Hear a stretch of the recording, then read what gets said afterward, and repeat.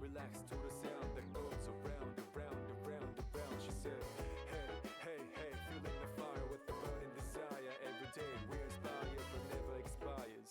But we will chill today, let me rock the world tomorrow. Yeah.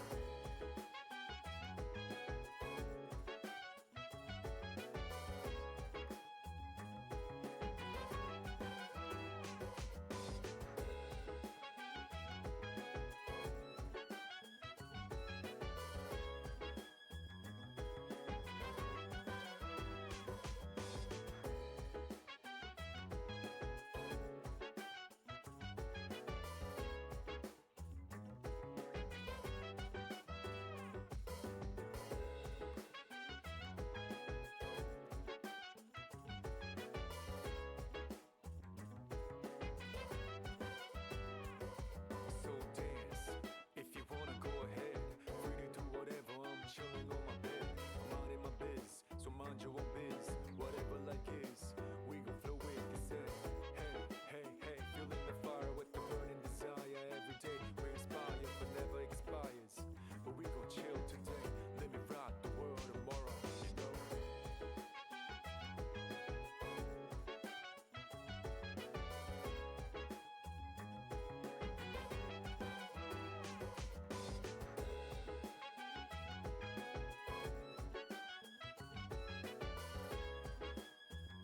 Hello? Hold on.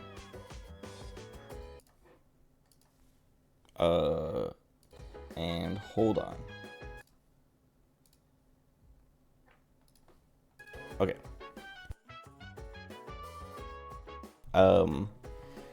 It's been like a week. Also, I got these, I don't think you can see them.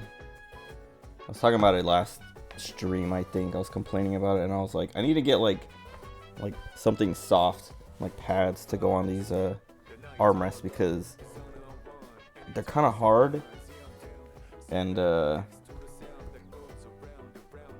like uncomfortable and like chafing my elbows. So I got these like little arm cushions. Also, I put in my 2 weeks notice at work on Monday. So this whole week, like, I didn't get a stream at all. It's been so like, not even like when I put in my 2 weeks, I was like, I think I talked about it last Saturday when I streamed about planning to do that.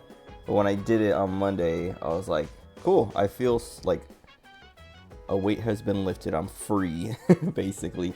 But then it was just like nonstop. Everyone asking me like, what, why, you know, what can we do to keep you, like blah blah blah. And it's just like, bro, stop talking to me. I just want to go.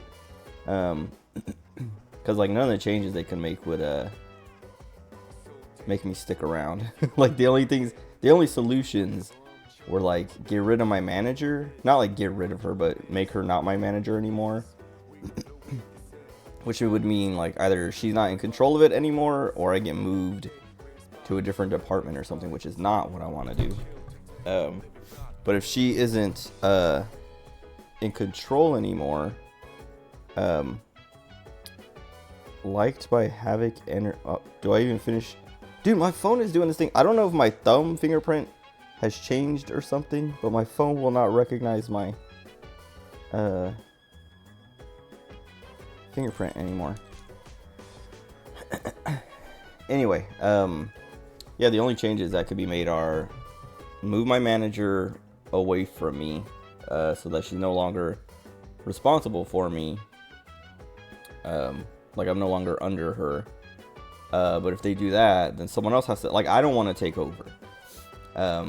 And the alternative is that wannabe IT guy I talk about every now and then.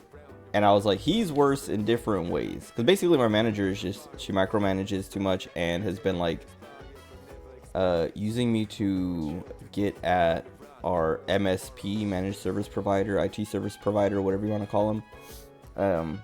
Because they're starting to ignore her. And respond slower and, you know, just kind of like not give in to her demands, because And like I've been finding this stuff out this whole week, but it's just been like, yeah, it's just been like a ton of stuff and stressful. But anyway, I think I talked about it before though, but like talked about it like last week or whatever. But she wants, we're co-managed. She wants fully managed, but doesn't want to pay for it.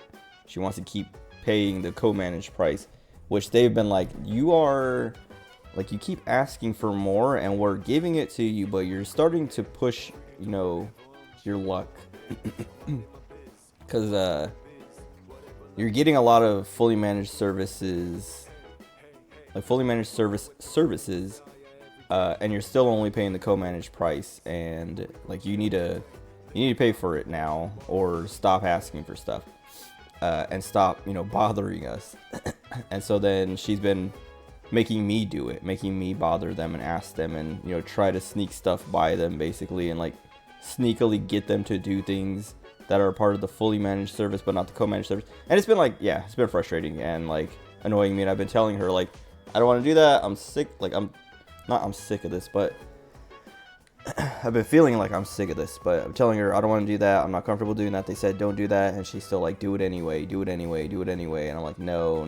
And then finally like, okay, fine, with like a few things, and like, yeah, but whatever. Anyway, so it's just like that on top of being micromanaged, and like also she's just like kind of like, I always want to say rude at first, but she just like she interrupts all the time and like talks over you all the time, and like doesn't give you a chance to talk all the time, and it's like impossible to talk to her. And that's why like when I told her, I was like, I told my supervisor first, I was like, hey, next Friday is gonna be my last day. And she was like she's like, why? And I was like, I'm sick of my manager. And she's like, I don't blame you, but like, what happened? You know, is there something that happened or whatever? And I was like, I'm just like, you know, that meeting we had on Wednesday was kind of like the straw that broke the camel's back. I was already pretty set on it, but like that just like made me 100% like no doubt in my mind I gotta just leave. But anyway, then she was like, I was like, so I was like, I have an email prepared to send to you, my manager, and you know, the HR director, to give my 2 weeks or whatever. And she's like, well, you should talk to her before you send that. And I was like, I don't want to. And she's like, well, you should, because you talk to me, because then she's gonna talk to me, and it's better if you know, if you explain it to her, because I'm not gonna be able to explain it like you want, you know. And I was like, all right. And so then I talked to my supervisor or my manager and was like, next Friday is gonna be my last day. And she's like, why? You know, whatever. And just like, I was like, I can't work with you anymore. And she's like, what did I do? You know, blah blah blah. And I'm just like, you know, just told her everything. I don't like your management style, you know, micromanaging, and then also kind of just like pressuring me to get stuff done with fake deadlines. And then when I get it done, I find out there was no reason to like rush it, or you know, all the pressure was for nothing, because like there'll be like projects where we're working together and I have to get my part done, and I get my part done, and then I ask you for your part, or I, you know, give it to you, and then you're like, cool, now I just got to do my side or whatever, and blah blah blah. And it's always just like, why are you always checking in on me every single day to get stuff done when you're not doing anything yourself? And it's just like really frustrating, because then I get all this pressure and feel all this pressure for nothing. Also, I turned off these reflections. I don't remember what other settings I changed, but after my last stream, because my CPU overheated or whatever, I was like, what did I, like, how do I fix this? And people are like, yeah, for some reason the reflections use RTX or whatever, ray tracing, and you know, turn that off. And I was like, that's so bizarre, like, why does this game need ray tracing? So I turned it off, but I haven't played it since, so I don't know if that's actually gonna do anything, or if there's something worse going on. What's up, Ico? Did I not use the perfect amount of thermal paste? This is the only game that's ever caused that problem, and I've seen other people have the same issues. Like it's like a common issue that some people can't even launch the game because it just like crashes because it's, I don't know, something about the settings, and then like when they turn off certain things it finally works. But my issue that I've seen a few other people have too is overheating, and then your PC like because people were like, oh, if your game's crashing, do this, and then, like there are people who are like, my game's not crashing, my PC is crashing because of this game. There's no blue screen, there's no game crashing, it's just my PC shuts off because it's overheating. And then everyone's like, oh, it uses ray tracing, so turn off the reflections, because no matter what, like for some reason those reflections will use ray tracing if you have it. And then there's like other settings you can mess with in the INI file. But I didn't mess with those, and I might mess with those next if my PC overheats, if my CPU overheats again. Because like I was saying, I've played way heavier games, way more taxing games than this, and my PC for longer, and my PC has never overheated ever. CPU has never ever had a problem. It's happened twice with this game only, and never with any other game I've ever played. Like I was playing Power World for, you know, tens of hours over like the last few weeks or whatever. 14 pretty long sessions of 14, like all these other games that I have like way higher settings, way better graphics and things, but this game has ray traced reflections, and that's what's killing my CPU, I guess. Anyway, back to complaining about work. I guess not even complaining, just talking about I'm quitting. But basically I talked to my supervisor, talked to my manager, then sent my like resignation email or whatever, my 2 weeks notice. And then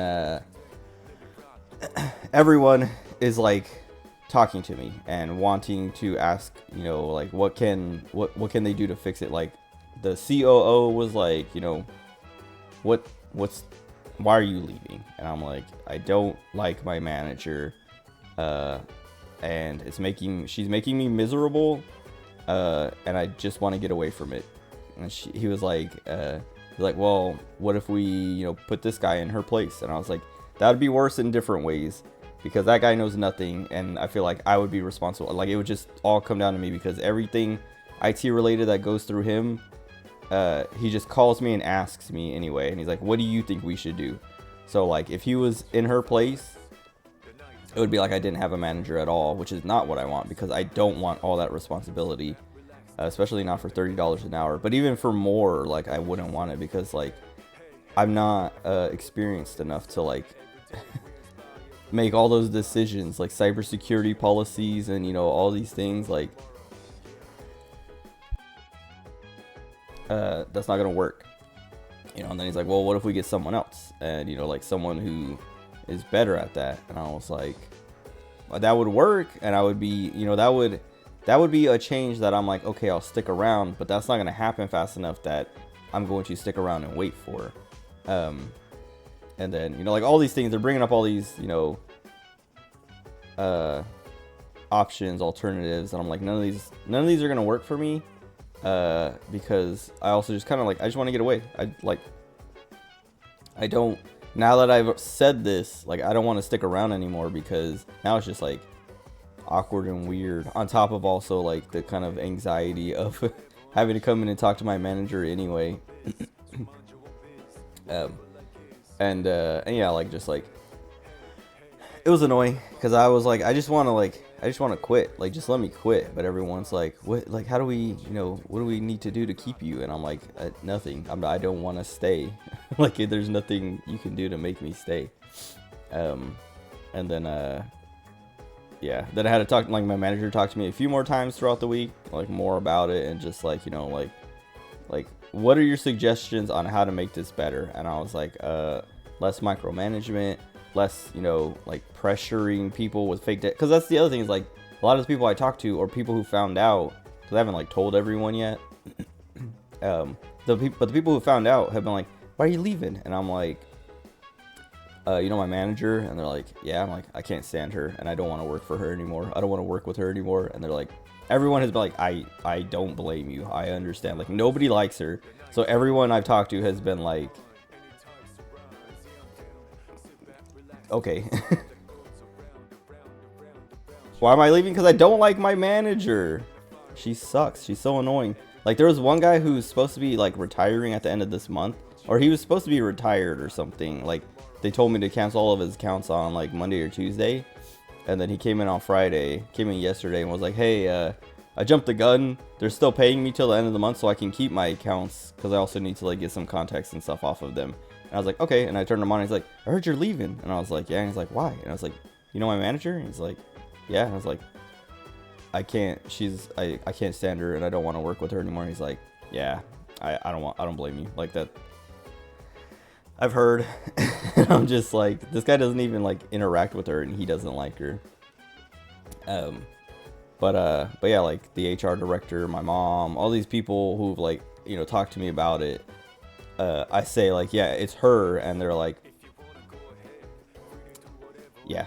I get the same stuff from her, you know. Even my supervisor was like, she talked to me on like Wednesday or Thursday and was like, you know, I should thank you. And I was like, why? She's like, well, because you kind of like shaken her, and so now she's like listening to people. Now she listens to me and like gives me like a chance to talk, and has kind of gotten off my back about things. And I was like, well, I wish that would have happened for me. And she like, yeah, you know, it sucks that it has to be you and it has to be this way, but she is like, you know, changing. And I was like, that's what I'm seeing and hearing, but I don't know how much of that is like real, or how much of that is just like a reaction to me leaving. And, you know, as soon as I'm gone, you know, she'll just go back to being the way she was or whatever.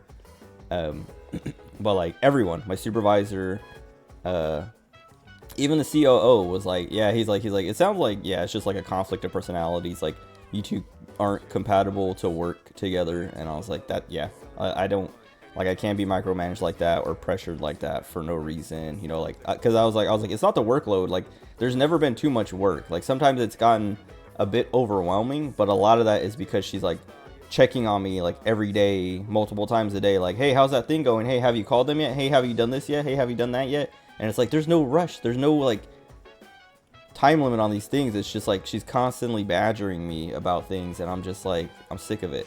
And he's like, yeah, no, she needs, like, he compared her to some NFL coach, and he was like, yeah, she's like this guy. She just needs to find the right people to work with her to, like, you know, make it successful and be successful and whatever. And I was like, sure, but I'm not that person. He's like, yep, no, sounds like you just, you know, you guys aren't compatible. And I was like, yeah. But yeah, like everyone else has been like, yeah, no, I get it. My supervisor was like, she's like, yeah, no, like when I talked to my supervisor on Monday about it, she talked to me again later that day and was like, she's like, if I was you, I would have left 6 months ago. And I was like, well, 6 months ago it was a little bit better, because I feel like we had the IT consultant who dealt with a lot of what she's been giving me. So like I didn't know what he was dealing. Like when he left, I was like, kind of, part of me was like, should I leave too? Like I don't really know why he left. I mean, I do know why, but it doesn't seem that bad, so I don't really like part of me was kind of like, he's weak.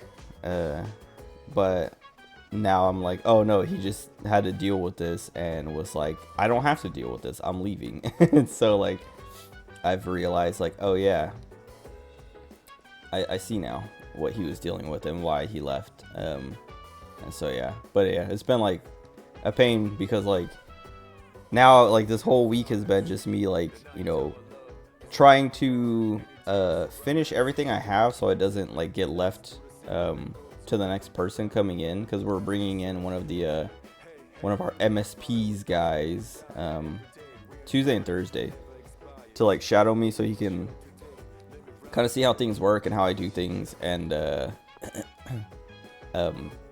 you know, take over at least temporarily while I'm gone, or you know, after I leave. And then also my supervisor was like, you know, teach me that stuff too, and like tell me what needs to be done. And I was like, you know, like that's what this week has been, is just like trying to set them up for success as much as I can while I'm, you know, after I leave. But I don't like, part of the problem with the MSP is their help desk sucks. It's like extremely inconsistent. Like even when it's good, it's not like great, it's just good. And it's not even like that it's good. It's like it's when it's good, it's because they did the job, and every other time it's like they just didn't do the job, so it came back to me anyway, or it just didn't get done, and then I ended up doing it.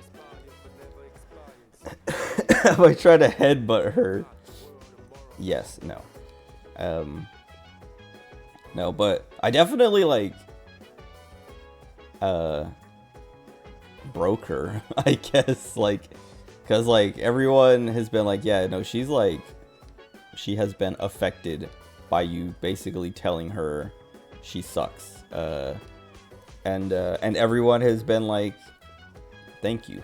Well, not everyone, but like I was saying, my supervisor, the HR director was like, she's like, yeah, you know, ever since you like not that I've inspired anyone, but like she's like less pushy and less aggressive, so people can talk to her.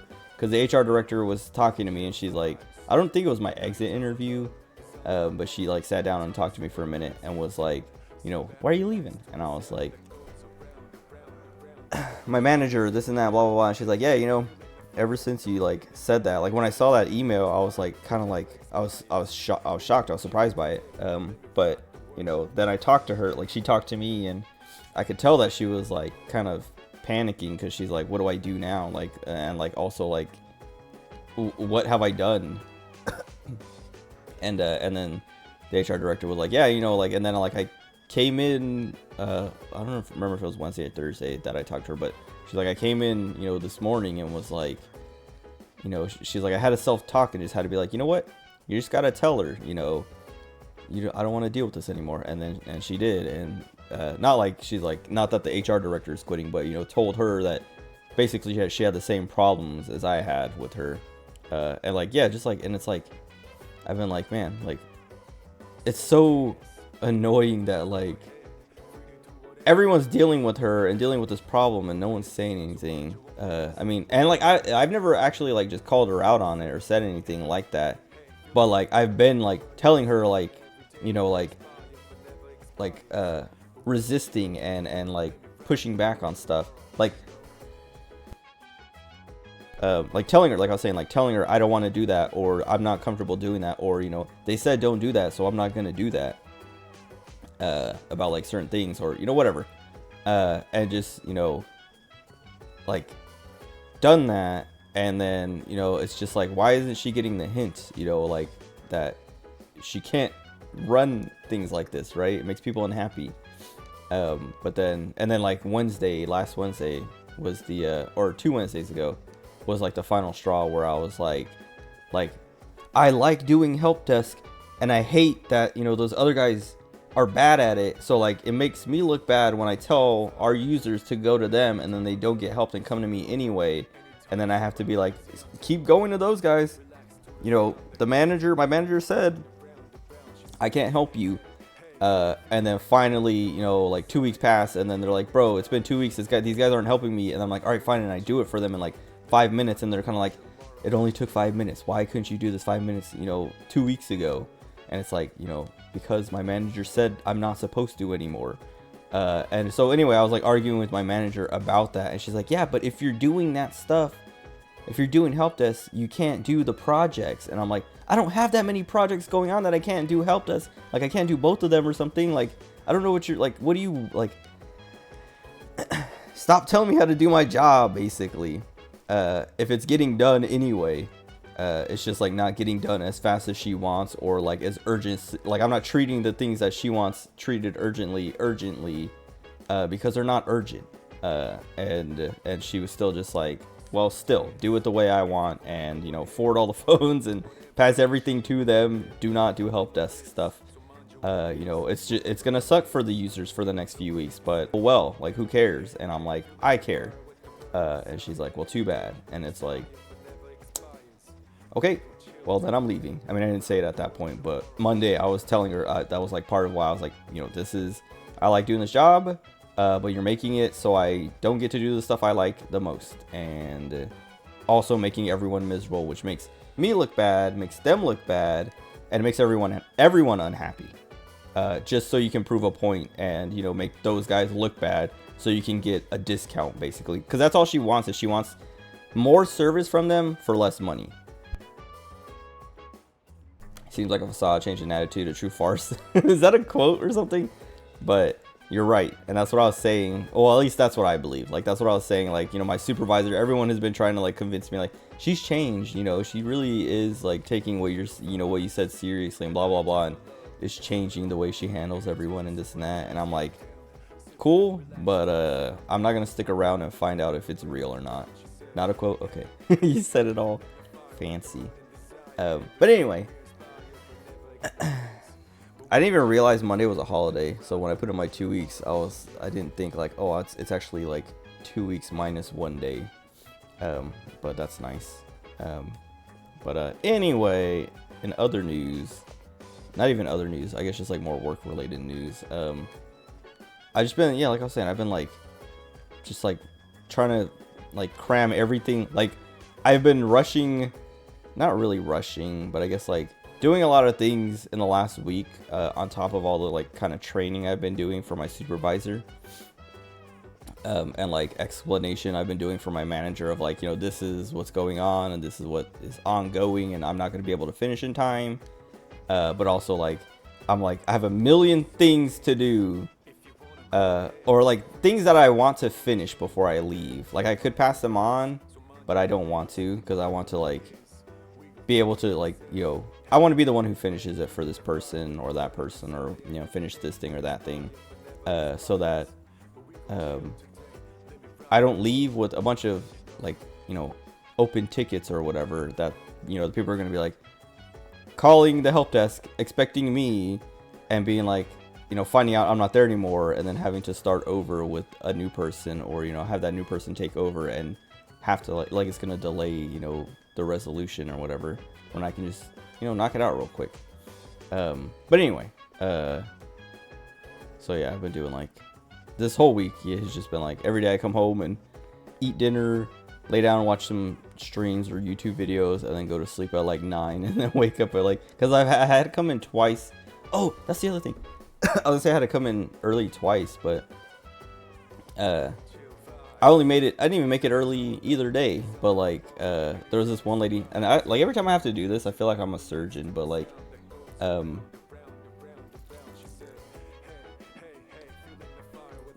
this one lady's laptop, her hard drive was failing. Like, our MSP, they have like their little agent they put on everyone's devices, and it monitors those things, and it's like, it said, her hard drive has entered a failed state, like the smart something something has failed, and I was like, what does that do? And they're like, oh, it, like, you know, manages all these things, and you know, when it fails, the hard drive will, you know, die, and there's no telling when, so you need to change it as soon as you can. And so then I talked to her, and I was like, hey, when you leave for the day, can you give me your laptop so I can swap the hard drive out? And so basically what I did is I cloned her hard drive to another hard drive and then swapped them. But like I was saying at the beginning, I always feel like a surgeon, because I have to like, I get all these tools set up, and like, it's like the laptop is sitting here, and I have like, you know, like my scalpel over here, and you know, rags and things over there, not actual scalpels, but like screwdrivers, and a little cup to hold screws, and what do they call those little, like the little what do they call them? It looks like a guitar pick, but you like wedge it into things to like pop the little clips and stuff. Spudger. Spudgers, all kinds of like whatever, like random tools and things. Glue, so I can glue on the stupid rubber strips back on, because those things hide screws.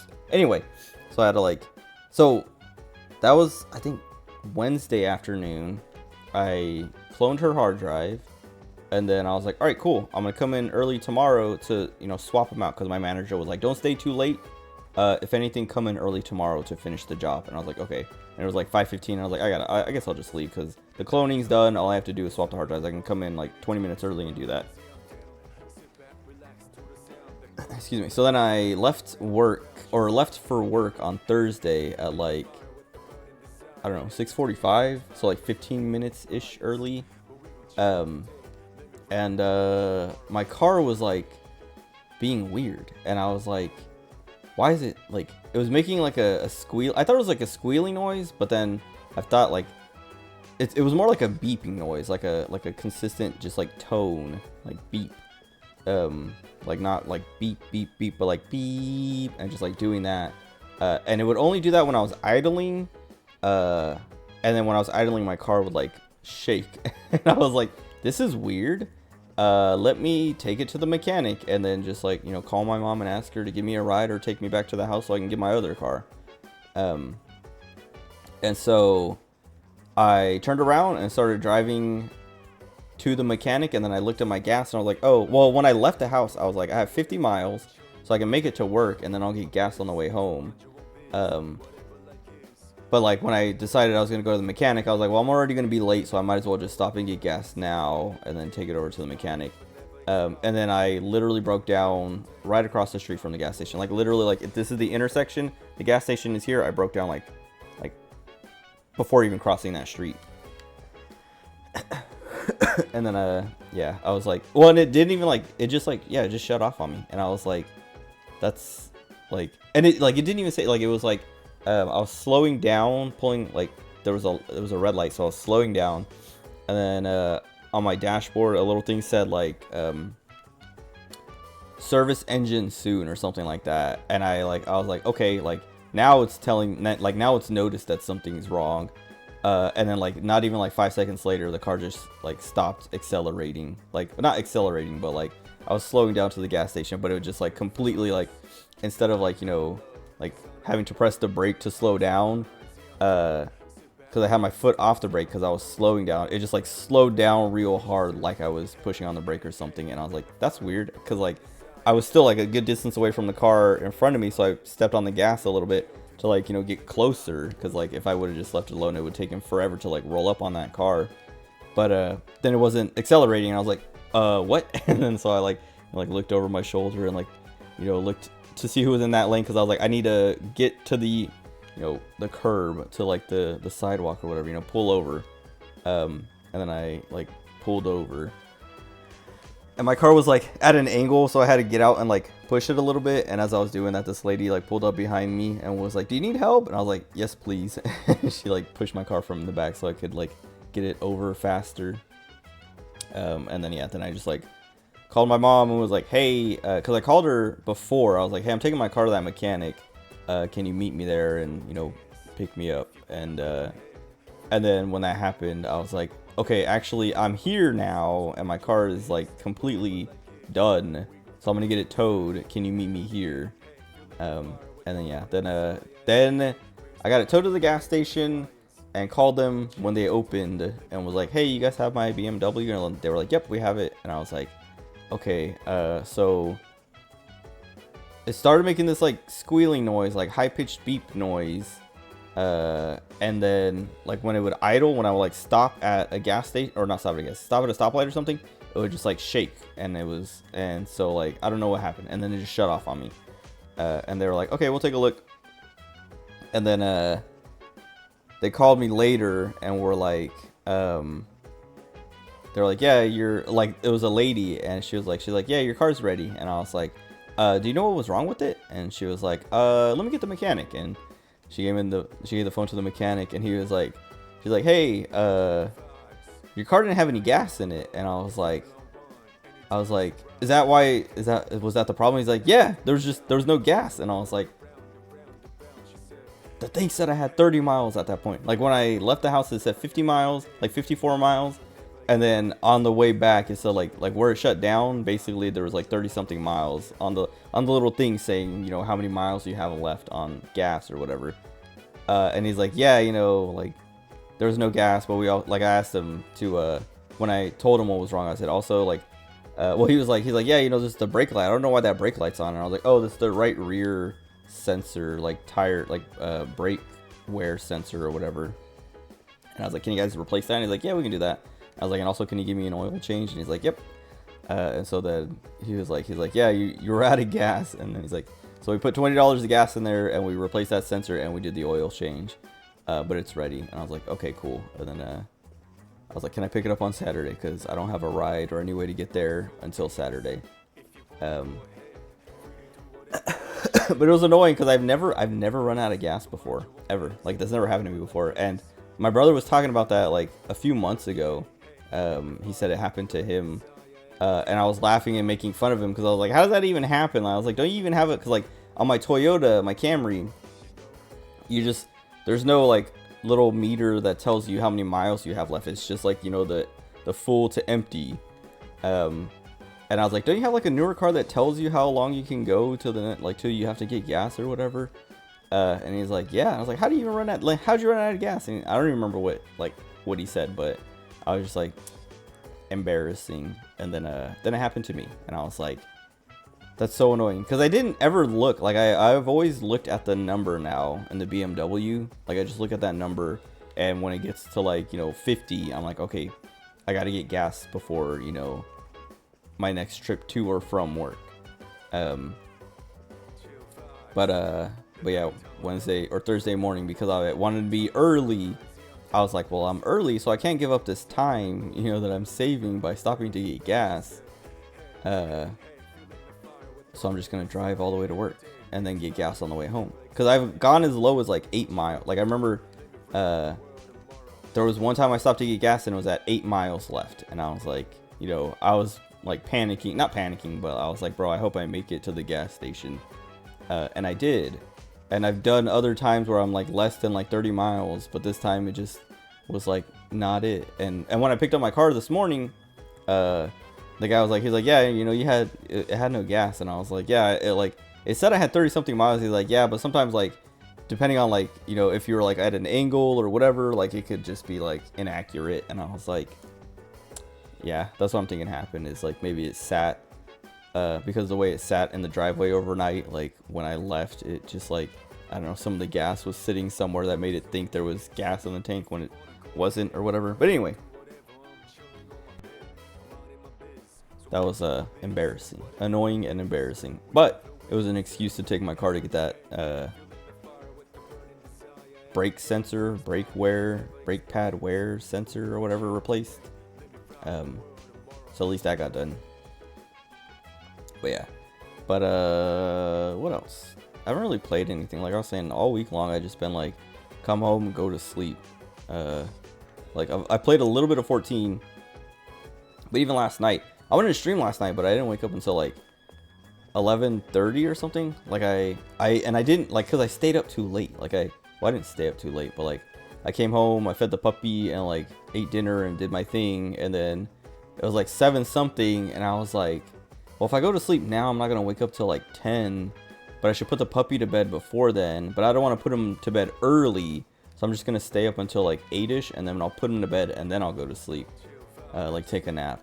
And then I didn't end up doing that till it was like 9, like after 9, and then I was like, okay, and then I put the puppy in his crate, and then I went to sleep and took a nap, and then I woke up at like almost midnight, like 11 something, and was like, I could stream now, but I don't feel like it.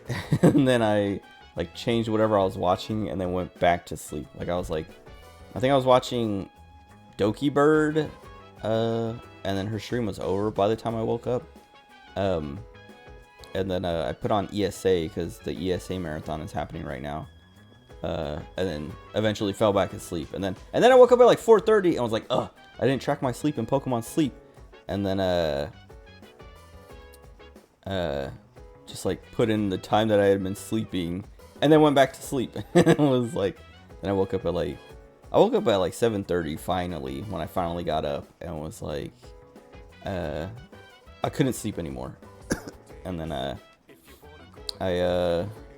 just like kind of sat around. Like I think I was on my phone for a minute, and then I was like, all right, I'm gonna go let the puppy out, feed him, and then get ready to go pick up my car. Oh, that's enough. So yeah, whatever. I went to pick up my car, and then I went and got like ingredients for taiyaki, because I made taiyaki, the little like fish pancake waffle things.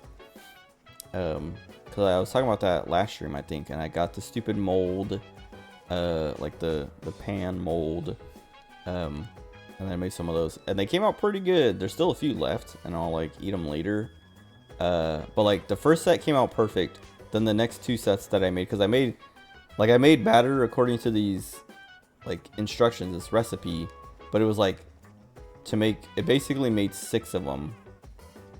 And so I was like, okay, next time I gotta use like less, because I don't need 6. I ate 3 of them and was full. But yeah, the first pair came out perfect. Then the next 2 pairs came out like super burnt, but they didn't taste that burnt. Like they were like not black, but like super dark on the outside. And I was like, dang, these are burnt. And then when I ate them, I was like, I can't taste any burntness. Like one of them I could taste like burntness on the tail, because the tails were like super thin. So I was like, I think this part just got like extra burnt or whatever, or like actually burnt. But everything else about them was like fine, and the consistency and everything was fine. And I was like, man, these are so good. And then I had ice cream with them, because I went and got like when I went to get the ingredients, I was like, I want ice cream with them. So I got this matcha ice cream, which I was kind of like at the time I was like, I should get matcha ice cream because it's a Japanese dessert, you know, like treat, whatever. And then once I was eating it, I was like, I should have got chocolate ice cream or like something chocolatey, because now I regret this. Not that it's bad or anything, but I don't want matcha. I only did it because it was I saw it. Because as I was like looking to see what ice cream I wanted to get, I saw matcha, and my brain was like, oh, of course. Why wouldn't I get a Japanese, you know, flavor or style to go with it? Sorry, punch the mic. Why wouldn't I get the Japanese thing to go with the Japanese thing? But anyway, and then I got ramen for dinner, because I was like, I had udon last week, and I was talking about getting ramen, and then I got ramen this weekend, which I was like, man, I should have just got more udon, because like ramen's good, but udon is gooder. And the place that I got, like I got it from a different place than last weekend, because I wanted to compare them. And so I got beef udon last weekend and beef ramen earlier today. Like I would have streamed earlier. I would have started like half an hour at least earlier. But my food took forever to get here. Like it literally, the estimate was like 8:15 to 8:30, and then it got here at like 9, and I was like, bro. But what was it? Oh yeah, like the beef from the place last weekend was like like strips of steak basically, is what it like looked like. And then the beef today from this other place is like that like thin sliced beef that like, you know, you get at Asian restaurants. And I was like, I should have went with the other place, because they have beef ramen too. Like I looked at their menu and was like, oh wait, I was gonna get it from a different place this weekend, so then I went to a different place. But anyway, what else can I cram into this pre-video game playing hour, where I just talk about dumb stuff? Oh,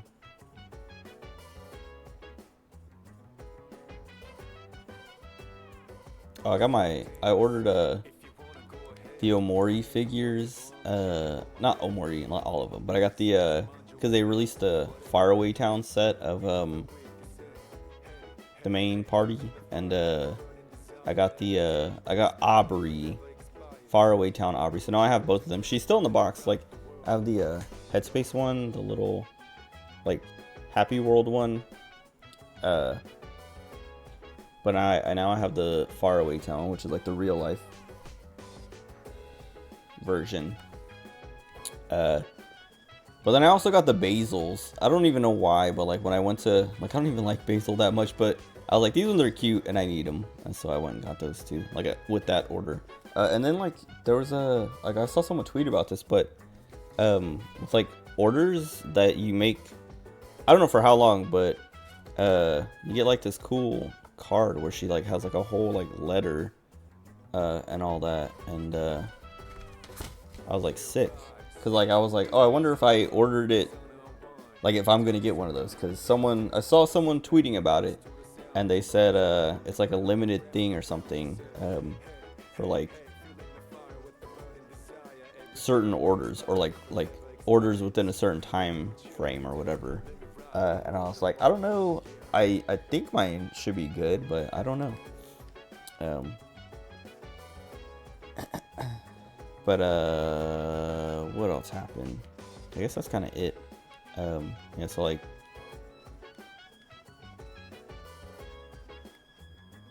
I guess I can finally play the video game. I don't remember what I was gonna do.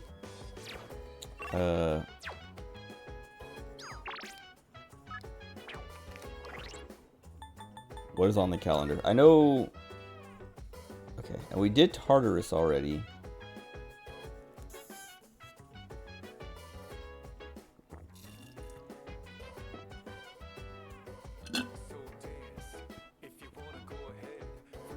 I got this melon soda. It was $5. I felt ripped off. But I was like, that sounds good, and I want it. And they gave me a straw, so I've been using the straw, but I'm like, right now I was just sipping out of it. And when I put the straw in, I was like, why am I using the straw? I was like, I'm only using it because they gave it to me. If they wouldn't have given it to me, I'd just drink out of the bottle. But right now when I sipped out of it, like, the straw it's too short. And so I was like, okay, I'm gonna have to drink out of the bottle anyway, so that was a waste, I guess. Wait, I beat RE4 Quest VR for the first time last night. Literally just started playing for 2 hours straight, so my battery was nearly dead, then charged, and boom, another 2-hour session. Now I'm messing around in New Game Plus, but half tempted to just start a professional playthrough. Did you unlock any of the like cool weapons? Because I don't remember what the requirements are, but like depending on how fast you beat the game, or like how many saves you make or something, you unlock like different weapons. Well, I don't know. I can't remember if you've played RE4 before the VR thing. I can't remember if I ever asked you that. But there's cool stuff like that to do if you want to play around in New Game Plus before you do a professional playthrough, which I think even some of that stuff goes into professional too. Like if you unlock the infinite rocket launcher or something and start a playthrough on professional, I think it's just in your inventory or something. Or maybe you have to be professional to get the infinite rocket launcher. I don't even remember what the requirements are, but there are a lot of cool weapons and cool things to play around with. Matilda infinite rocket launcher. Matilda shreds Dr. Salvador. I remember liking the Matilda a lot in RE4 original, but in the remake, I did not like it at all, or I didn't like it nearly as much.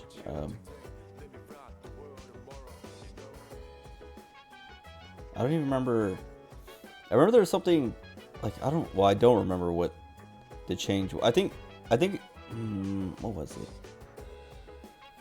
I don't remember. Like whatever. I was excited to get the Matilda, and then I got it, and I was shooting it, and I was like, this is not. There's something different about it that I was like, this does not feel like the Matilda I know and love. Oh, I was looking at my calendar. The next boss thing is here. We have days. I don't remember. I know I was like messing with my stats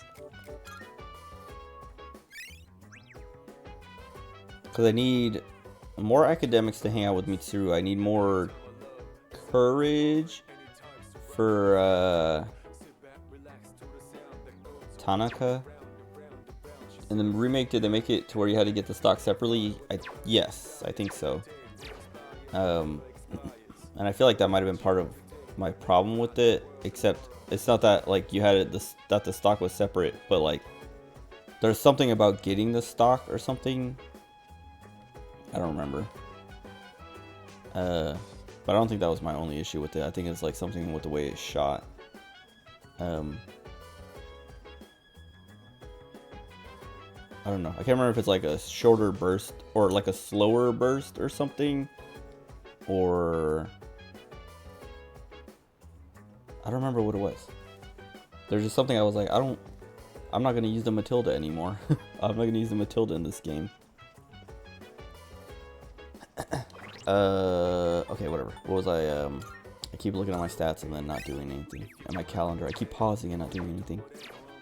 Well, there's no one to hang out with though, right? All we can do is like go here and Stock makes the gun a 3-round burst. Okay, maybe. Well, I don't remember if the remake. I don't remember what my problem is with the one in the remake. So I was gonna say, I like part of me wants to say that the. No, I think what it is like the stock, or like not the stock. Well, whatever. I think it's like just like less accurate in the remake. Like you put the stock on it and you get the burst, and then it's just like a wild burst or something, and it's just like, this sucks. Like it's like not very accurate. Or if it comes with a burst without the stock, and then you put the stock on, and it doesn't really help with the accuracy or whatever. I don't remember. I probably expressed my thoughts in that playthrough, which is on YouTube. So I could even like go look it up and be like, okay, let me find where I get the Matilda and use it, and then see what I complain about. Oh, maybe I think part of my problem, I can't remember. Do you get infinite ammo in the original with when you get the Matilda, or do you have to do something too? Is that like the final upgrade?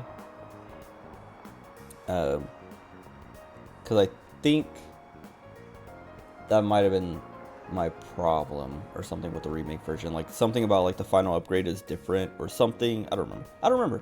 Like I said, I don't remember. I could go find out, but not right now. Or you could go find out. What do I want to do? I know. Oh wait, this place.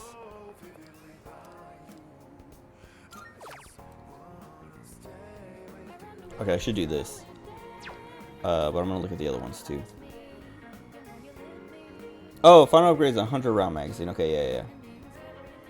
Maybe that's what it was. But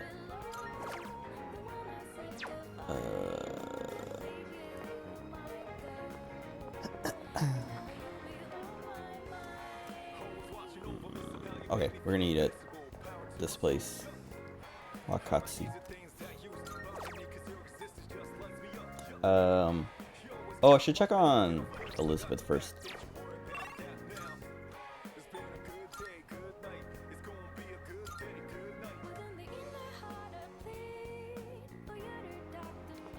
Pacing yourself not to upgrade the gun too fast. Why?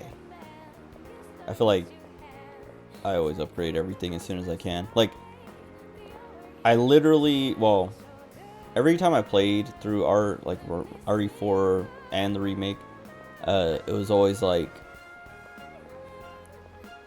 I know what guns I want to use, or I like quickly find my favorites, and then like save all my money and upgrades for those, and like all my other guns just sit there super weak. Oh.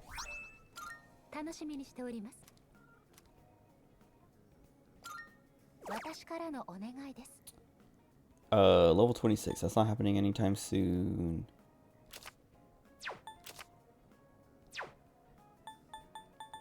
These won't happen until I get to Tartarus again.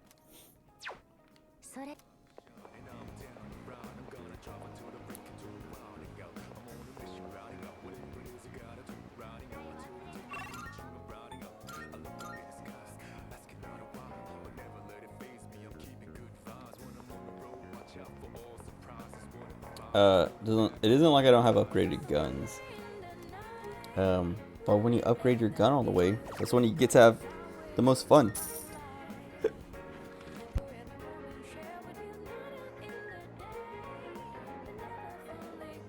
Jeez, excuse me. Just a bunch of burps. I was watching Coco Mean earlier. Talked about her before. She's like a artist VTuber.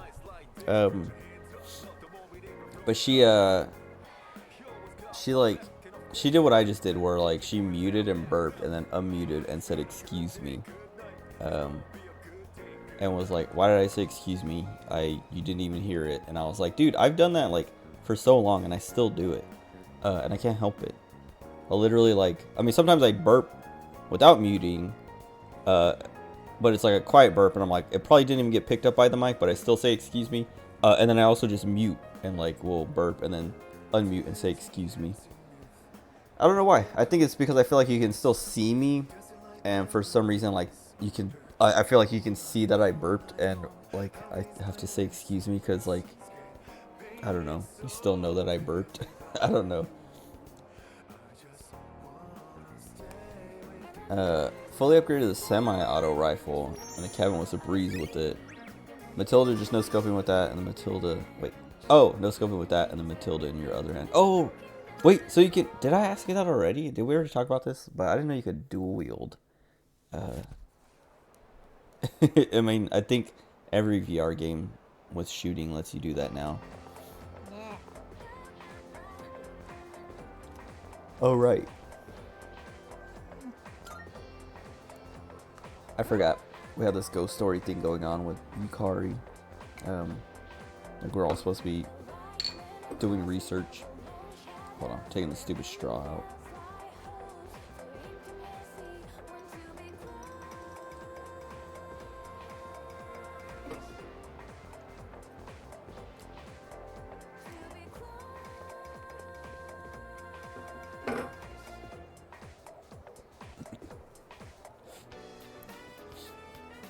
It's almost my birthday. どう？二人ともちゃんといろんな人に話聞いた？あ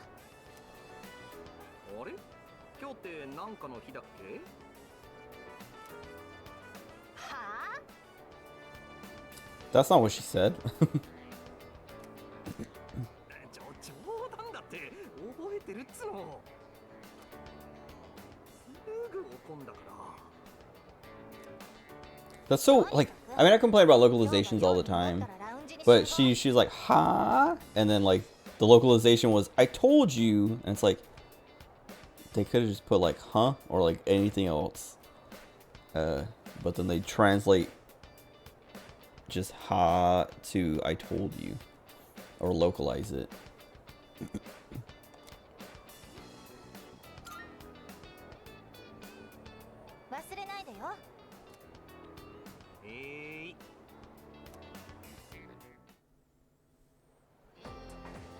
Semi-auto rifle is much better than the Punisher I was using all throughout the first round, and I no scoped and got 3 headshots at the same time. That's, yeah, I think I talked about it before. I don't know. I never really cared for the Punisher. Like, it's cool that it does that, but like, if I want piercing, I'm just gonna pull out a rifle. Like, and I never ever really used that semi-auto rifle either. I like the what do they call it? Whatever the SR or whatever, like the rifle they give you at the beginning, or like the first rifle you get. I guess you have to buy it. I don't remember.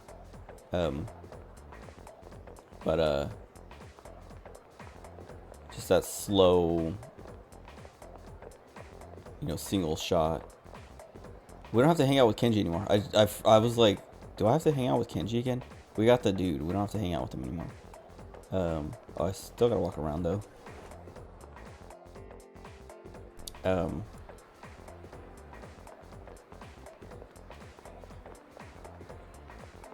I'll probably hang out with this dude if it lets me progress him.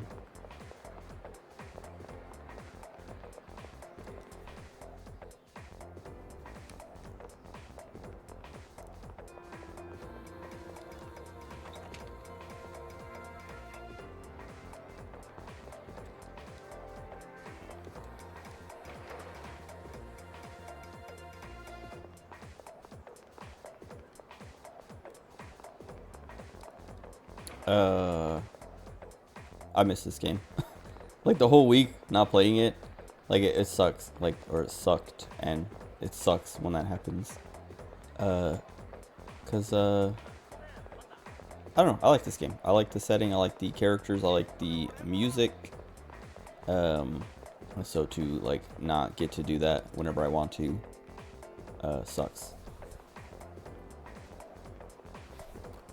Cause yeah, like all week, like I was like, man, I wish I had finished this game already. Cause then all throughout this week, I would have just been playing it on my own. Cause this is the only thing I wanted to play. I was talking about, you know, like I didn't play anything. I played like a little bit of 14 here and there just to like log in and set up my workshops on my island, and that was it.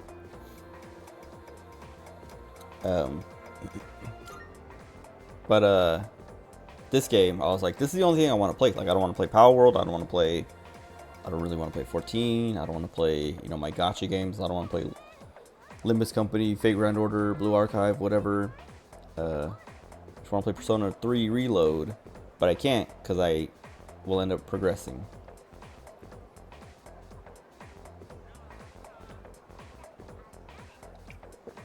Rifle in VR is a bit annoying as it's bolt action. You have to manually cock the rifle. That's fun. I like rifles like that. Bolt action.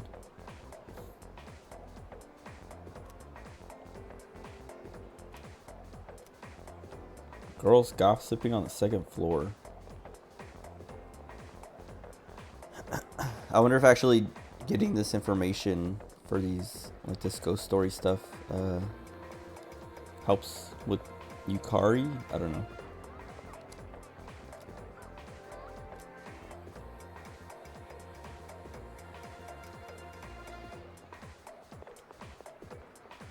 I mean, they're still talking about the same story.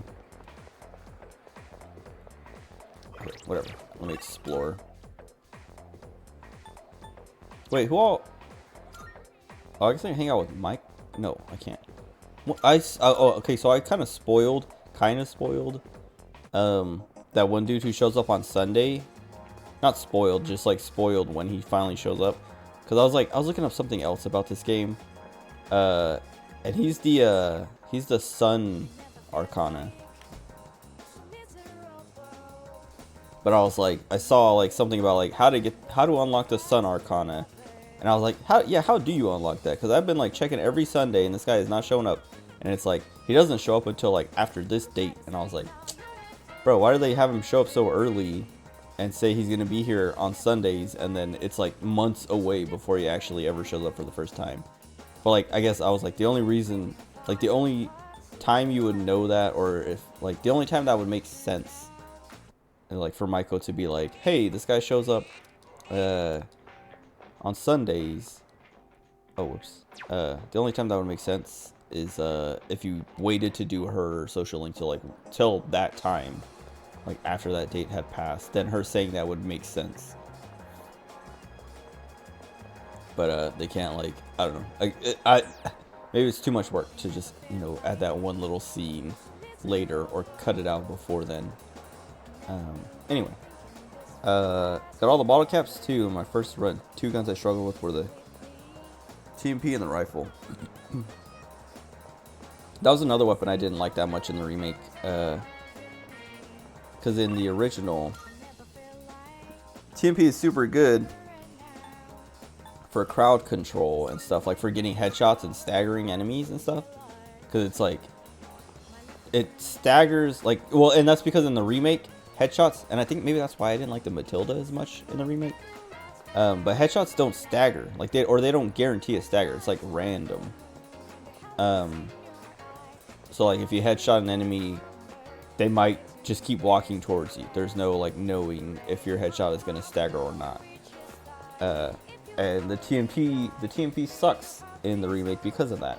Because you like headshot them, and instead of, you know, being like, oh, I'm gonna headshot and then run up and kick and then, you know, knife them or switch to a better weapon so I can headshot them without missing or whatever. Or like, you know, just save ammo. The TMP's random now because you can shoot like 5 headshots at them shoot them 5 times in the head with the TMP and they might not get staggered at all.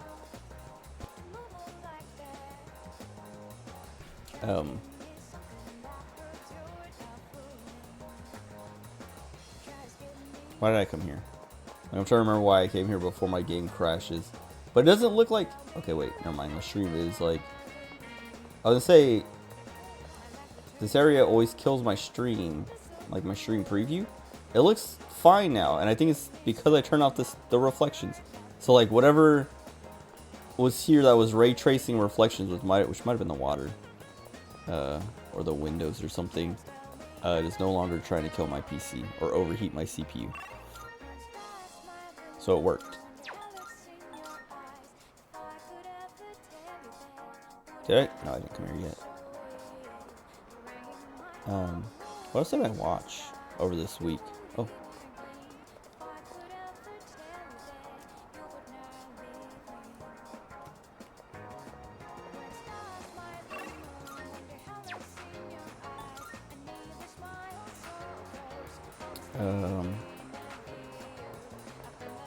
I know I watched like a few different YouTube videos. I watched this guy's Omori. Like it's been like popping up in my recommendations for a while, but it's this guy. I can't remember. I don't remember the title of the video, but basically, his daughter killed herself. And he played Omori afterwards, and in the video, I felt like was a big waste of time because I've played Omori like 100 million times and I have every achievement, I've done every ending and more, and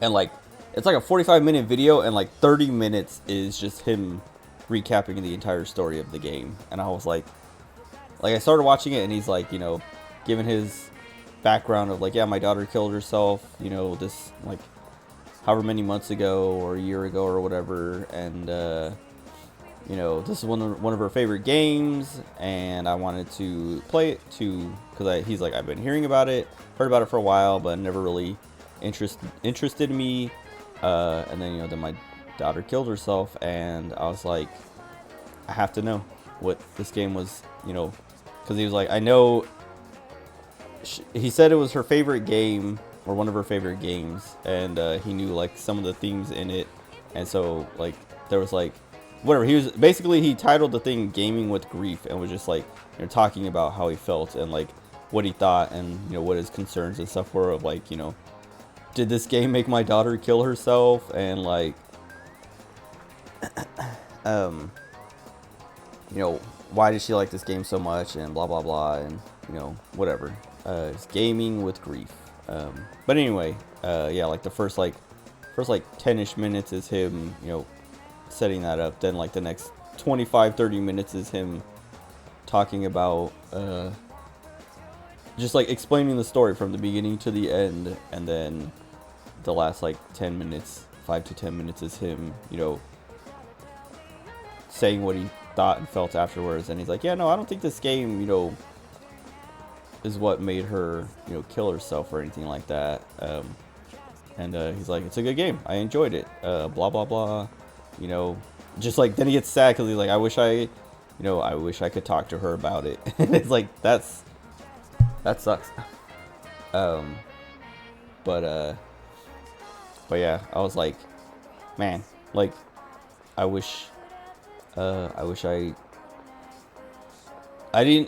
skipped once, like I got through part 1 of the video because he labels it like you know, like there's the chapters or whatever, and then it's like story part 1 or whatever. Like once I got through that part, and he like, there's like a little break in the middle before he goes into the second part of the story, or like the second part of him telling the story. Like I was like, okay, he's just gonna tell the whole story, and so like I skipped all the way to the end, like to the last chapters. And I was like, I wish someone would have told me that, so I didn't watch that whole first, like, I don't know, chunk of just him telling the story that I already know very intimately. Use a Punisher for staggering enemies to stagger groups, yeah. Shoot Ganadas in the legs and go my merry way and introduce them to my knife. Wait, can you do like the suplexes and the kicks and stuff like that when you like stagger them? Or is that not in the VR mode? That seems like insane to not have. Usually not scared by video games, but the Gyarados is horrifying in VR. The more you have to deal with two at the same time made me realize this.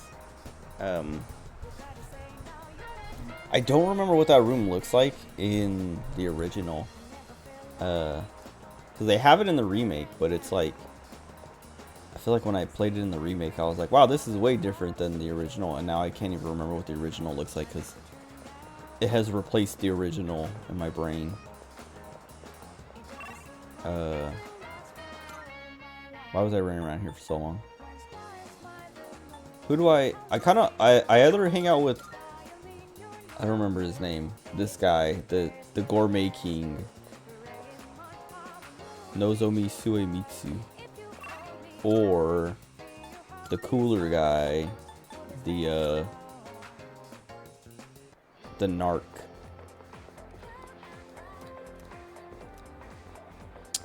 Our bond will not grow stronger, so I don't want to hang out with him. I don't want to hang out with this guy either. But I know my bond will grow stronger with him.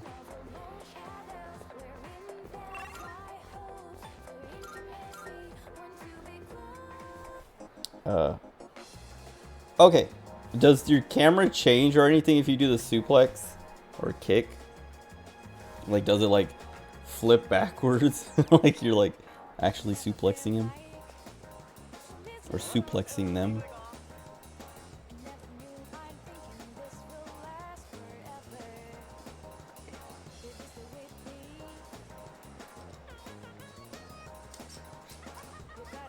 I want another one of these now, but oh well. Also, I would not pay $5 for that again. Yes.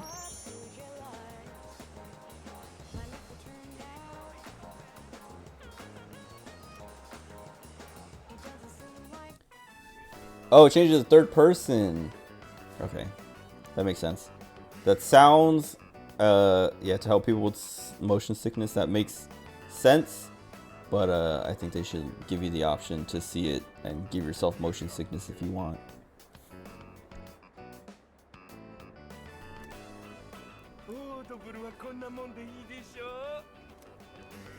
Hey Master, お願い。いつもの。今日は2つ。1つはもちろんトクトク盛りで。Alright, this guy's kind of annoying actually. I thought he was funny because of the way he talks. I don't know. Now.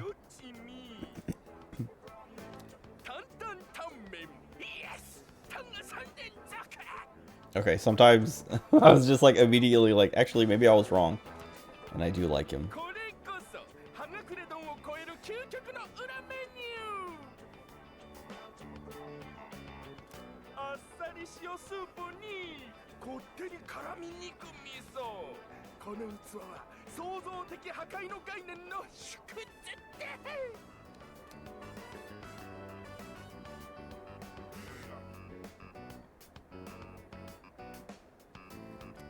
Wow. Should be an option. I don't get motion sickness from VR apparently. Only thing that gives me motion sickness riding passenger in a car might just be the smell of gas though. I get motion sick. Well, I don't know. I haven't played enough VR to know if I get motion sickness from VR, but I get car sickness every now and then, and I don't know what makes it happen. Like I don't know why it happens sometimes and doesn't happen other times. And it's kind of like you. Only when I'm a passenger in the vehicle. If I'm driving, it's like I've never been car sick from driving.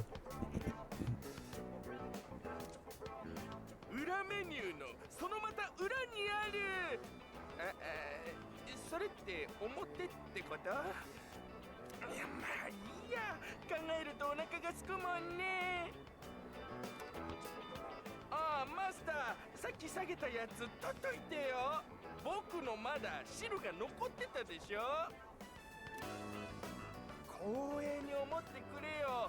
僕を含めてだね。この味を知ったのは君で2人ちゃ。 Oh, I don't know why that happened.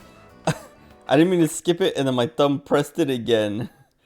光栄に思ってくれよ。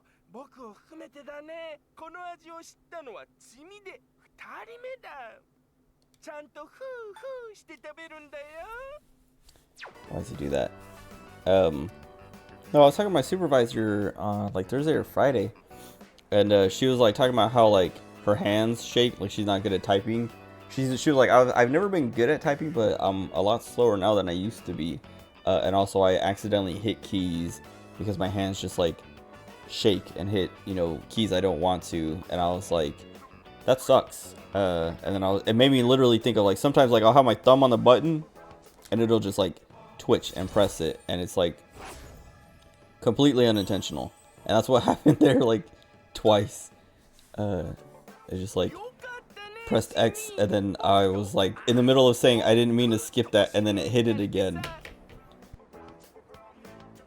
Apparently master the art of baiting attacks and sidestepping.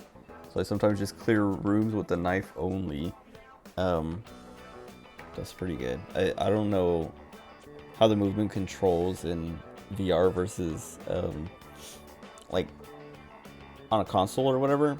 Or I guess on PC too, but I know, well, that's like one of the things that's really nice like about the remake, that I remember people were like, before the game came out, and I think even like soon after it came out, people were like, oh, it's too different than the original because, you know, you can move and shoot, or like it doesn't have the same, like, you know, you have to stop and turn, you know, if you want to like, or like do a quick turn to turn and move. Like you don't have what do you call it?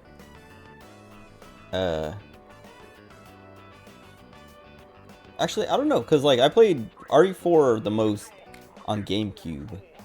So I don't know how it controls on like PS2. I was gonna say you don't have like a camera stick. Or at least I don't remember. I don't remember if the C stick could be used as that. But I remember, like, you know, you just like turn with the one stick, or you aim down your sights and then, you know, look, or you just do a quick turn. But you mostly just like walk forward.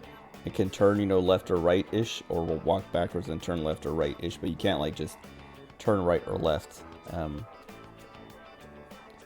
But I was just gonna say, I don't remember how easy it is to like dodge enemies in the original.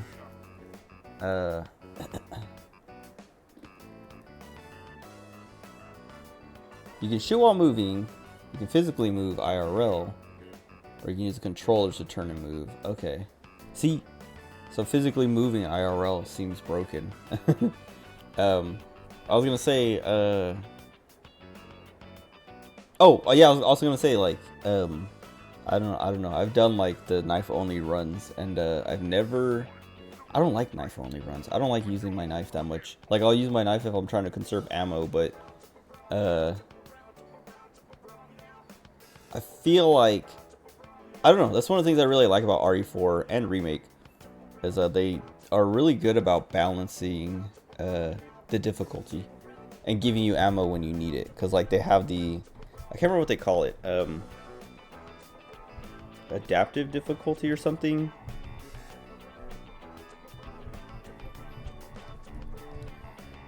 I don't remember what it is, but they have like this, the game knows like what guns you have and what guns you're using and what ammo to give you, and like when you're low on ammo or low on healing or whatever. It'd be a bit better if they'd speed up the wind up for attacks by like half a second, and it would be perfect. You mean like enemy attacks or your attacks?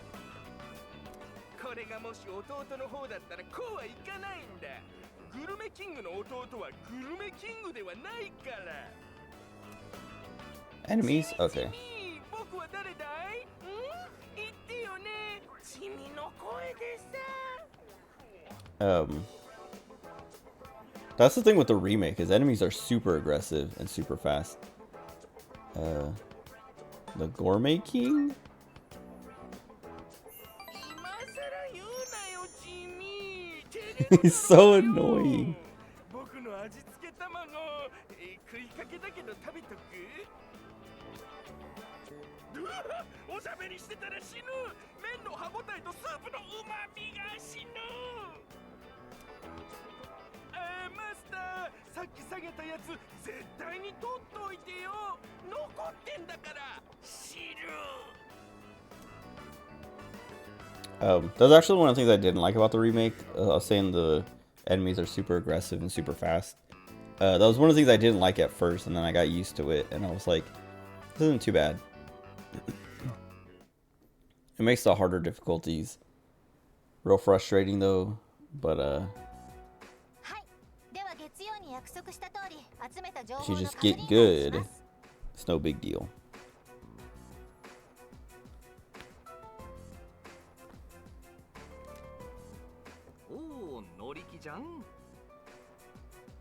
Some people say it's like they're John Wick. I'm like, no, it's like I'm Ultra Instinct Goku. Excuse me. That reminds me, there's like a new Dragon Ball game coming out. I was listening to a podcast a couple weeks ago or a few weeks ago, the Jeff Gerstmann show, and he was talking about it, and he's like, yeah, they announced like 20 characters that are going to be in it. And it's not like the full roster, but they're like, here's the first 20 characters we're going to announce. And it was like Goku, Super Saiyan Goku, Super Saiyan Goku, or Goku Super Saiyan 2. Like, just like half of the roster, half of the first 20 are Goku in different forms. And then the other half is Vegeta in different forms. And it was just like, bro, why did they do that? Like, I don't, like, man.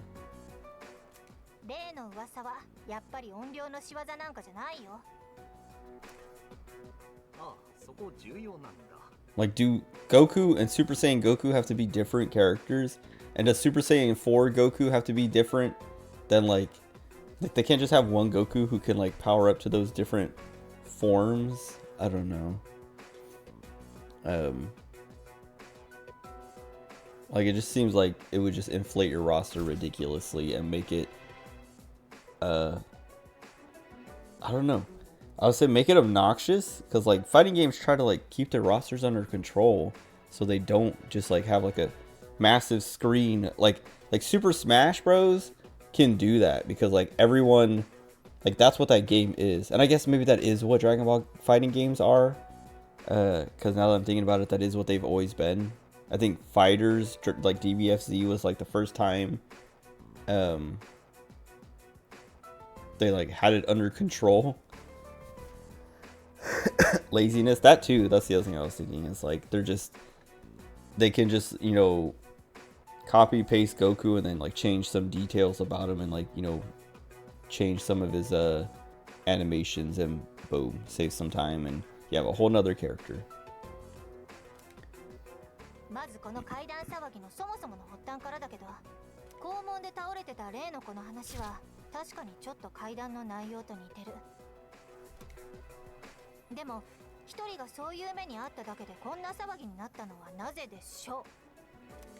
This show.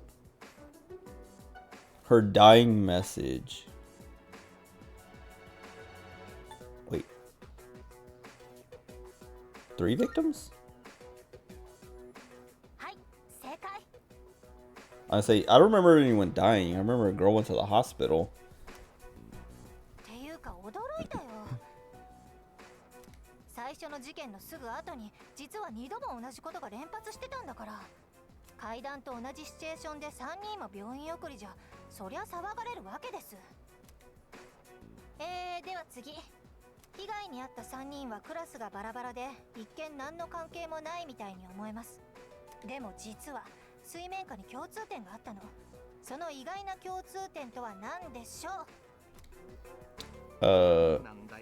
Was it that they were all girls? Fighting games can have as many characters as devs want, but what's important is that they're distinct from one another. Yes.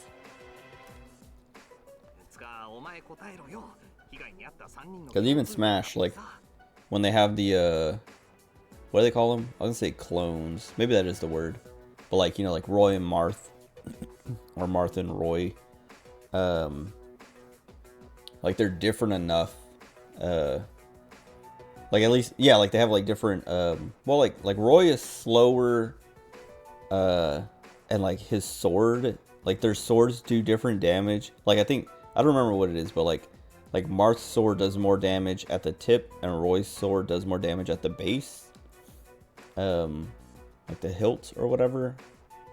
But that, it might be the other way around. But they have, like, the same move sets. I think exactly the same move sets, except Roy's attacks are slower, but do more damage, and then, like, the sword difference, and I think Roy is just slower overall too. But, like, then there's, like, Mario and Luigi, who are, like, they're not really clones, but they have a lot of similar things, like similar moves and stuff. I guess they don't even have that many similar moves. They just have, like, what, their up B and their fireball, like side B. Who else? I don't know. There's, like, other characters that are, like, I guess Peach and Daisy in the recent games have been, like, the same thing with, like, Roy and Marth, where, like, they have the same moves except, you know, slower and stronger. I think Daisy is, like, the slower, stronger one, but I think she also has, like, some different moves. But anyway, Smash doesn't do that much, but also they, like, change it up a bit, where, like, I feel like, I don't know, the last time I played a Dragon Ball fighting game was, like, Budokai Tenkaichi 3 or something like that, or one of those Budokais or Tenkaichis or Budokai Tenkaichis. And it was, like, the same thing of what I was describing earlier, where there's, like, a million Gokus, and they're all, like, they're barely different, if they're different at all.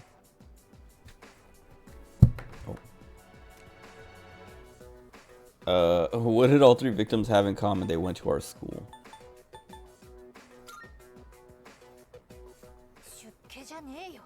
I don't know what the answer is. Wait, all the girls who hung out got... I didn't know that. I thought it was just, like, that one Gyaru girl.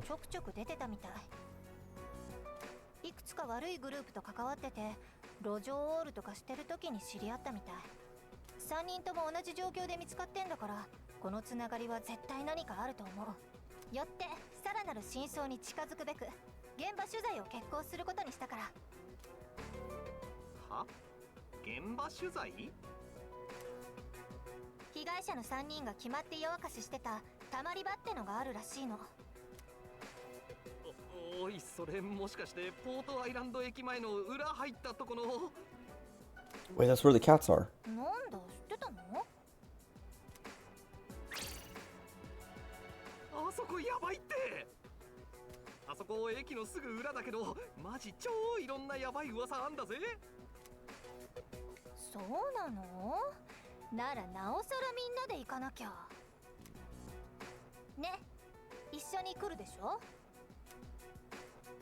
Let's go.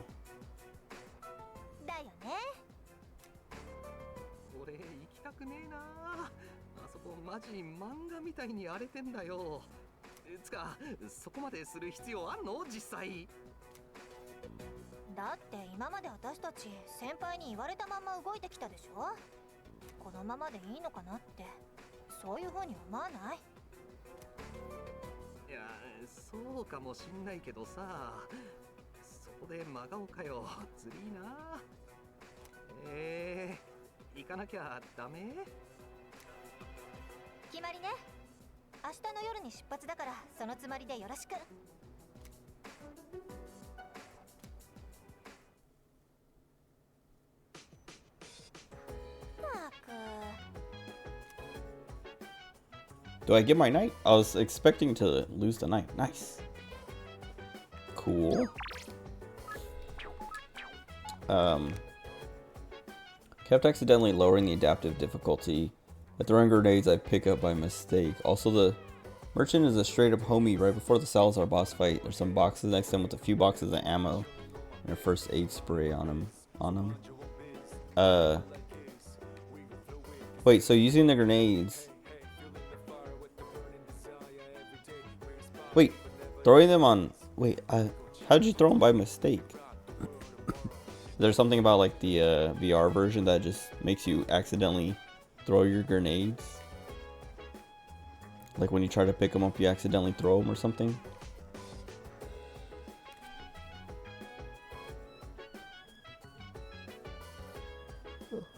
Also, I think in the remake they actually do the opposite of that, where like before boss fights. Maybe I'm thinking of a different game. But I know there was a game I played recently that had like, instead of a boss fountain, where there's like, you know, a bunch of ammo and healing items and stuff before the boss fight. It was like, all that stuff was after the boss fight. It might have been RE4 remake, but it might have been something else. But I remember whatever it was, I was like, I noticed it. And I feel like I noticed it because it was either the Dead Space remake or the RE4 remake. But it was like some kind of remake that I was like, they switched this up.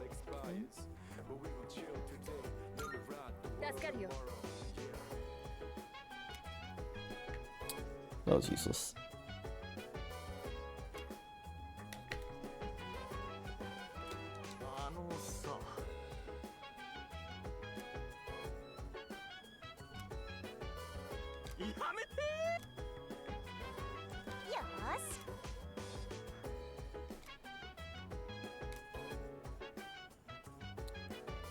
I'm fine.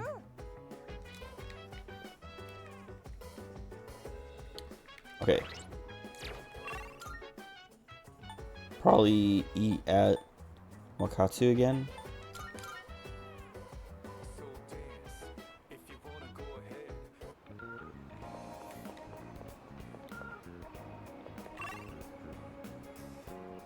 Yeah, I guess I'll just keep working on my, what do you call it?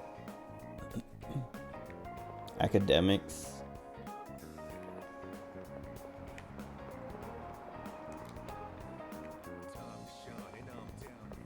Well,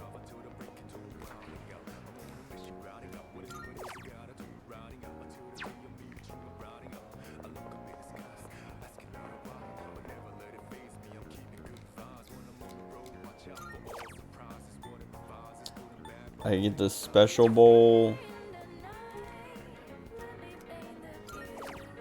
or the full course, so I can get extra points in academics or extra points in charm.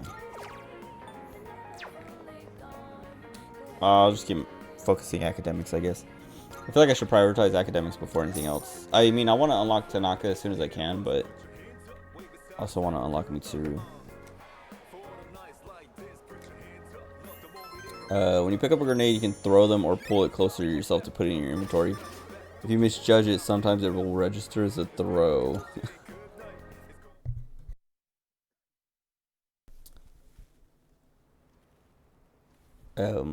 I feel, man, I don't know. I don't get to play VR games.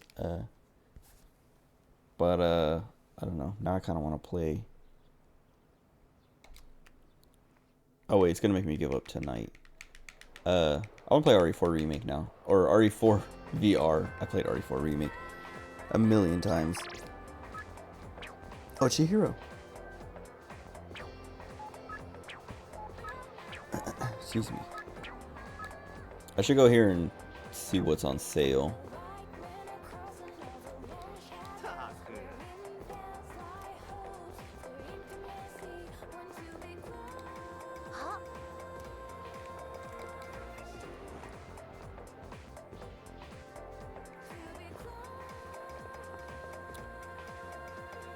What are my potatoes? I was gonna say fruits. Potatoes are not fruit. The potatoes are supposed to be done on the 14th or the 16th. Because that's also when I can get the thing out of the fridge, I think.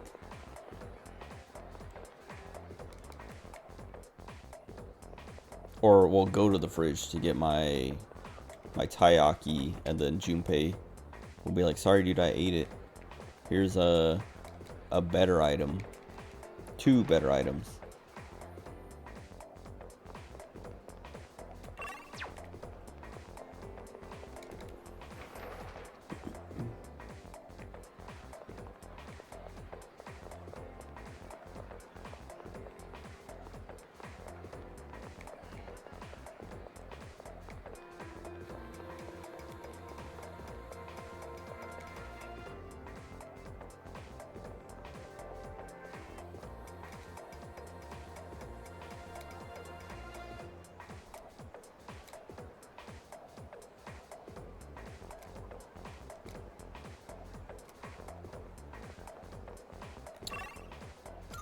Okay, probably gonna hang out with Chihiro. Oh wait, well it's Chihiro or Maiko.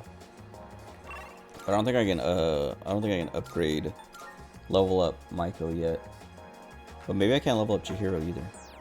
But I feel like it's easier to do a Saturday hangout with Chihiro than Maiko. Because I haven't seen one with Maiko yet, but I've seen the offers from Chihiro, I think.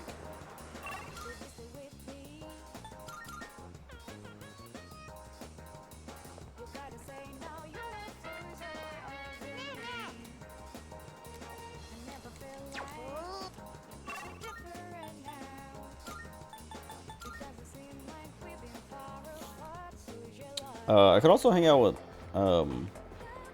Yuko. Chihiro doesn't want to upgrade. Okay, then Yuko. Maybe. If I don't have a persona for her.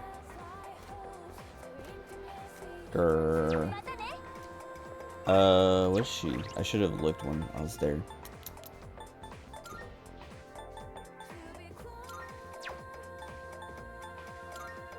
Strength. I don't want to spend my money. But I don't want to hang out with anyone else.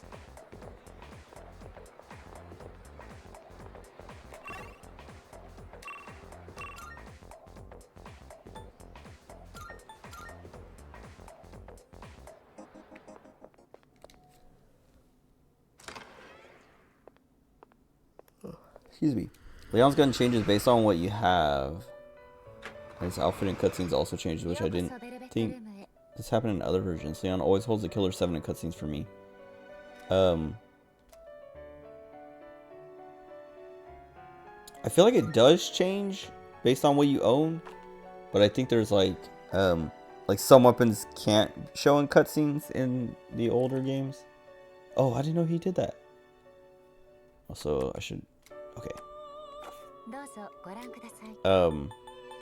Like I feel like I remember something like that happening. Like if you have the Red 9 versus like the basic pistol or whatever, basic handgun, that shows up in cutscenes as his like pistol. But that might be a different game and I'm misremembering. I don't know. This is the only strength persona I have, and I don't want to give up all that money. Like, I would rather waste a session hanging out with Chihiro or Maiko. I feel like it'd be more worth it to hang out with Maiko. Because, like I said, Chihiro can ask you on Saturday to hang out. Which I think I've done before. So I feel like I have to keep wasting time hanging out with her. Matilda's one of the guns that can't show. Okay.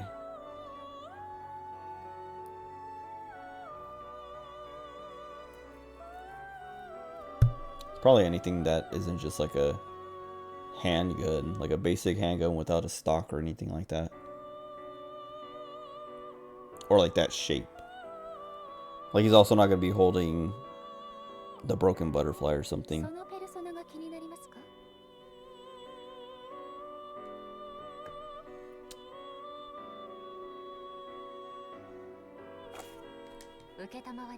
I'll just hang out with... I would say Maiko, but I want to hang out with Chihiro. Because I care more about Chihiro. But it makes more sense to hang out with Maiko. Also, like I'm gonna max out everyone anyway. But I might not actually max out everyone. If I don't ever get Tanaka opened up. Oh, I should have saved. I mean, I can rewind, but...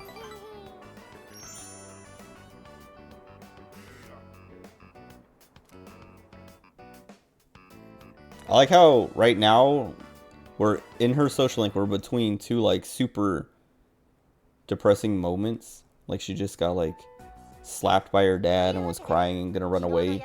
And then the next one is I'm pretty sure she has run away and all that. But like because we can't level it up, she's like happy and is like, yeah, let's hang out and play. But then we're gonna go back, you know, to hang out with her again, and she's gonna be like, I ran away.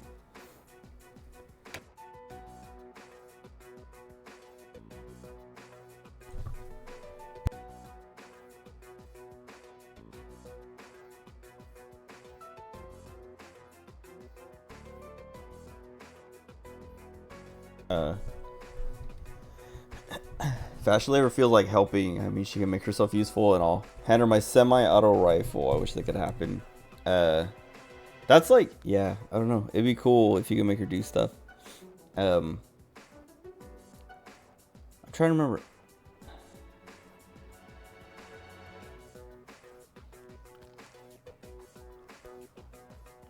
Honestly, I feel like in the remake, she does something like to help you aggressively, like attacking enemies or something.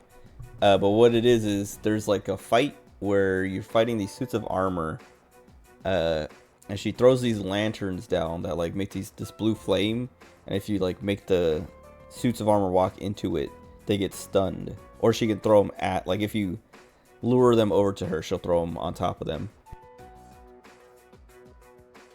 But that's pretty much the limit. But it definitely would make sense to be like, hey Ashley, I don't have any more room for guns. Can you hold this one and, you know, use it? Instead of having to sell it or put it, I don't know. Sell it, I guess. Or store it, whatever.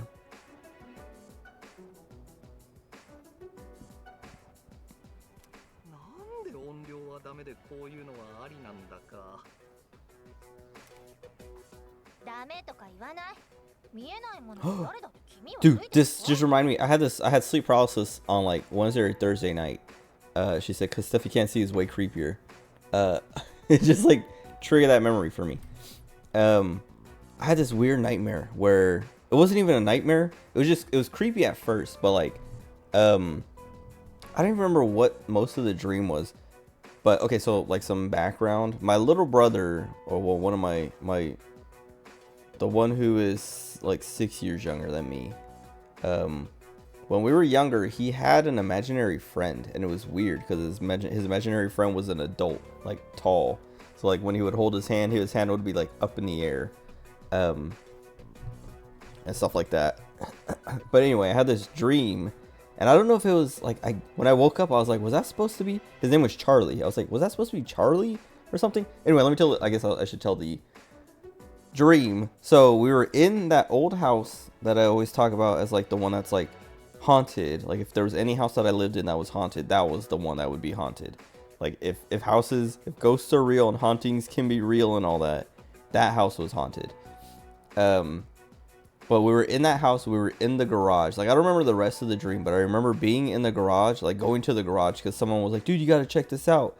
And I was like, what? And they're like, look, there's a ghost or an invisible guy, and he'll like you can, you know, it's real. Like you can interact with him, and like, you know, if you like throw something over there, he'll catch it and throw it back. Or if you like, you know, if you put something there and it like, you know, like he'll move it or whatever. Like he'll, you know, there's like a person there. And I was like, okay. And then I went into the garage where everyone was hanging out and like, you know, standing there. And I was like, is he like over there? Because he's invisible. And they're like, yeah. Watch, like go over there and like, you know, try to play with him or whatever. And I was like, okay. And like I went over and I was like, I don't even remember. I was like, hey, are you there? Like, can you, like, if you're real, if you're there, you know, move this, move that, do this, do that. and like nothing was happening, and I was like, you guys are so lame. And they're like, no, it's real, seriously. And I was like, all right, like give me a high five, dude. And I went to like do a high five, and then whatever it was grabbed my hand, and I was like, what the heck? And like I reached up to like try and like grab whatever to free my hand, and then it grabbed my other hand and then like swung me up. And I was like it like I that's when I had sleep paralysis, but like I got swung up, and then like felt like everything went black, and it was just like I felt like I was flipping, and then I woke up and I couldn't move, and the way I was laying, I was like facing this way, and I was looking like at like my eyes were focused on like my figures here, like my boxes, and my mic was like pulled out of the way, so like the way things were lined up, it looked like there was a big face, like eyes and a mouth, like just staring at me, and I was like freaking out, and I couldn't move, and then I snapped out of it, and I was like, what am I looking at? And I was like, oh, it's the way my like microphone, like my microphone made the mouth, and then like the top of like this part of the arm, and like part of the figure box looked like eyes. And I was like so annoyed, and then I tried to go back to sleep. Like I rolled over and like tried to go back to sleep, and immediately was back in that dream. And I was like in the garage with everybody and the ghost again. And I don't remember what happened this time, but I remember like I did something different, because I was like, okay, it's real, like, and then I was like, that's so crazy, and then I tried something else. And I can't remember, like I remember I like went to like touch him or something, and then like he like pushed me away or something, and that also like that just put me in sleep paralysis again. Like I woke up and I couldn't move again, and I was like ugh, and then like I snapped out of it and was like, I can't go to sleep, I have to stay up for a little bit, because I'm just gonna keep running into that dude in my dream and just getting sleep paralysis. But it was so weird, because I wasn't even that scared. Like it was freaky, but I wasn't like I didn't feel like I was more like I was gonna say confused, not really confused, but like scared, but not in like a I'm fearing for my life or anything kind of way. I think I was like unsettled more than anything. Like I was like, whoa, this is real, and like what the heck, this is so creepy, but not like I'm scared and need to get out of here. I was more like, wow, this is like fascinating, but like in a creepy way, like a scary kind of way. But yeah, then I was like, I don't want to go back to sleep, because it's just gonna happen again, and I'm gonna get sleep paralysis again, and I don't want to, like, I'm tired of dealing with this right now. So then I don't remember what I was watching, or I think whatever I was watching was over, so I switched to something else that was like a stream, that like someone who was streaming, or like I put on a YouTube video or something. But yeah, that dream was so like weird, and it had to be in that house too. Like it wasn't like, I don't know why I just don't realize it. Well, I mean, I think it's because like it's a dream, but like I feel like if I should be at a point where if I'm in that house, if it's in a dream or real life or whatever, like even if it's in a dream, I should realize like, okay, this is a dream and I need to wake up, because like nothing good happens in this house. Like anytime I have a dream in here, it turns into a nightmare and I get sleep paralysis. Oh, but like I was saying, I was like, when I was thinking about it, after I woke up the first time, I was like, this dude has to be super tall, because like the way, like when I went to do like a high five, like it felt like someone was pulling my hand up, like they were like way tall, like not even like just like a tall dude, like a 6 foot dude, like 8 foot, 10 foot, like someone like really tall that was like pulling me up, and not just like, you know, like holding my hand up, but like pulling it higher. And then when I got like swung up into the air, I was like way up, and I was like, dude, what the heck? Like I was thinking about it, and I was like, this guy was a giant, or girl, whatever, this ghost was a giant. But I was saying, like, it made me think of like when my little brother had his imaginary friend, and how his imaginary friend was like a grown dude who was like twice his size at least. Yeah, I don't know, it's weird.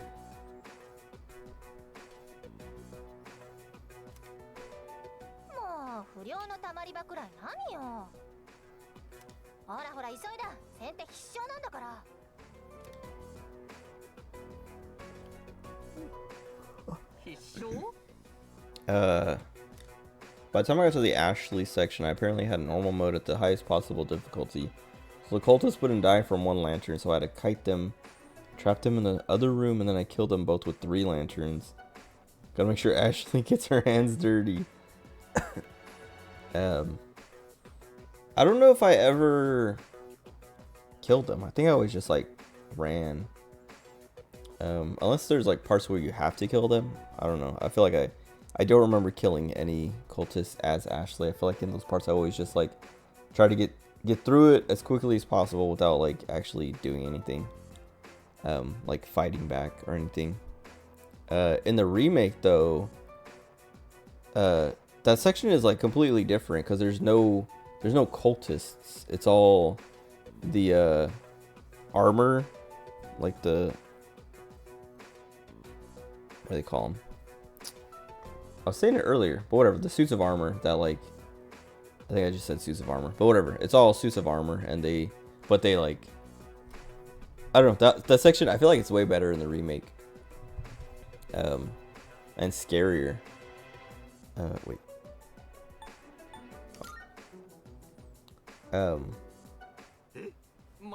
They're called, wait, Liker Amordura? Armordura or Amordura? So I think I know what you're saying. I think I've seen the name of that. Hold on. I'm gonna look it up just to like, RE4 armor. Armadura, or something like that. Armadura. From Spanish meaning armor. That's it. Oh,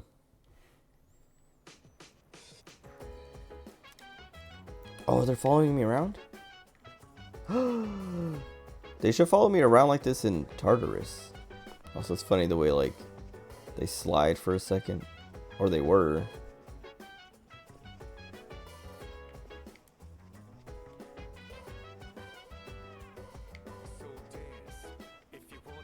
Yeah, they don't.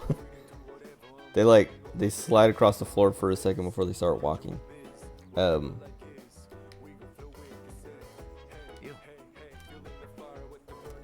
Yeah, this just makes me wish they would follow me in Tartarus like that.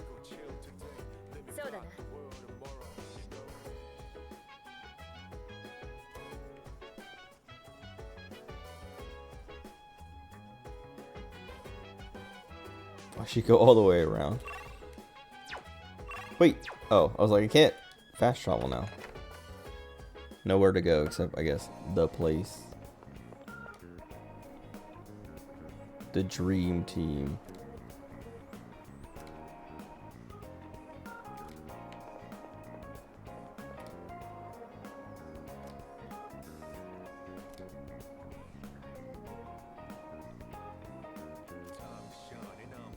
Heavy clothes to cover up his tattoos. That Shinji.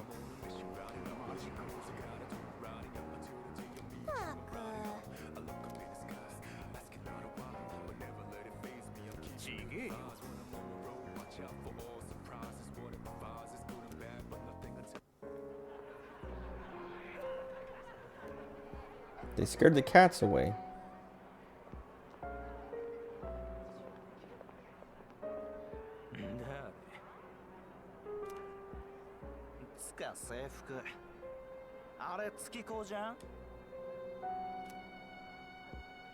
Wait, yeah, why are we wearing our uniforms still?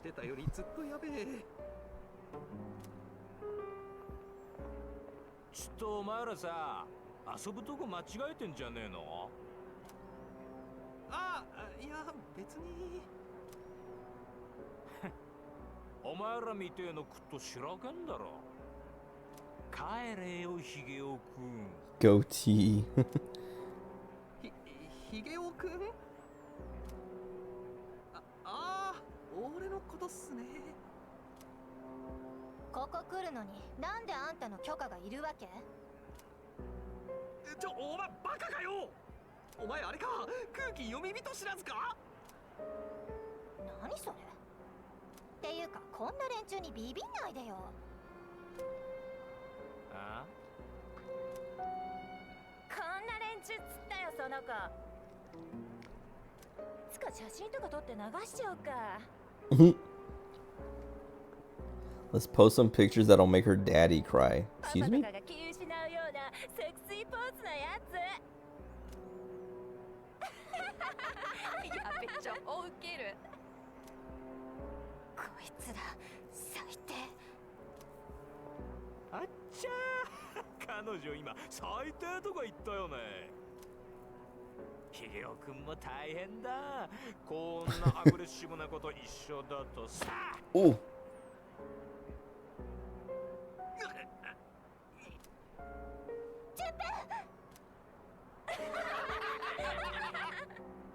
その辺でいいだろう。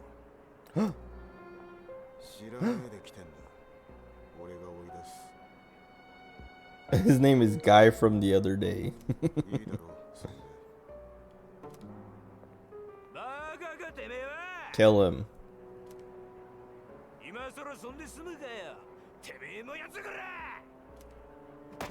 Oh. てめえ、今三つの川渡ったぞ。ただで帰れると思ってんのか。試すか。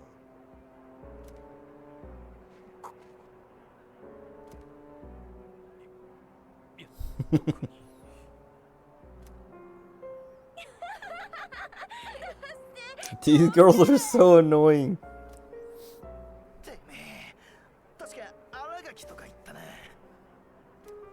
そうだ新垣慎次郎。 Shinjiro 確 Aragaki. か月子だな。さあ、覚えてろや。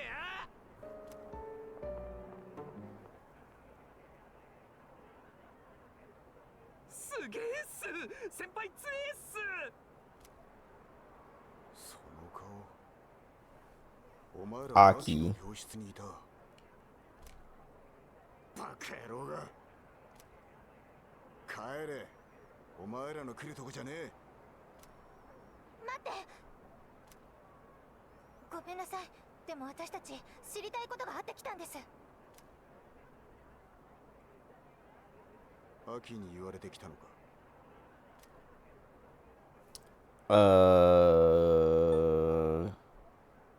He didn't tell us to go here. But he kind of did, because we're supposed to be investigating the thing. I don't know. I'll say no.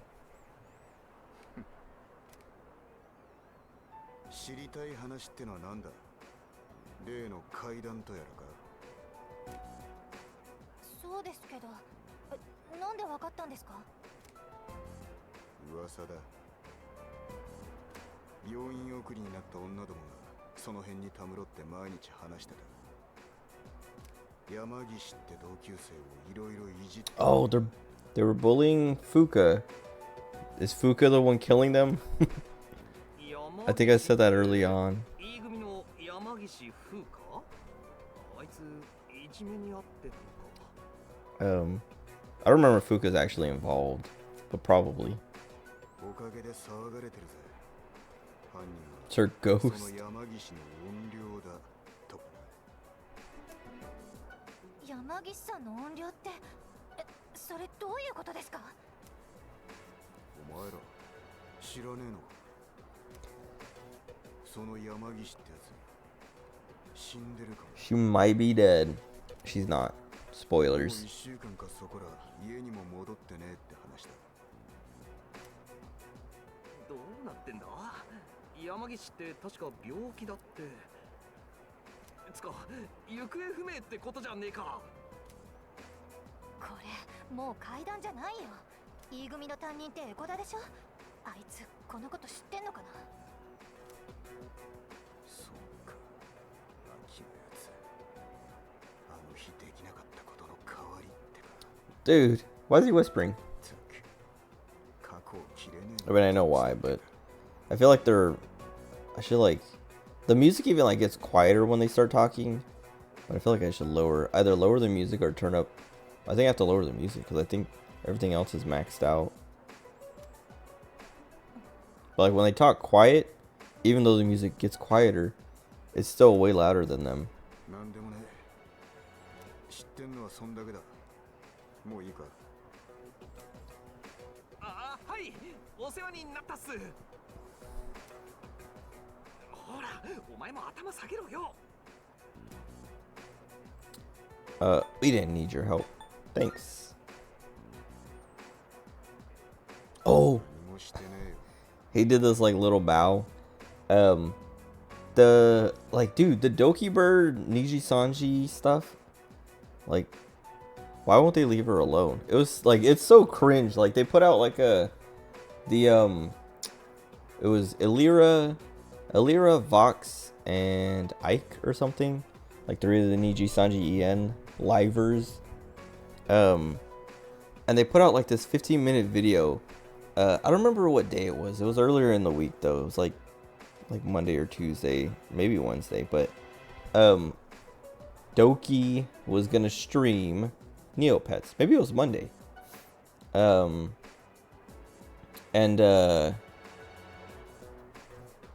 She had it scheduled for 5 p.m. and then Niji Sanji En was like Illyra and all of them, everyone, all the Eners were like, well, I think Illyra, it was on her channel, but she like made a tweet or whatever and had like a stream set up for it or whatever, like a waiting room, and it was at the same time, and you know, the tweet was like, you know, we got some stuff to say, I hope you guys tune in, blah blah blah, and then everyone else was like retweeting it, like all the other Niji Sanji En livers. But then they go on and it's just like, it's 15 minutes of them just, I don't know, like incriminating themselves, I don't know. But it was all like, just like, it did not help them at all, and it just made them look worse. And it's just like this black screen too, and they're like taking turns talking, and it was just so cringe. And then Doki, I would say Selene, Doki was like, she was in the middle of a stream, like she had just started her stream, and then that came out. Like literally, they timed it to be, you know, at the same time as her stream, to like ruin her stream. And then she was like, yeah, like she started her stream and was like, yeah, sorry guys, it doesn't look like I'm gonna be able to stream. I really wanted to, you know, move on, but they won't leave me alone. So, you know, she like made some statements or whatever, and then was like, actually my lawyer's contacting me now, so I'm just gonna leave and talk to my lawyer. And then yeah, and like it was just like, but the whole message that Illyra and them had was just like so, like it sounded very scripted, but it also, at the beginning they're like Illyra was like, I gave permission, you know, you know, this is our own words and we're using my channel, you know, I gave, you know, I said it would be okay if we did it on my channel and blah blah blah. And then it's all just like more like self-reporting and just like making themselves look worse, and it was just like, what are they doing? And like, why wouldn't the like staff at Niji Sanji, you know, deliver that kind of a message or whatever, instead of having basically, and everyone's like, oh, it feels like they're being, you know, used as like scapegoats or like a meat shield to protect the staff, like the management or whatever. But then there's been all these rumors that like Illyra and, you know, some of the other livers are the management staff, and so like that's why it's them, because there is no one to use as a scapegoat, you know, or no one, they don't need a scapegoat because they are the ones, you know, like if you think they're the scapegoat, it's actually them in the first place. It's unprofessional. If they want to clean up their image, all involved in that scandal should be terminated.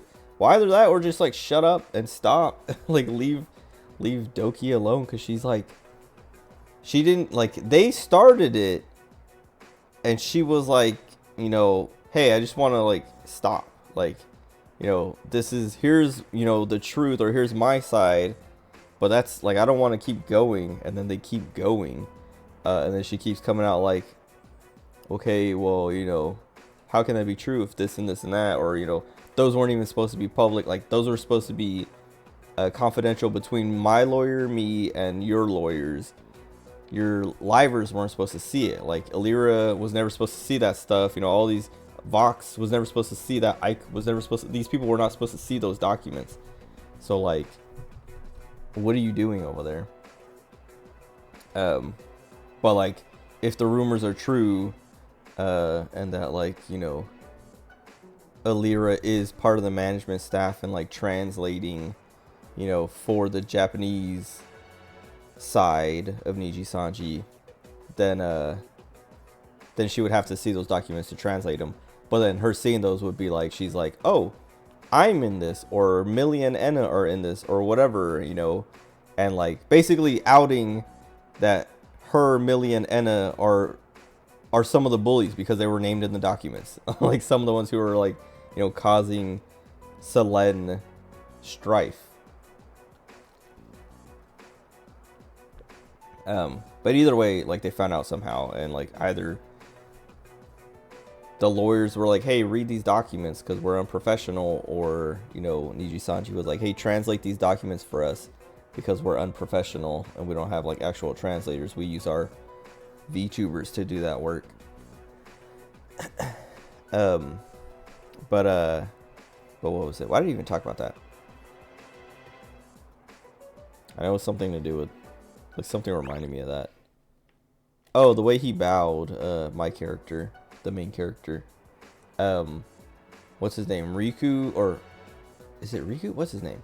The Niji Sanji CEO. It's like Takumi Riku or something like that. But he put out a statement later too on that same day, where he was like basically apologizing to investors or something. I don't remember. I watched it, but I didn't like really pay attention to it because I was watching something else or playing something at the same time, and he was speaking in English, but it was like very not broken English, but like very very heavy accent. So I was like kind of tuning it out because I was like, I can not barely understand him, but like I can't give him this much brain power to like pay attention to what he's saying, because also I don't believe anything he's saying, because like, well, I listened to the first couple minutes and was like, oh, it sounds like it's just like a press release where he's like, you know, shareholders, do not worry, we're dealing with it, we're gonna handle it, it's unfortunate, you know, it's going this way, but blah blah blah, and I want to apologize for the hit our stock has taken, blah blah blah blah blah, whatever. And it was just like, I think he admits to like mishandling Selen or the situation or something. That's like the other theory, the other rat is people are like, this is all EN. Like JP has been relying on the EN side to handle itself and like give JP, you know, the correct information and the truth, and like now JP is like surprised that, you know, the EN side has been so dysfunctional, because they're like, yeah, no, when we get like, people are like, if it is what we think and that the EN side has been translating everything for the JP side, then they're covering stuff up and like lying to, you know the JP side when they translate. They're like, you know, saying things are different than they are, or, you know, twisting it in a way to make themselves look good or make certain people look bad. And so like that's also kind of what he was saying, was like, yeah, sorry, it's you know, shouldn't have been dealt with like this, but it's gonna get handled, and it hasn't been handled. And then there's like other people getting involved, like I think Daff, 39 Daff, we were talking about her like last week too. I was like, yeah, I don't watch her that much, but she seems alright. But she like went out and was like just hating on Doki. And people are like, it seems like they're trying to, like all the Niji EN people are trying to rally support for them and, you know, harass Doki some more, or like hate on Doki some more, just to like, I don't know, help cover Niji EN, and like, you know, save face or whatever. But like, it's just like, I don't know, it's a mess. they should just leave her alone, because that's all she's like. She's just like, bro, I just want to do my thing. Leave me alone. I'm done. And they keep like coming back like, oh, by the way, here's this. And then she's like, okay, well, like, that's not what I said, or that's not what those documents said, or, you know, this and that, blah, blah. But also, that stuff is confidential. You weren't even supposed to see that. So, like, if you're worried about getting doxxed, then, like, blame your lawyers for, like, letting you see that stuff, because they're the ones you should be worried about doxing you, because I sent it to my lawyer, and my lawyer sent it to your lawyers. So the only way that got leaked was by your lawyers. So, like, if you're worried about me doxing you, you should be worried about them doxing you. And yeah, just like all these things that it's like, it's all Niji Sanji mishandling everything, and then trying to like blame Selen Doki Bird for it, and it's just like I was saying in the beginning, they terminated her. She found out about her termination from the tweet. And in their termination, you know, they say like, oh, she was hospitalized and this and that, blah, blah, blah. And, you know, all these things trying to make her look bad. And then she comes out and is like, okay, a lot of that stuff wasn't ever supposed to like come out. I was trying to keep it, you know, under wraps. But I guess I'll explain. I was hospitalized because I tried to kill myself because of bullying from a lot of the staff over on, you know, at Niji Sanji En and blah, blah, blah, and this and that. And then, you know, blah, like all these, just like, she's like, you know, just like explaining like, yeah, all the stuff that they're talking about was not supposed to be anyone's business. She was trying to graduate, but they wouldn't let her, and instead just terminated her. And yeah, just like all this stuff, whatever. Like everything they come out with to be like, oh, we got her this time. She's like, well, you know, what about this? You know, I try to do that the right way, or I tried to graduate, or I tried to do this, or I tried to do that, or, you know, that's because of you guys, or blah, blah, blah. And then, you know, they're just like, well, what about this? And then she's like, well, what about this? And then it's just, every time she's like, I don't want to talk about this anymore. I want to move on. And then they're like, well, what about this? And she's like, okay, well, what about this? And that's it. I'm done. Stop bothering me. And then, what about this? And it's just like, leave her alone. I don't know. Let Doki Bird be Doki Bird. Don't sit there with a surprised Pikachu face. When talent is basically forced out, yep, isn't afraid to speak out about how horrible of an experience it was to work with the company. Well, that's the other thing is like Zion, when she got terminated, it wasn't like the same, but it was a similar thing where they terminated her and put out a tweet saying like she's terminated with like, you know, a list of all the things she did and reasons why they terminated her.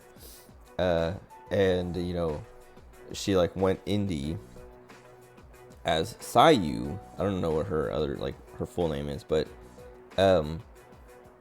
she like kind of had the same thing of like where she was like, well, and like recently too. Well, I'll get to that in a second, but she's been like, I guess since.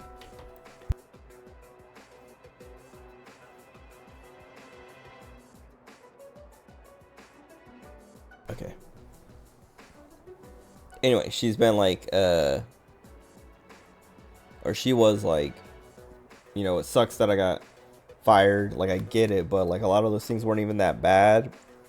And it felt more like they were just looking for reasons. Like, anything I did was being like scrutinized. And so like any mistake I made was just like a suspension where like other people could do the same thing and not get suspended and just get like a warning or whatever.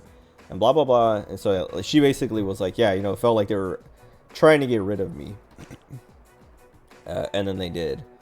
And then like with all this Doki Bird Selen stuff going on, Zion has come out and been like I'm glad, you know, it's getting the attention it's getting right now, because this is what, you know, she basically been like, this is what I was trying to, you know, tell people back then, but because I was, you know, just she had only been there for like a few months or something before she got terminated. She's like, because I was a nobody listened. But now Selen is like, you know, was their biggest liver basically, and you know, people are hearing it.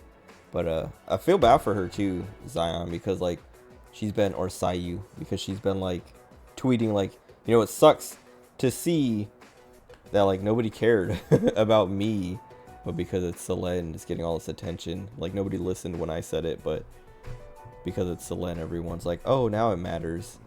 But I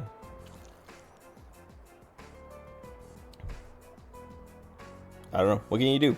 Like I don't know. I never watched Zion. So when she got terminated, I never really, like, I don't know. I kind of didn't care because I was like, I don't know. I mean, I was like surprised, and I was also like I was saying, when I was reading the list of things for her suspension and termination eventually, it was like it sounded like a lot, but also like a lot of just small things or minor things that it's like, I mean, I guess if it's a lot in a short amount of time, sure, but also they don't seem that bad. Like basically what she said of like, you know, these things, if like someone else did them, they wouldn't be a suspension, you know, it wouldn't be anything. And it was just like, it did seem like they were just trying to get rid of her. But it's like, why even hire her in the first place? Anyway, Doki had a member stream earlier where she was playing Garfield Kart. Oh, it's Basil's birthday? What the heck? I was just talking about how I got the Basil figures. It's cute art. Omori art. What was I saying? Oh yeah, I don't know. It's cool to see how successful Doki Bird is being, or has been, because it's just like, I don't know. It's like any color stock is tanking, and Doki Bird is like doing way better than she was at Niji Sanji, because she was like, oh, I was saying she had that member stream today with Garfield Kart, and she was like, yeah, there's like 4,000 people watching, which like, I don't know if there's a way to see how many people are watching a member stream, but they like hide those numbers, so like I think you have to, I don't think you can see it unless you are the streamer. But she's like, yeah, there's like 4,000 people watching, which means she has at least 4,000 members, which is insane, because like she would have like, you know, 4,000 people, 4,000 viewers as Selene on a good day. like 4,000 members watching is, you know, about, you know, the best she could do as Selene on just a normal stream. I mean, she could do better than that sometimes, but like if there's an event or something, but she usually hovered around like, I don't know, 2,000. Anyway, it's just like it's like what I was saying, like back when she became Doki Bird again and had like, you know, 100 billion people watching, and I was like, this is nice, because like I've always, you know, Selene has been one of my favorite VTubers since she started, and now people are seeing it. And it's like nice to see one of my favorite VTubers be appreciated. Sucks that it had to be this way, but at least it's happening. Anyway, I didn't get to read your RE4 message up there. Also playing RE4, knowing most of what the Ganados are saying is fun, but I don't understand 100% of what they're saying. It would maybe help, since the Ganados will tell you where they are. Oh, behind you, imbecile. Pointing that off a translated RE4 page. I know, like, okay, so that's a word that like gets stuck in my head. Like I literally, like, RE4 Ganados, like, shouts and stuff are like ingrained in my brain, and I know like the word imbecile, like the way they say imbecile, like comes up in my head all the time, because of RE4. And like that line you put had to be the one that has imbecile in it, and that's like literally the one that comes up in my head all the time. Like I was thinking about, I might have even said it earlier today, but I was playing with the puppy, and he did something stupid, and in my head, either in my head or out loud, I said imbecile, like just like making fun of him, and he can't understand it, but like those lines come up in my head all the time, like un forastero, matalo, like I don't know, all these lines just come up in my head. いんですね。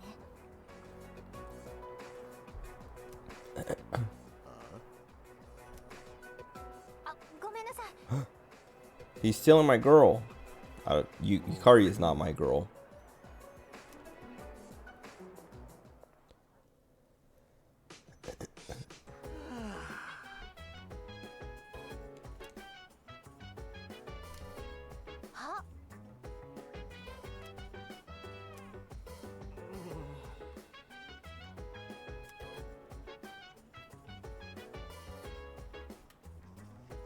I like how he's shining his boxing gloves. 全く So mind your own biz.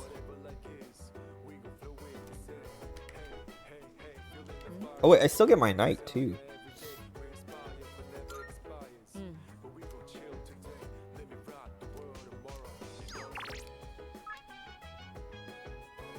Weekend Wild Duck set's finally here. Plus, your free drink that comes with the set will have extra ice. Why is that a good thing?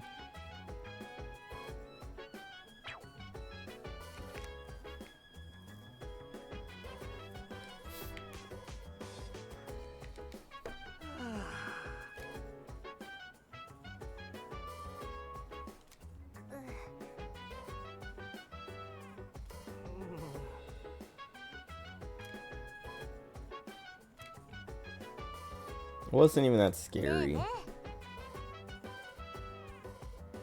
vibes. The nighttime love. The sun unwind. Anytime surprise. Yeah, I'm down. Sit back, relax. Dude, I don't remember what happens to Shinji. Like my brain is telling me he joins us and is a playable character, but then my brain is also saying that like he either dies or leaves or something, like sacrifices himself and ends up in the hospital or something, like. And I don't my memories are all mixed up and I don't remember. Like I can't remember if I'm just like mixing my memories of him being in the hospital, looking at, checking on Akihiko, and that's like mixing up with what happens to him. Because I feel like he leaves or something. Something happens where he goes away. I don't know, but I can't remember. Anyway, what else am I gonna do? I think I'm gonna eat that wild duck thing though. Oh wait. Oh, I can't do this yet though. Also, one thing I've noticed, I was saying I turned off that reflection setting, which turns off the ray tracing, which should help with my CPU overheating. It doesn't feel as hot, my PC, or like, underneath my desk where my PC is. So I think it actually helped, or is helping at least.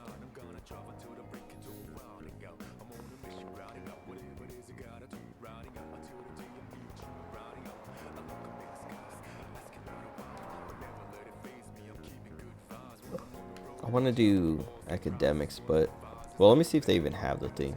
I feel like I should get the Wild Duck set because it's an option right now. Yeah, they don't even have that anyway, so the seafood one.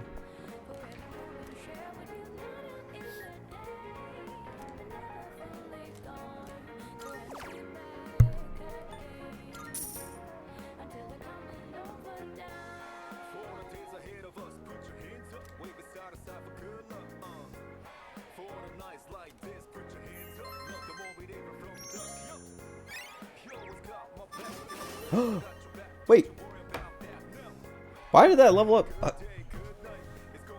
I don't have I been putting points into courage and I didn't realize it. How did it get so close? Like, I thought I just leveled everything up to 3 pretty recently and have been mostly putting points into academics. Oh, I was like, what just vibrated my controller? I was so confused. I was like, my phone does not vibrate that loud. That's weird. Do I hang out with him?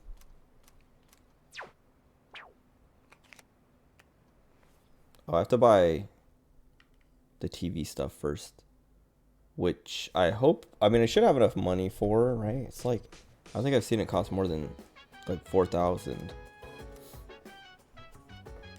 Also, I should hang out with Maya.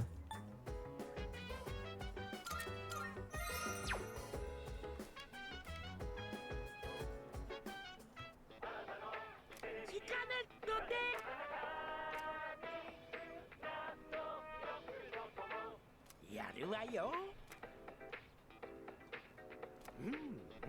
Perfume. やるじゃない。 $39.80. I feel like it's mostly been $39.80. But I won't have enough money to eat. Yeah, I have to work. Father's Day campaign.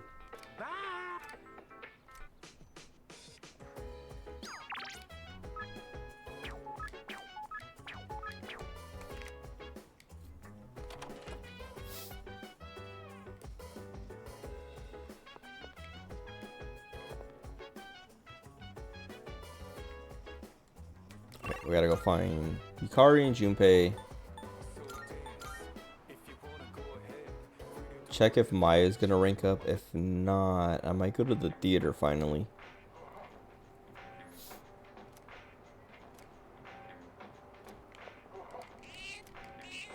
Almost forgot about my ritual.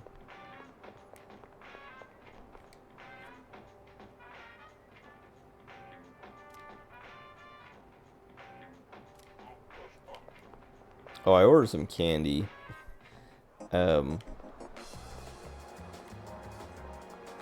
I was like, has it? Oh yeah. I don't remember, what was I was eating something.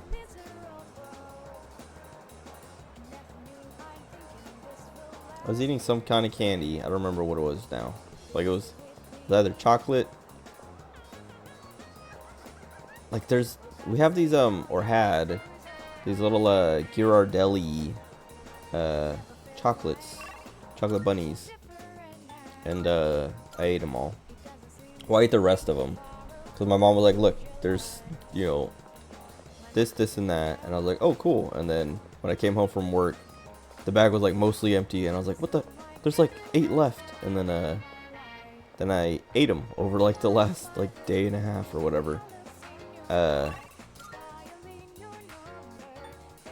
But I was eating, I don't think it was that made me want more candy, because I was like, I think it was maybe actually. What? That's not Ken, is it? Junpei, Yukari, and Boy. Anyway, what was I eating? I was eating something though, and I was like, dude, I need candy. So I went on Amazon and ordered some candy. And I wanted to, it's not gonna get here till like the 20th, I think, which is fine. Well, that's Tuesday. But I was like, man, I shouldn't have ordered it, and I should have just went to the store and bought it, cause like I want it now. But I already put in the order. I mean, I guess I could cancel it, but it's too late. Oh, it is Ken. He looks so different.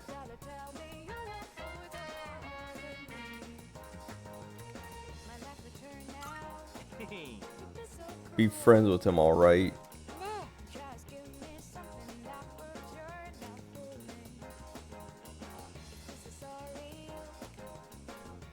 What the heck? He does not look like Ken. Or like, I mean, I guess he kind of does. But as soon as they said Amada, I was like, so it is Ken. But like, he looks so different. He looks, what? Like, hold on. Ken, Persona 3. He kind of has the same hair, but it's like something about like his face, like the art style. It's not even like that different of a art style, I guess. What is it? Is this like his anime look or something? Wait, what is this? Persona 4 Arena Ultimax. Ken is in it, but he's like grown up. I don't know, he doesn't look that different. Also, his live action actor. Oh wait, there's 2 of them. WS and TS. WS looks like an adult man trying to look like a little kid, but then TS looks like a girl trying to look like a little boy. Anyway, on the wiki, on the fandom wiki, his like Persona 3 art looks, I don't know. He just has like a slightly different looking face. But then when you like go through and hit the movie, that's when it starts to look more like this. Even the manga. So I wonder if like they like kind of redesigned him a little bit for the movie. And then when they were remaking this, they were like, let's go with that one. Anyway.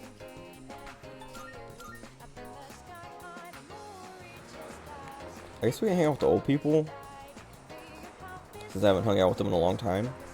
I feel like I've put a lot of my social links at like 3 or 4 and just stopped. Because they won't rank up anymore. Oh, I guess except Maiko, she's at 5 and about to be 6. Wait, Chihiro? Oh, that's not Chihiro. I was like, Chihiro I haven't done anything with. Let's see, I'm pretty sure I've hung out with Chihiro quite a bit, yeah. Bebe.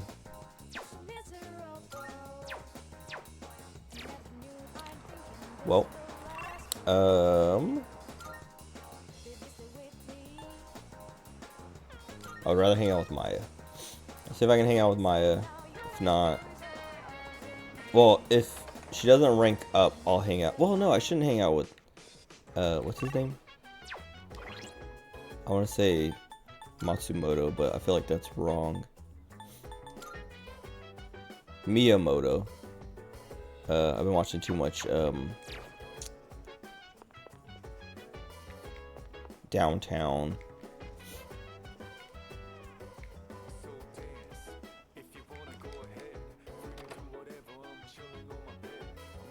Oh, I was watching, I was saying, watching too much Downtown. I was watching that, Gaki no Tsukai, like, 24-hour stream.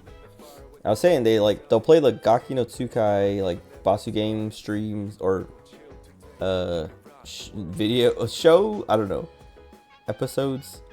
But also they play, like, other stuff from, like, Downtown and those guys. Like the Wednesday Downtown episodes and, like, other little skits and things. But I was watching earlier today, like when I was eating dinner. It was Jose's thing, and he was like making everyone do musical performances. And I was just like, I was watching it and I was like, bro, how do they get away? Like, how does Japan get away with this stuff?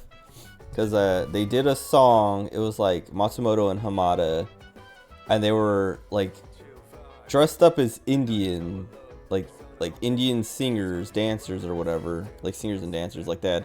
They had fake mustaches, or like, I can't remember. I don't think they like did blackface like skin color stuff. Like they didn't like paint their skin, but they did all these other things to like look Indian. And then when they were singing, they were like doing Indian accents or whatever. And I was like, bro, this would not fly in America. Like, it's funny and entertaining, but like, it's not fair. Why do they get away with it? But yeah, whatever. Anyway, there was other songs they were doing too. It's like, I don't know. They're just like, it was like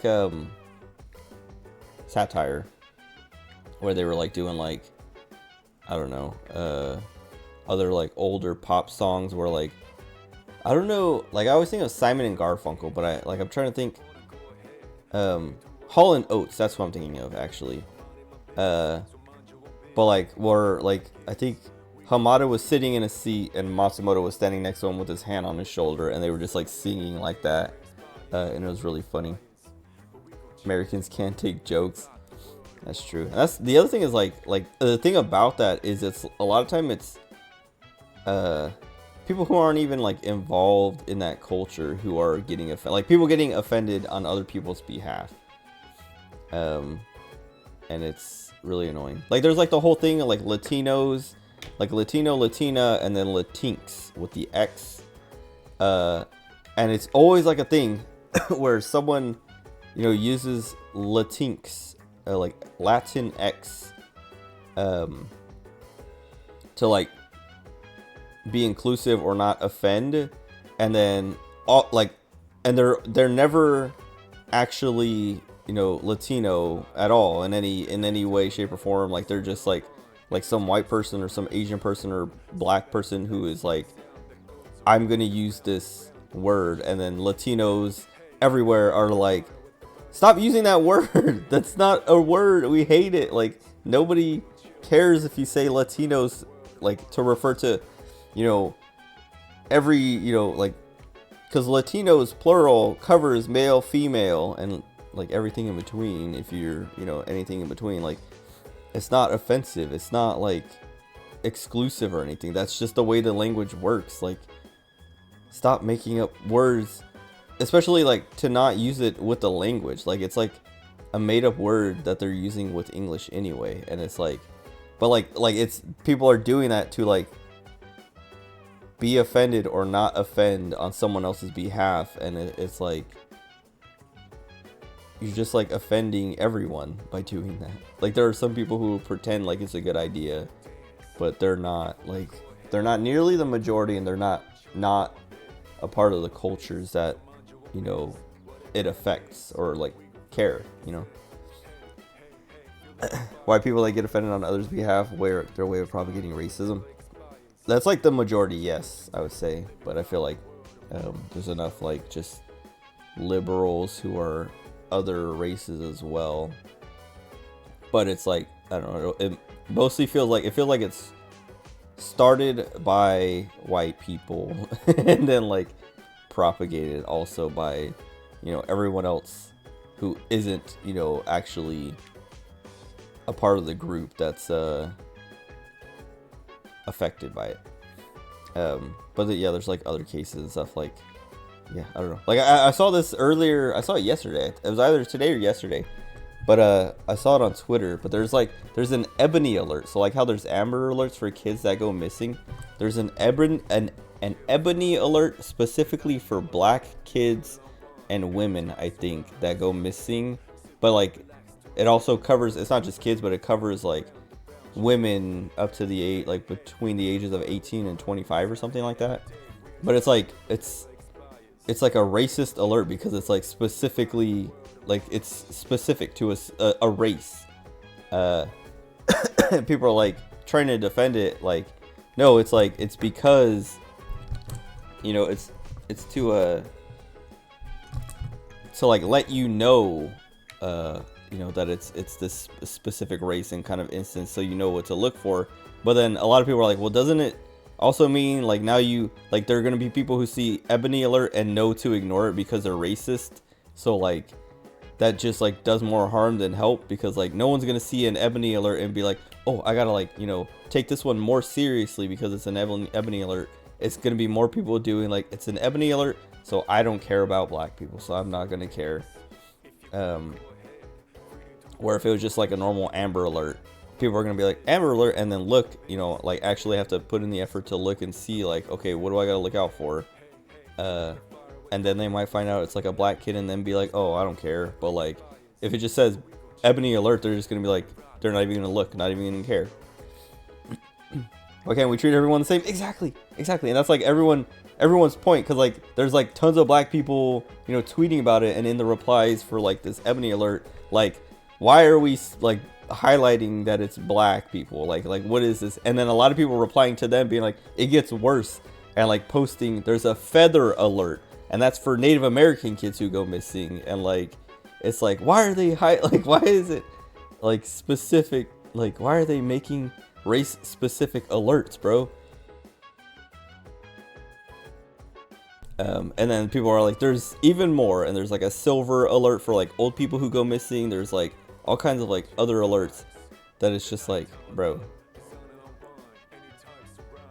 it's just like trying to be inclusive, or trying to make like pretending like you're helping, but you're like causing more damage. I don't know, or you're being racist or exclusive by doing that. Feather alert, now I'm offended, dude. I was like, bro, this actually is real. Like,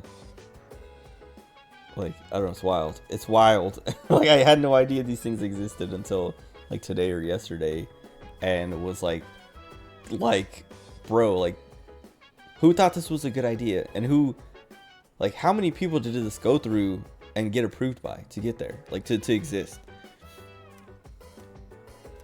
Wait, what's hermit? I don't have money to get a hermit social link or a hermit persona unless I can fuse one.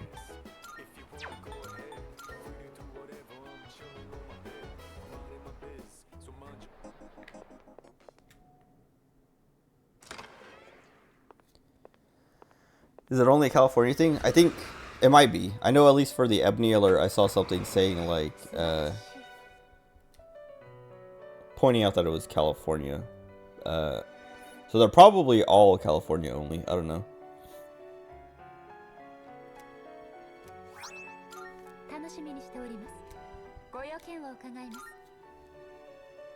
I have to fuse a hermit. I can fuse an... Oh, I can't fuse a Naga because I'm not high enough level. Dude, this sucks. So I can't hang out with Maya. I mean, I could hang out with her, but it'd be like kind of a waste. Probably moved by the white people in charge of California. Yep. I don't know. I don't know when those came out or became a thing. Because I literally had never heard of them ever until like the last couple days. Oh, I forgot to check the sale. Well, who do I hang out with then? I really want to hang out with Maya, but I don't want to hang out with her without the right persona. Because I can hang out with someone else with the right persona.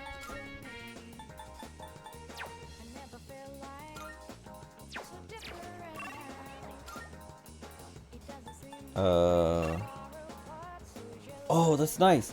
I was about to say, I wish you could see who is at each location to see who you can, you know, hang out with.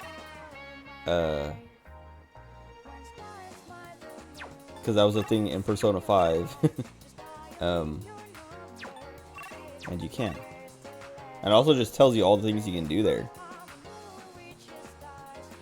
Oh, I could do the relationship fortune for... Who was it? Chihiro, I think? Because I hung out with Maiko, so we got the progress already. But I should just hang out with someone I can level up with. Created in October of last year. Oh, okay, that's super recent. That's okay. Yeah. I was gonna say, no wonder I'd never heard of it at all. And in the state of California. Bro, who let that through?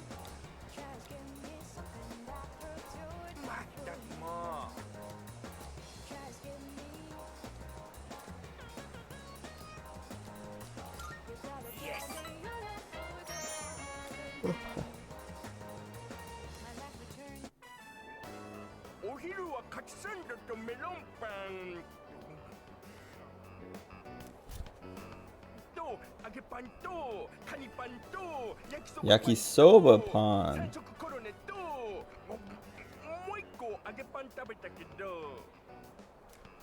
でもやっぱり日本人は米でしょ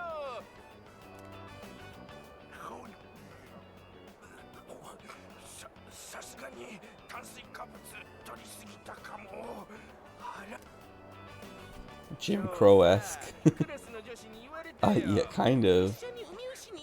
Like I was saying, like having an alert that's specific to like races is like racist.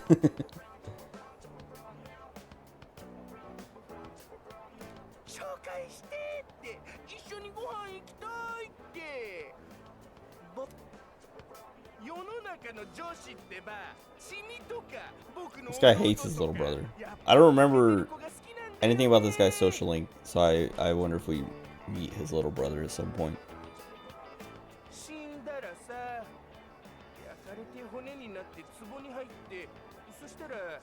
イケてるとかさ、意味ないの。ダメだ、まただ。昔のことを思い出すと異様にお腹が空いてくのはなぜ？ヘイマスター、カツアゲ定食追加。定食が来るまでにここで川柳を。Senryu poem. カツアゲはされると辛いが揚げたての。 He who cuts you is no friend, but he who cuts you flavor until the end.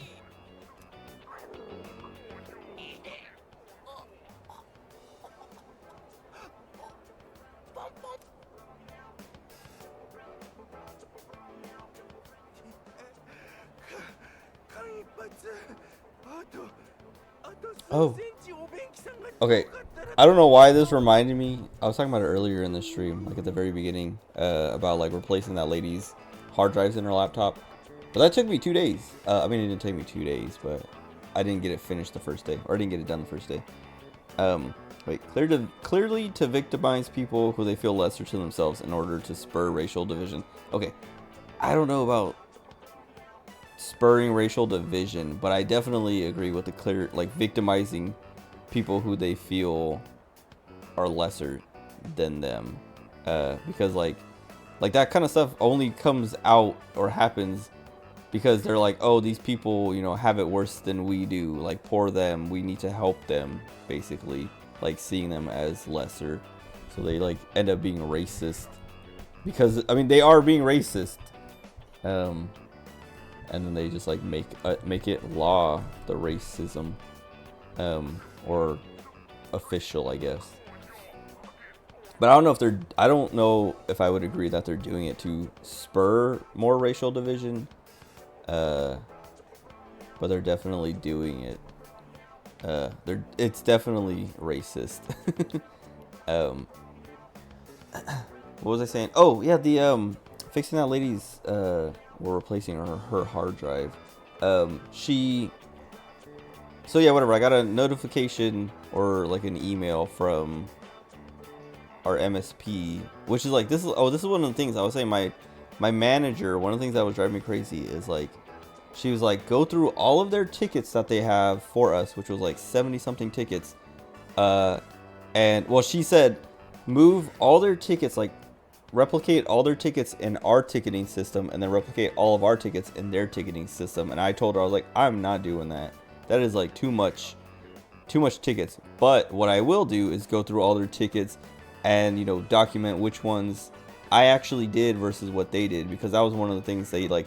We had this quarterly meeting, and in their meeting they said like, this is how many tickets we did for you, and you know, these are the ones that we got feedback on, and all the like, they're like, we didn't get feedback on every ticket, but on all the tickets we got feedback on, we got, you know, like a satisfied, you know, score or whatever. Like you can pick the happy face, the neutral face, or the frowny face.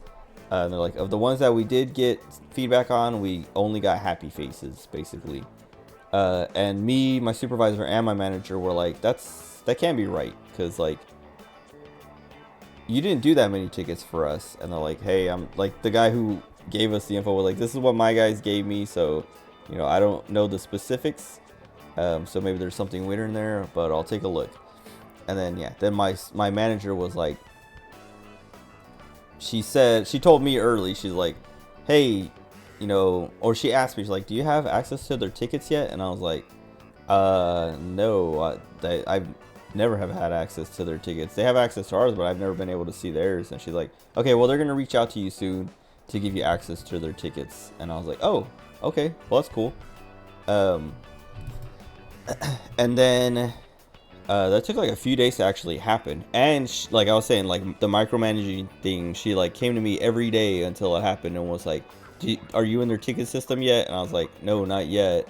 They haven't given it to me yet. I talked to the guy, and he said, you know, he's going to talk to his guys to figure out how that's going to work and blah, blah, blah. And she's like, well, you know, get on them and make sure you get into their ticket system. And I'm like, okay, sure, whatever. But I can't make them work any faster. And so then, yeah, then she kept harassing me, and so I kept harassing them to be like, hey, bro, she keeps harassing me to get into your tickets. Like, can I get into your ticketing system? But anyway, they got me into their ticketing system, and one of the things she wanted me to do was like go through and see what tickets they actually did for us. Like how many tickets they actually have for us, and which ones did they actually do versus which ones did I do, and they're trying to take credit for. And I went through all 70 something tickets, and I like labeled the ones that I did as mine and the ones that they did as theirs. And I like out of the 70, it was like 74 tickets.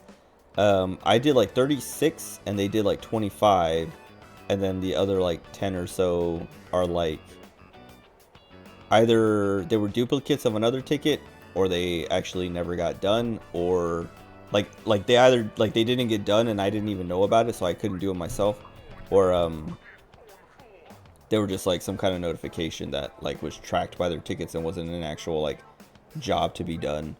But anyway, like I got all those numbers for her and told her, and she's like, wow, that's like more than we thought. Like I was doing more than we thought I was doing from their side anyway. Like she's like, I know you're doing a lot of the tickets that they get or track, but like you having like, you know, it being like a 60, like, let me do the math, hold on, because she said like 60 something %. I don't know if she actually had the right number, but let's see, 36 out of 51, that's like 70%, bro. But like, yeah, she's like, you know, the amount you're doing is way more than we thought you were doing. Like we thought you were doing a bunch of them already, but you're doing more than half. And I was like, yep. But anyway, one of the tickets was that alert for that lady's hard drive failing. And they actually had 4 of them for that one. And like because they got it the first day and they sent it to me, and they're like, hey, you know, it says her hard drive has entered a failed state, so you need to change the hard drive as soon as possible. And they're like, usually what we do is we clone it and then swap the hard drive to the cloned hard drive. And they're like, and we can order one for you if you need it, and then we'll have it shipped over to you. But basically they were like, it's your job, you're gonna have to do it. And I was like, okay. And then I like tried to give her a call and she didn't answer. Send her an email, she didn't respond. And then the next day they sent me another one saying like, hey, her hard drive has entered a failed state. Usually we clone the hard drive and then swap it. We can order you one if you need it. And then I was like, I called her again and she answered, and I was like, hey, I gotta swap the hard drive out in your laptop, so you know, whenever you have a chance, can you bring it by? And you know, whatever I talked about earlier, we settled on after work, like at the end of the day she would drop it off and I would deal with it, and then, you know, have it ready for her the next day. So I used CloneZilla the first time. I cloned her hard drive to the new hard drive, and then I cloned it, and then I was like, all right, in the morning I'll swap them. And then in the morning I swapped them, but it wouldn't boot from the new hard drive, and I was like, what the heck? And I was like, that's so annoying. And I was like, whatever, I'm gonna put the old one back in, give her laptop so she can work, and then like I give her laptop back and was like, can you bring it by at the end of the day again so I can like try again, because like for some reason it cloned but it wouldn't boot, because like I tested it the afternoon before. Like I cloned them, but I left it plugged in, and when I like I restarted it, like I shut it down, turned it on, went to the boot menu and booted from the new hard drive, and it booted fine, and I was like, okay, it's fine. Like I logged in and everything looked good, and then I was like, okay, now all I have to do is swap them tomorrow morning. And then I swapped them, and then it wouldn't boot, and I was like, what the heck? And then like I don't know, like I looked into it some, and the hard drive, the original one was encrypted with like BitLocker or something, and so like it cloned it, and like that can cause issues where like if you clone an encrypted hard drive, like what I read was that sometimes it works, like you can boot the new hard drive fine, but sometimes the encryption screws it up. And I was like, well, let me just do that again then. You know, like let me decrypt it. Like I just have to clone it again, but like let me decrypt and then clone it, and then I can encrypt it afterwards. And so the next day, which was Thursday afternoon, she brought me her laptop, and then I started the decrypting process, which I should have done earlier in the day because you can decrypt in the background so that I wouldn't have to sit there and wait, like, you know, stay after work for that long, because it took like half an hour to fully decrypt, which was faster than I thought, because everything I read was that it could take hours. Even like when you click decrypt or whatever, it says this can take a long time. And I was like, whatever, I'll like sit here for a little bit and see like how long it's actually going to take, like watch it go and kind of judge based on how much, like sit here for like 15 minutes, see where it's at, and then kind of like do the math of like, okay, it's going to take this long. But like 15 minutes later, it was like halfway done. I was like, I'll just hang out for the rest of it. And I finished decrypting, and then I was trying to clone it again with Clonezilla, but Clonezilla wouldn't boot anymore. Like I had it on a USB, excuse me, and it wouldn't boot from that USB anymore. And so I was like, okay, let me like what do you call it? Like format it and then put Clonezilla on there again and try again. And then it wouldn't work. And like I did like four times, and it wouldn't work. And I was like, okay, let me use something different then. And then I went and used Macrium Reflect, which used to be free, or like used to have a free version, but now it's all paid, but it does have a 30-day free trial. So I got the 30-day free trial, and then put it on there, put it in, clone the drive using that, and then I left it like that. I cloned them, and I was like, okay, it's ready. Tomorrow morning I'll come in early and swap them. And then I got in. I didn't get in early. I got in at like 8:02 or something. But she doesn't get in. She was like, if you get in at 8, you'll be here before I am. And on Wednesday or Thursday morning when she came in at like 8:45, because I got in at 8:50 finally, like after dealing with my car stuff and getting to work. It was like 8:50. And I like got into my office and like logged in, clocked in, and like got her laptop all prepared to like give back to her, because I was like, oh no, I tried swapping the hard drives and all that, and then like it wasn't, like it didn't work, and I was like, okay, whatever, it's already almost 9 o'clock. If she's not here already, she's gonna be here soon, and I need to have this ready for her so she can work. And then she came by as I was like screwing in the last screws to like, you know, close it up. And then I was like, oh hey, I have your laptop ready. It doesn't have the new hard drive, so I'll need it again today. And I was like, I hope I wasn't holding you for too long. She's like, no, don't worry about it. She's like, I just got here like 10 minutes ago, and I was like, you know, making breakfast and whatever. And I was like, okay, well, it's ready, but it still has the old hard drive, so I'll need it again today. And then she's like, okay. And then, then whatever. Then she gave it to me, did the Macrium Reflect clone, and it worked. Well, it cloned, and I was like, okay, tomorrow morning, I'll swap them and see if that works. And then, yeah, Friday morning, yesterday morning, or Friday morning, because it's now Sunday, I guess.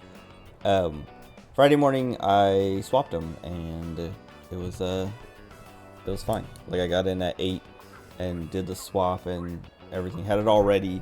And then she came to my office, and I had it ready for her.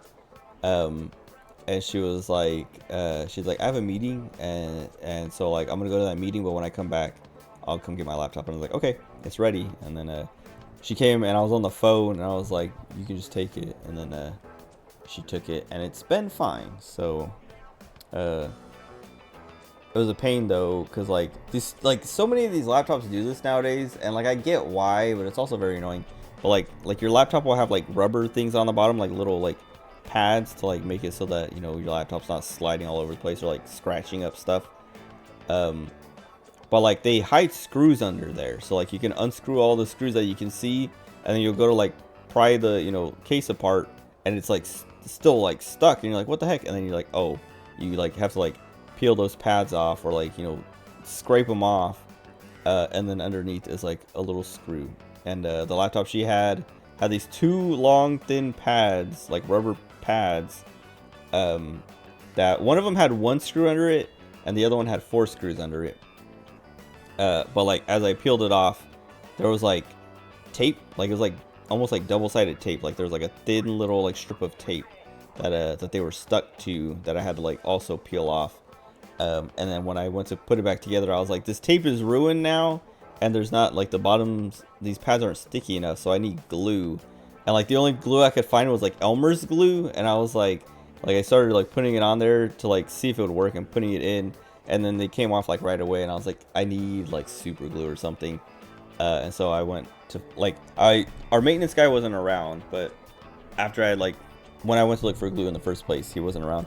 But after I tried that, I went to put the glue stick back, and he was at his desk, and so I put the glue stick back, and when I came back, I was like, hey, do you have super glue or any other like a glue that I was like, do you have a super glue or any other kind of glue? And he's like, well, like, what do you need? And I was like, anything that's not like Elmer's glue. And he was like, and he started like digging around his drawers, and he found a tube of super glue, and he's like, here you go. And then I used that, and like I stuck it, you know, I put the pads back, and they fit, and they stuck perfectly, and they wouldn't come off, and I was like, this is perfect. And I was like, if someone needs to replace the hard drive again, they can deal with this, you know, in however many years or whatever. Like, it's not my problem at that point. And she should probably just get a new laptop at that point, because her laptop's already 2 years old.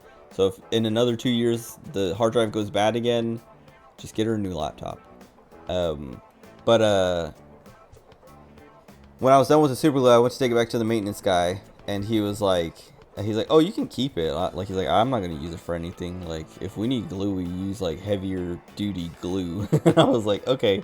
And he's like, also, do you want this one? And he like pulled out an Elmer's, the same like kind of stick of glue that I was using before. He's like, do you want this one? And I was like, no, I already used that one. He's like, well, I'm not gonna use it. And I was like, oh, I'll take it then, I guess. And I just like threw it in the drawer with the super glue.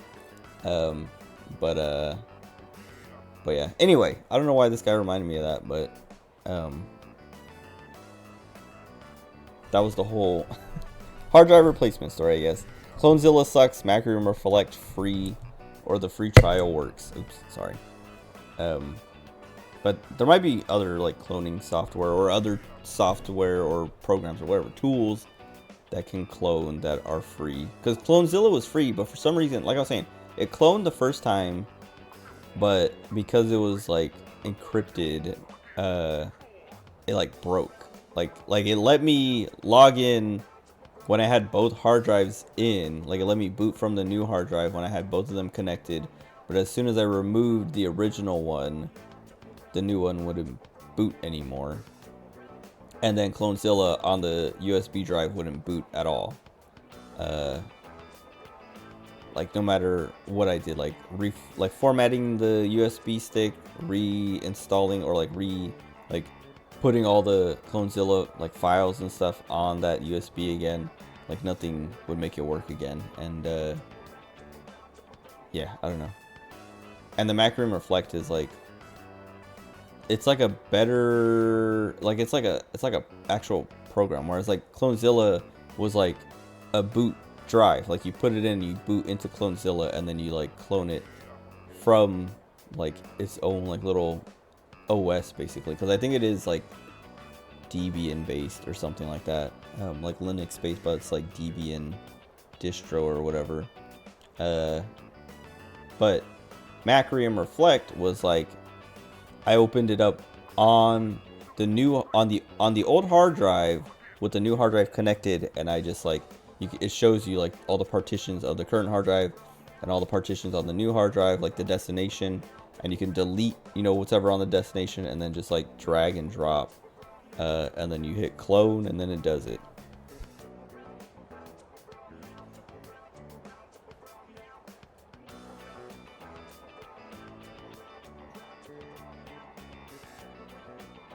Excuse me, I gotta get more water. So I had to get a different GPU instead of the RTX A2000, RTX 4060. Cheaper, but it performs better. Even if I decide to build a PC in a year or two, the GPU will be good enough to put in that build. That's a good idea. I don't know. I feel like because the A2000, we have the A2000s in our. I know I put an A2000 in something recently. It's either like it comes with the laptops we're deploying, or someone's PC I built recently in the last few months at work has an A2000. And I was like, this is like a good graphics card, but like it's not a gaming graphics card. But it's like smaller. Like it has like a smaller profile or whatever. But like a 4060 is a gaming card. And it's newer, right? Because like the A2000, or maybe they make the A2000 like they keep, you know, making them, so like there are newer versions of it. But I remember when I was like looking at it, like all the stuff I was finding about it was like, I don't know, at least a year or two old, and I was like, oh, this thing's been out for a while and I never heard of it. Or maybe I heard of it but just like completely disregarded it because I was like, oh, it's like a work graphics card, like it's made for like, what do you call it, work, I guess. I feel like there's a term for it, but whatever. Anyway, I'm waiting on the next. I don't know. I just got this 3080 Ti. I've only had it for like a year. Did I get it? I got it last Christmas, right? Yeah. So I've had it for a little over a year. And it's been good. But like, I'm like, oh, maybe I get something in the next generation. But part of me is like, I've only had this thing for a little over a year, and I don't want to get a new one already. So I think I might wait another generation before I get a new card. Anyway, I'll be right back. I'm going to get more water, and I'm going to grab some little chocolate cracker thingies. I don't know. I'll be right back.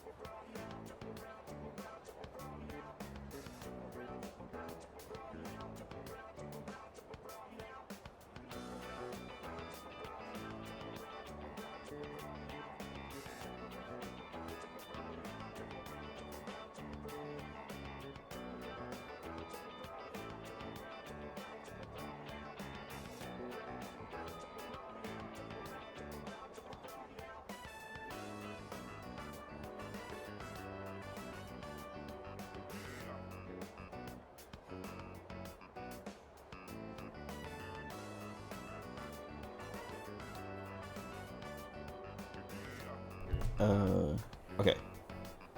Need to get the money for that card though. Place I was going to get a job, I just laid a bunch of people off. Oh. So I'm a bit nervous about even applying there. Best pay in my town will be a direct hire, not started as a temp.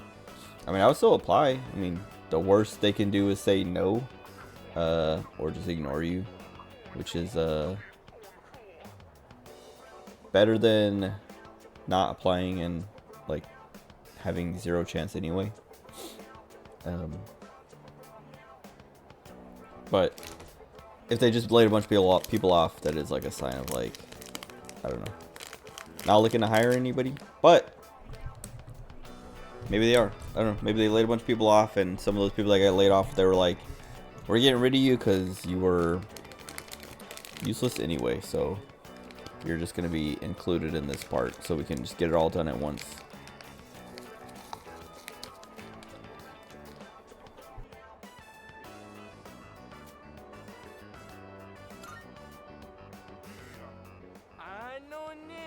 グルメキングよ僕。その他大勢の胃袋と一緒にしちゃ嫌よ。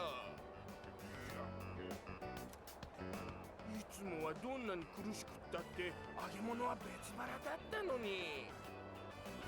I should have asked him if he was sick. 僕ってば今グルメキングらしからぬお下品な単語をチミまだ食べてる途中なのにお便器ってまた言ってしまったごめんして If I do get in though, I'll stop losing weight hopefully. I lost 20 pounds over 2 weeks from eating only rice. Jeez. Yeah, hopefully. Man.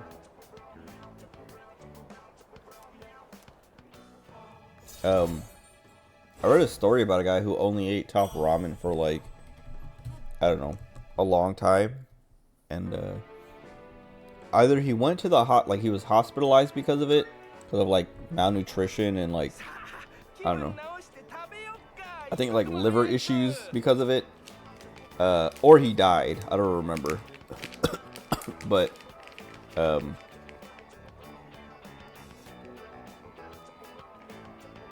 yeah, I don't know. You should eat. You should be able to eat normal food or more than just rice.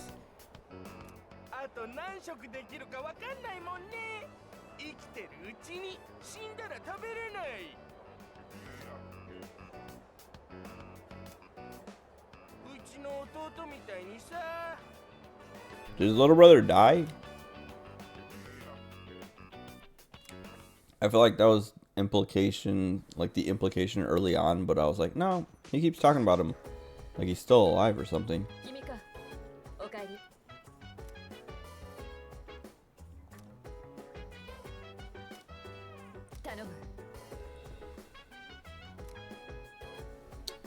Any urgent affairs need to be finished by the end of today.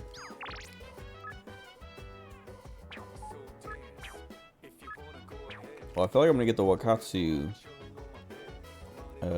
set today. Oh, but I can't afford it.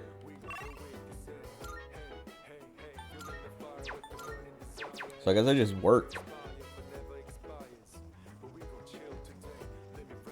I mean, I could probably go sell something to be able to afford it.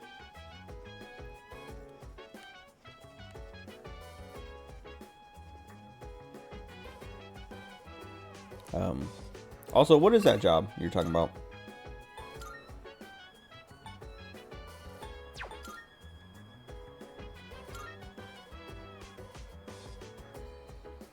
Because I didn't even ask. I was like, in my brain, I was just like, my brain was just assuming it was like IT.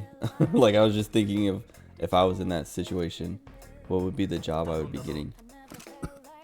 It could be anything. Oh wait, why? I never equipped that on anybody.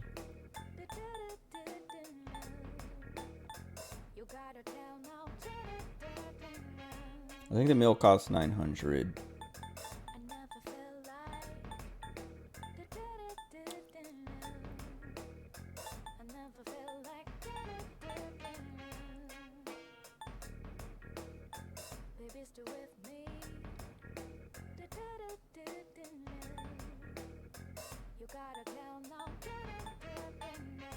Why is this one worth more? Restores 50 HP to one ally. Restores 50 HP to one ally. But this one's worth 50 more yen. 50 yen more.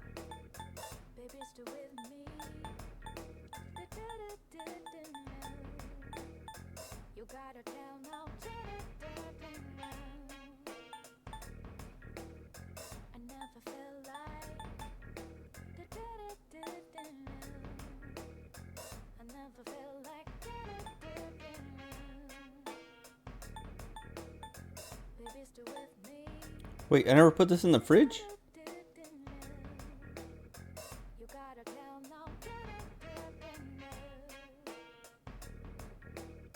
Is the 16th the next day I can put it in the fridge?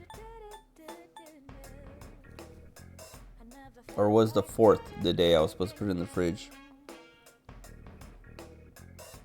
Ugh, I think the 16th is the next day, but I think I was supposed to put it in on that other day.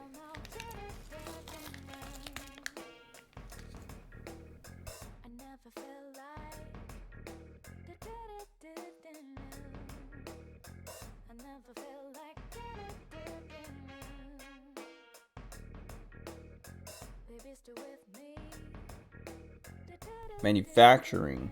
Just shoot screws. Qualified more so than people who got in with only a GED, have a high school diploma.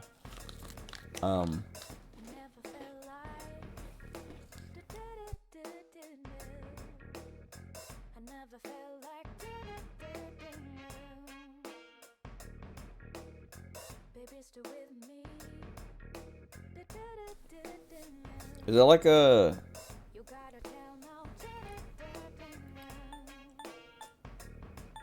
It's like a big factory?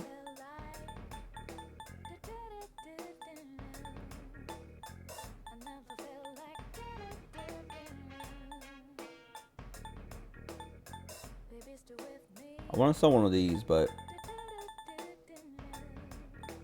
like I should sell something that costs this thing. 'Cause I don't think I'll ever use one of these. What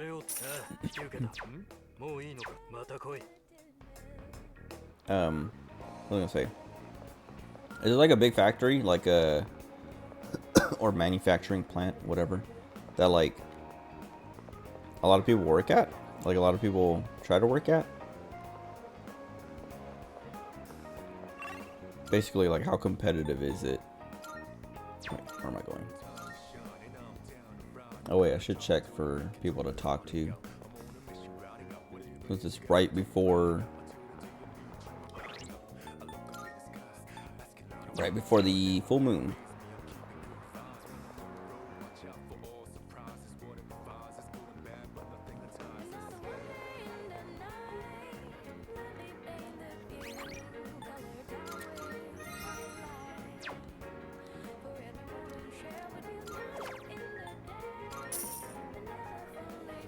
I have $1.30.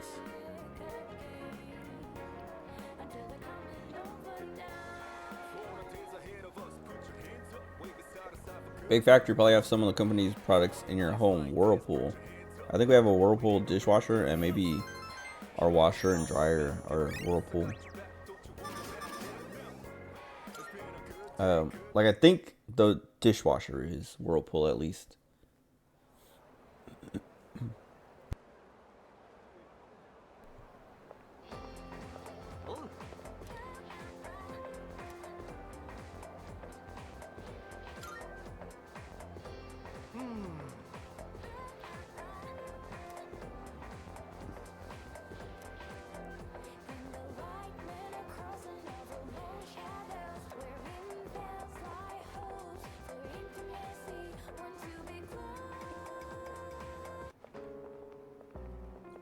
It's the Gyaru girl. どうしてここに？君らと同じさ。先生、事情を伺いに参りました。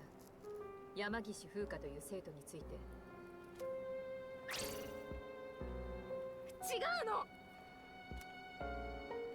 うのよ。 Oh, こんなことになるなんて。 this girl shaking reminds me of my manager. I was saying like early in the stream that like me telling her like, hey, I'm leaving and it's your fault, like kind of broke her. Like kind of like made her realize like she's been a problem. Because like everyone is like I was saying, like everyone has noticed a change in her attitude and stuff like that. And like I was saying, I don't know how much of that is like legit or like going to actually like stay, like be a real change, or how much of it is just a reaction to me, you know, saying I'm leaving. But she's been like my supervisor was like, I've never seen her like this. Like you have her like what's the word she used? I don't know, she used like a specific word, but like you have her basically like freaking out. Like I've never seen her, you know, in this state before. Like I've seen her stressed out and all this before, but never like this. I was like, yeah, I've never seen her like this either. And then like I talked to her later that day, and as she was like, we were talking, like, you know, she's like asking like, what do we need to change? Like how do we fix this? You know, not like necessarily keeping me, but like fix, you know, the way we are dealing with our IT department and stuff like that. And like everything, like as I was talking to her, like she was shaking like the whole time. Like her hands were shaking. She was like shaking her legs, like all that. And I was like, dude, I feel bad. like I didn't mean it to be like this insane. But when I was talking to the COO, he was like, yeah, no, I have her like, I have her doing a lot of, you know, financial things, because she's the CFO. And so he's like, if I can, I want to get this off of her plate. And I was like, yeah, because like she seems like she's shaking. She's literally like, she is overwhelmed. But I don't feel that bad for her, because like this is her fault. And if she wasn't like, I don't know, making everyone else feel bad, it wouldn't come to something like this where people start leaving and then she has to like, you know, figure out what to do after that. But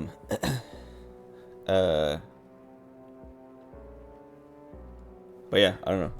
Oh, well, yeah, that kind of like reminds me. I was gonna say, like, I think she's feeling like overwhelmed and like stressed out because of it, but like almost like it's too much work for her. But the thing is, that's what she's been not going around telling everyone, but like if someone, you know, asks her, or like I was finding out that she was telling people immediately after I told her, you know, I'm leaving because of you, basically, like you're micromanaging and pressuring me and blah blah blah, all this stuff. Like I'm not cool with that, and I'm leaving because of that. When people asked her, like, because the IT director, wannabe IT guy, called her when he found out, because I CC'd him on that email, my resignation email. He called our HR director and my manager and talked to them both, and was like, you know, like accusing my manager. Like he didn't even know why, but he knew why. Like he called her immediately because he's like, I know it's your fault. I know it's because you keep, you know, harassing him, basically. And she was trying to tell him, like, he called me and he was like, yeah, I had, you know, I've been making some phone calls and hanging up on some people, and I just want to hear it from you. Like, what's the problem? And I was like, my manager. And he's like, I knew it. I was talking to her earlier. She was trying to tell me that, you know, she was just like, you just couldn't handle the workload, or she was giving you too much work and you were leaving because of that. I was like, no, the workload has never been a problem. And then my mom told me the same thing, that someone else had told her, that she talked to my, you know, someone talked to my manager and then told my mom later, and was like, or talked to my mom afterwards.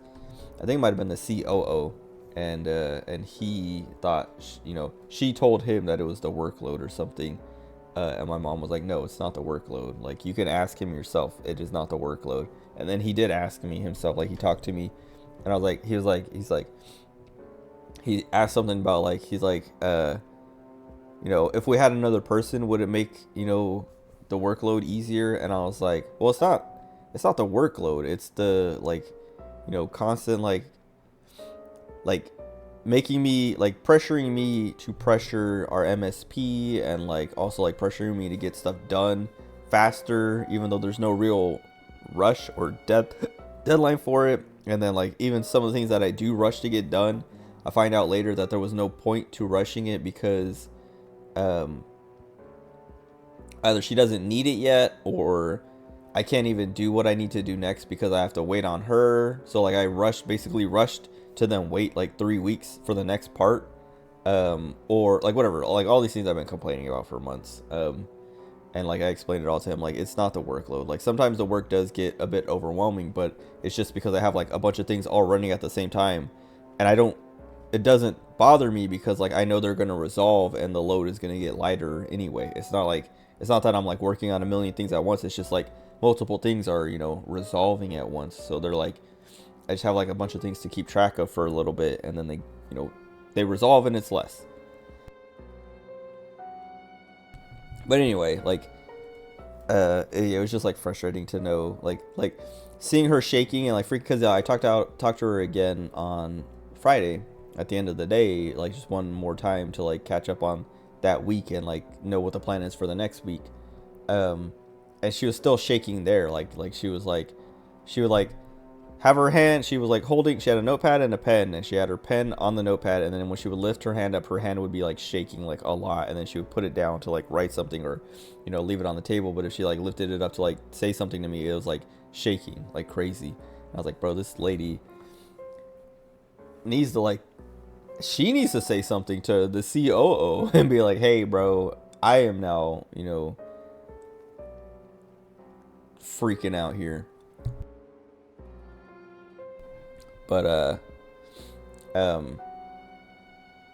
well, yeah, whatever. On Friday when I saw that, I didn't feel bad because I was like, I don't know. Like she's been going around telling like lying, basically telling everyone it's not her, it's the work, and that I can't handle the workload. And I've been telling everybody else like, no, it's her. It's her managing. Like the work is not the problem.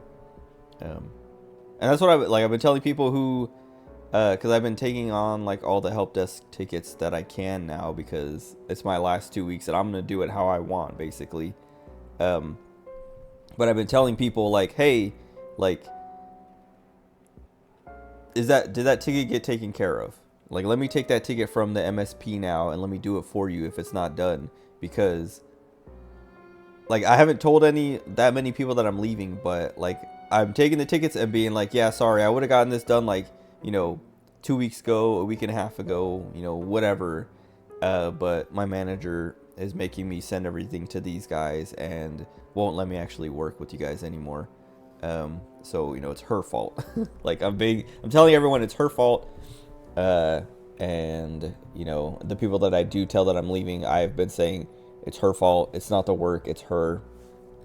Cause I don't, and that's part of why I was saying, I don't believe that the change is going to be real or permanent. It's just like her trying to make it seem like she's changing, so that I stay, or, you know, this is just her, like, you know, reaction to me leaving. And, you know, as soon as she gets over it, it's going to go back to the way things were. Cause the other thing is like, she's been asking, you know, other people like, am I micromanaging you? Am I like, how is my management? How am I doing? And some people have been, my mom was saying, like, she was talking to some people, or hearing from people that like, they're saying, you know, oh yeah, no, you're fine, you know, blah, blah, blah. But it's like, what are they supposed to say? And she's like, what are you supposed to say when your manager comes to you and you have no idea the stuff is going on, and she just, you know, asks you out of the blue, how am I doing? How do you, you know, how am I managing you? Or, you know, how is it to work with me? Like, people aren't just gonna be like, oh, well, you know, it sucks because this and that, or like, if they don't have a reason to tell you, it sucks. Like, if they don't know, you know, if you just come at them out of the blue, they're just gonna be like, oh, you know, it's fine. I like, what are you looking for? But like, the people who do know, like my supervisor and like the lady who works like right outside my office and like the HR director, you know, these people have been telling her like, hey, you gotta like, Rigo's right. You gotta like ease up on me, like back off, like let me do my job. You know, it's not, nothing is that urgent. You know, this and that, blah blah blah blah blah. And so like the people who know, like, and that's what like I was saying at the beginning is like been frustrating. It's like all these people have been dealing with her for like a year now. It'll be a year next month, and like no one has said anything or pushed back at all, except for like my mom. But my mom isn't like, my mom doesn't work for her. You know, my mom is like just, they're like equals basically. But then like I'm an underling and I'm the one who's like saying like, hey, you suck, I'm leaving. And now everyone is like, hey, yeah, you suck, you know, leave me alone too. And it's like, good for you guys, but also like, man, if you guys would have said something sooner or you know, like, because like that was one of the things my supervisor was like, she was like, I'm shocked, like, you know, I wish you would have said something sooner or said something to me. And I was like, in my head, I'm like there, if I would have said something to you, all you would have done is said, go tell her. Like there's no reason for me to talk to you about it because you're just gonna tell me to, because she's kind of lazy and she's also like afraid of my manager. Like I was saying, like if I would have told my supervisor about all these problems that I was having and that I was thinking of quitting, all that would have happened would have been, she would just said, well, you should talk to her about it, because she's gonna be too afraid to talk to her about it. But whatever, anyway, it's all just like, it's annoying that like, you know, now that it's happening and I'm leaving, everyone is like, I got your back and I agree. And you know, and it's like, yeah, but only because I'm, you know, sacrificing myself for it basically. Anyway, apparently they'll help you get a higher education too. If I work here, I'm saving all my vacation days, using them all at once if they let me. Even if I can get a week off in the spring, that would be nice. Obviously this would be after I had worked there for a bit, saved up enough for what I want to do. Sometimes I have down weeks too, so maybe I'll get lucky when I do schedule it in advance. I've never worked in like a factory like that or anything, so I don't really know how that kind of stuff works. But I feel like if you work at a company like I work at now, as long as you have the time and you give them enough like notice, you can take as much time as you want basically. Cause like, at least in the company that I work with now, but it's like a pretty, I don't know, I feel like everything I hear about it is it's a pretty unique environment. But like, people take time off all the time, even if they don't have the time. Like, they're not going to get paid for the time they're taking off that isn't like paid vacation time. But people just like are like, I need to take, you know, a week off or 2 weeks. Like our HR director, she's been taking like all kinds of time off, and then she just took like another week off last week to get a facelift. And like when I saw her afterwards, or I think it was like, maybe it was 2 weeks, maybe she was like a week for the facelift and then a week of recovery or something. But she was still like working a little bit over it, just like so that like, you know, nothing got done. You know, some things got done basically. But when I talked to her after she came back, I was like, I almost didn't recognize her, and I was like, bro, what the heck?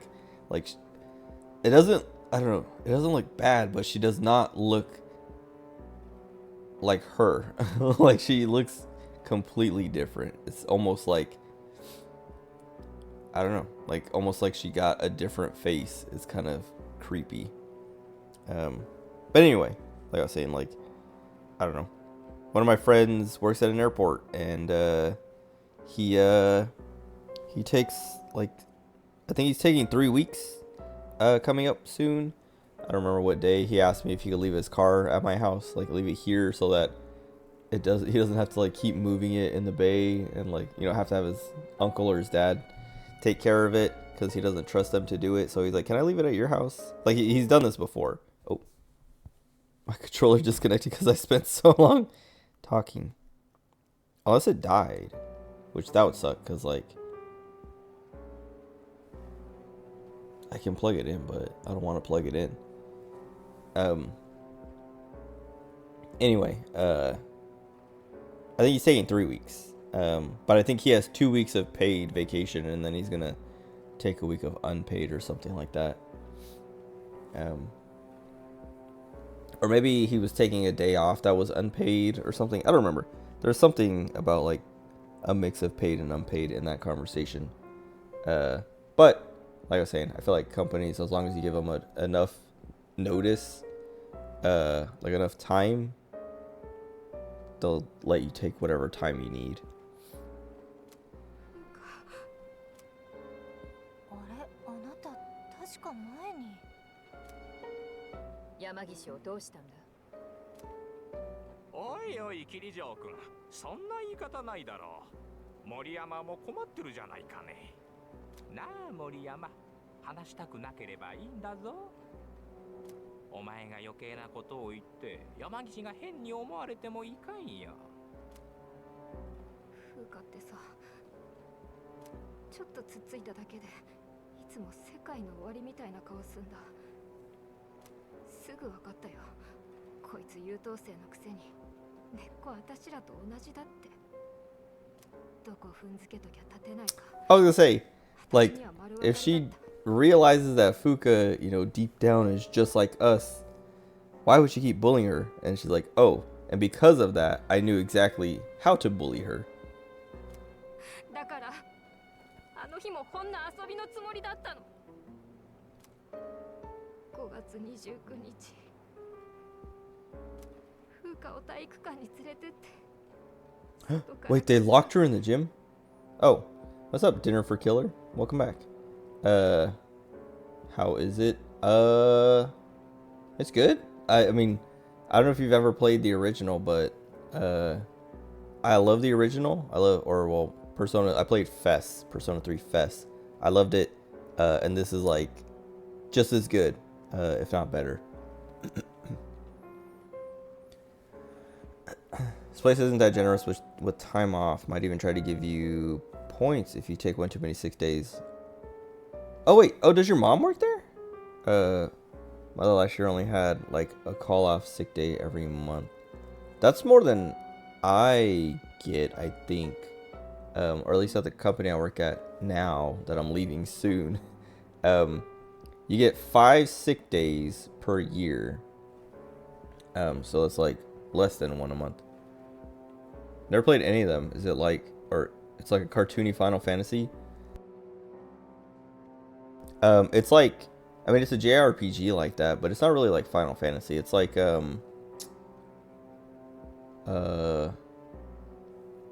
don't know. It's like Persona. I'm trying to think of what to compare it to.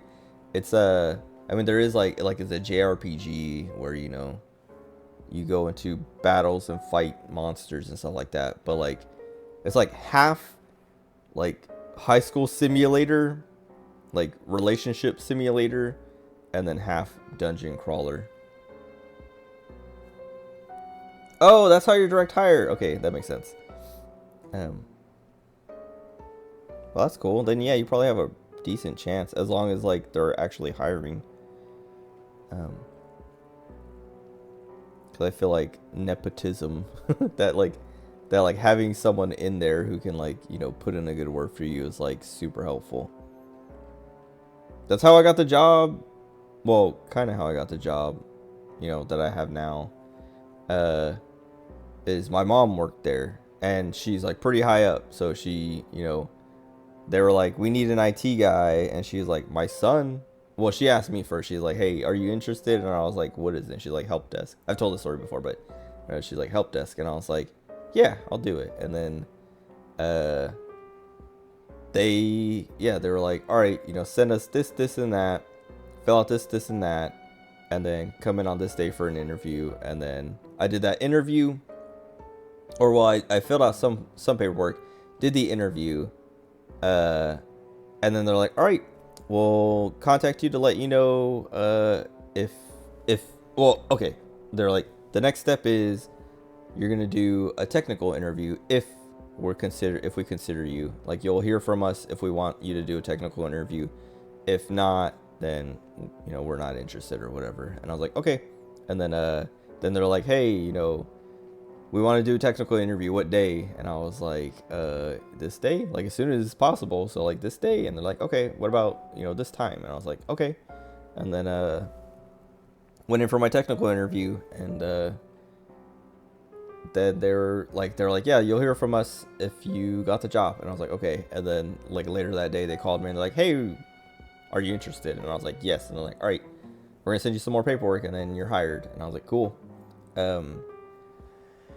But the first interview was with my current manager, the CFO, and the IT director, wannabe IT guy. Who, that's like a funny thing. So like I was saying, I call him the wannabe IT guy all the time. He's our IT director or whatever. I'm not sure if he actually is that anymore, because even like talking over the last few days, like talking to different people, my manager, like, because like I was saying, like when I said I was leaving, my manager was like, no, like what if we change it and, you know, someone else is in charge? And I was like, well, the thing is, like, I can't think of anyone who would be in charge that I would be like okay working under, or you know, like would want to work under. And she's like, well, what about, you know, the IT director? And I was like, that would be worse in different ways, because he's like not very technical, and like, you know, all the work comes back to me anyway. Like he calls me to ask what we should do, or ask what, you know, ask for my input, and basically just goes with whatever I say. So like if he was in charge of me, all the work would just be him being like, what do we do, or what do I do about this, or, you know, blah blah blah, and it would basically be me doing the work and then him taking the credit for it, which is what he does already. And then the COO asked me the same question on like Wednesday or Tuesday. But he was like, what if we moved her away and put this guy in charge of you? And I was like, that would be worse in different ways. And he's like, why is that? And I was like, because he doesn't know anything IT. He's not technical at all. And like, it's frustrating to talk to him about anything IT related, because he has no clue. And the COO was like, well, I went on a little bit longer than that, like more details and stuff like that. But basically everything I said to my manager, and he's like, you're right. Like, I don't think it would be a good idea to put him in charge of you. I just want to see what you would say. And he's like, because I agree with everything you just said. And I was like, see, even the COO doesn't take this guy seriously, because he also went and said, he's like, you know, like, he knows what, he worked in the construction side for a little bit, so he knows what the construction guys need when it comes to hardware, like what kind of you know, what kind of software they're using, and what, you know, what they need to run those programs, like the CAD and, you know, other like other construction related programs and software and applications, whatever you want to call it. He's like, he knows what the requirements are for those kinds of things, but like he does not know anything else, and does not know how to run. Like, he's not, like, the reason we moved him away from the construction was because he like the guys under him were starting to like get tired of hearing him tell them what to do when he doesn't know what he's doing or what they're doing, basically. And I was like, okay, like, cool. I'm glad to hear it from you, because like the IT director thinks so much of himself. Like, he thinks he's like I was saying, I've always said he's always like, us IT guys, you know, and it's like, you're not IT, bro. Like, you don't know anything. Just because you bought some Dell laptops, like, doesn't make you IT. Just because your dad gave you $1 million to spend doesn't make you IT. Poser, for real, like 100%. Because that's the other thing, is like, he'd be like, us IT guys, and then I would, like, you know, he would call me asking for help on something, And then I would help him, and he's like, yeah, I don't really know Windows. I know I'm a Mac guy. I know all the Mac stuff. So like, if you have Mac problems, let me know. And then he called me about a million Mac problems, like a couple, like not like 2 weeks ago or like 3 weeks ago. Like he had like Mac issues back to back to back that he was calling me about. Or I asked him like, hey, your dad's iPad is having this issue. I don't know much about Macs, so, or like iOS devices.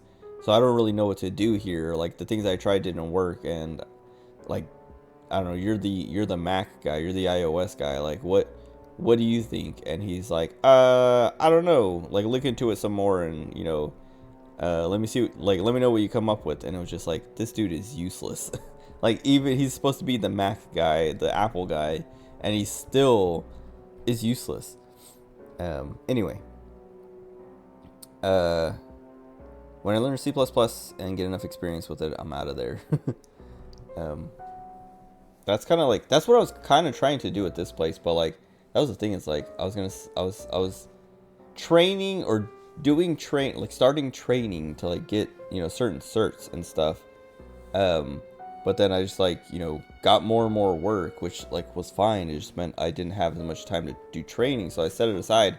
But that was still a thing that my manager was like harassing me about. She's like, how's your training going? Have you decided what you want to, you know, where you want to go or what you want to do? I'm like, no, I haven't really had time to do that because I've had all these other projects to do. Yeah, I was hoping to get some certs and then like go somewhere else, but like just like the stuff happening the last few weeks, basically since October, so last few months. Basically since we hired this MSP on, like it's just been chaos and frustrating, on top of my manager being a pain to deal with, and I just don't want to deal with it anymore. But well, no, I guess like the point was like that guy, or yeah, like the IT director, wannabe IT guy, kind of like everyone being like, you know, well, not everyone, but a couple people being like, well, what if he managed you? And I'm like, no. If he managed me, it would be just as bad, but in different ways. And it would be even more frustrating, I feel like, because like my manager already gets to claim credit for everything I do, but he would more directly, because like I know she claims credit for some of the things that I do, but I know she at least says like, you know, Rigo made this happen. You know, I made Rigo make this happen, basically. So she gets to claim credit that something happened because of her, but she does at least give me credit, like, you know, he did the work, so he made it happen, but, you know, I told him to make it happen. Whereas the other guy who would take her place, if you know, if I said, yeah, he would be better, he would just, like, take the credit. Because, like, that's what he's done before. Because, like, our COO, I've told this story before, our COO had issues with casting to his TV from his desktop. And whatever. Anyway, I'm not going to, like, retell the whole story, but, like, he had trouble casting to his TV. And the wannabe IT guy found out about it and then went to me and was like, how do we fix it? And I was like, I was just like, I don't know, dude. Can I get time in there to take a look at it myself? And he's like, no, we can't bother him, you know, blah, blah, blah. Just tell me what to do. And like, he literally said, just tell me what to do. And I was like, I don't know. Like, this is what I would try, this or that. And then he's like, okay. And then he's like, he made me repeat it so he could like write it down, because I was like, he didn't understand what I was saying. Like it was too technical for him, even though it wasn't technical at all. I think I was just like, yeah, just like, you know, open up the little like casting like window by pressing like Windows K or Windows, I don't remember what the other one. It's like Windows K and then there's another one. It's like Windows and something else, the Windows key, and it'll open up like a little thing in the bottom right that like lets you cast to devices. But I was like, just open up that and pick his TV. If his TV doesn't show up there, then you might need to like do this or do that, blah, blah, blah, blah, blah. And I was just like, try these things. Like I was like, that's what I would do if I had to guess and can't, like, because I can't put my hands on it. That's what I would do. as a guess, and then he made me repeat myself so he could like write it down because he couldn't keep up. And then he went and did that, and like it worked. And so then he called me and he was like, "Hey, good job, it worked. You know, the COO can cast to his TV now." And I was like, "Cool." And then later on, I was talking to my mom about something, and I think I was just like complaining about that. And she's like, "Oh, you did that?" And I was like, well, yeah. Like I told the IT director what to do, but yeah, I guess I did it." And he's like, "Okay, well, because the COO was talking to me earlier, and he was like, you know, so proud of the IT director for doing that." And I was like, "That was me." And he's like, "Oh, he has no idea." And she was like, "I'm gonna tell him that it was you who told him what to do." And I was like, "Yeah, because he didn't do it. He literally asked me and was like, I said like, can I get time in there to like figure it out, you know, like get my hands on the computer or the TV or whatever." And he was like adamant about not letting me go in there. He's like, no, he's too busy right now. You can't go in there. You can't bother him. And I was like, "Well, can I like schedule time for like lunch or something, like when he's, you know, not gonna be busy?" And he was just like, no, like you can't touch it, basically. And it's like, okay, well then this is what I would do if I can't see it. These are the things I would try or whatever. But yeah, and she's like, "Yeah, no, he took credit for that." And I was like, that's so annoying. And then I think she told him at some point, but I also told him at some point. I like came in there to like help him with something else, and I was like, "How's your TV?" And he's like, "Oh yeah, it's working. You know, I haven't really I don't cast to it that often, but the last time I did, it worked fine." I was like, "All right, cool." Because yeah, when I was telling the IT director, you know, to try these things, I wasn't sure if anything would work, because I wanted to get time to look at it myself, but he wouldn't let me. And he's like, "Oh, okay, yeah." And I was like, I told him. That was my work. Anyway, and that's basically why I don't want him above me, is because then everything I do, he's just going to be like, "Oh yeah, I did this, I did that, or I took care of that, you know, blah, blah, blah," even though I did it. Want to see if Acer had the OEM graphics driver for my onboard GPU, and all they have is VGA drivers. My computer doesn't even have VGA, but I installed it and it was just a driver repair. It did not resolve my problem at all. Like VGA, like the output.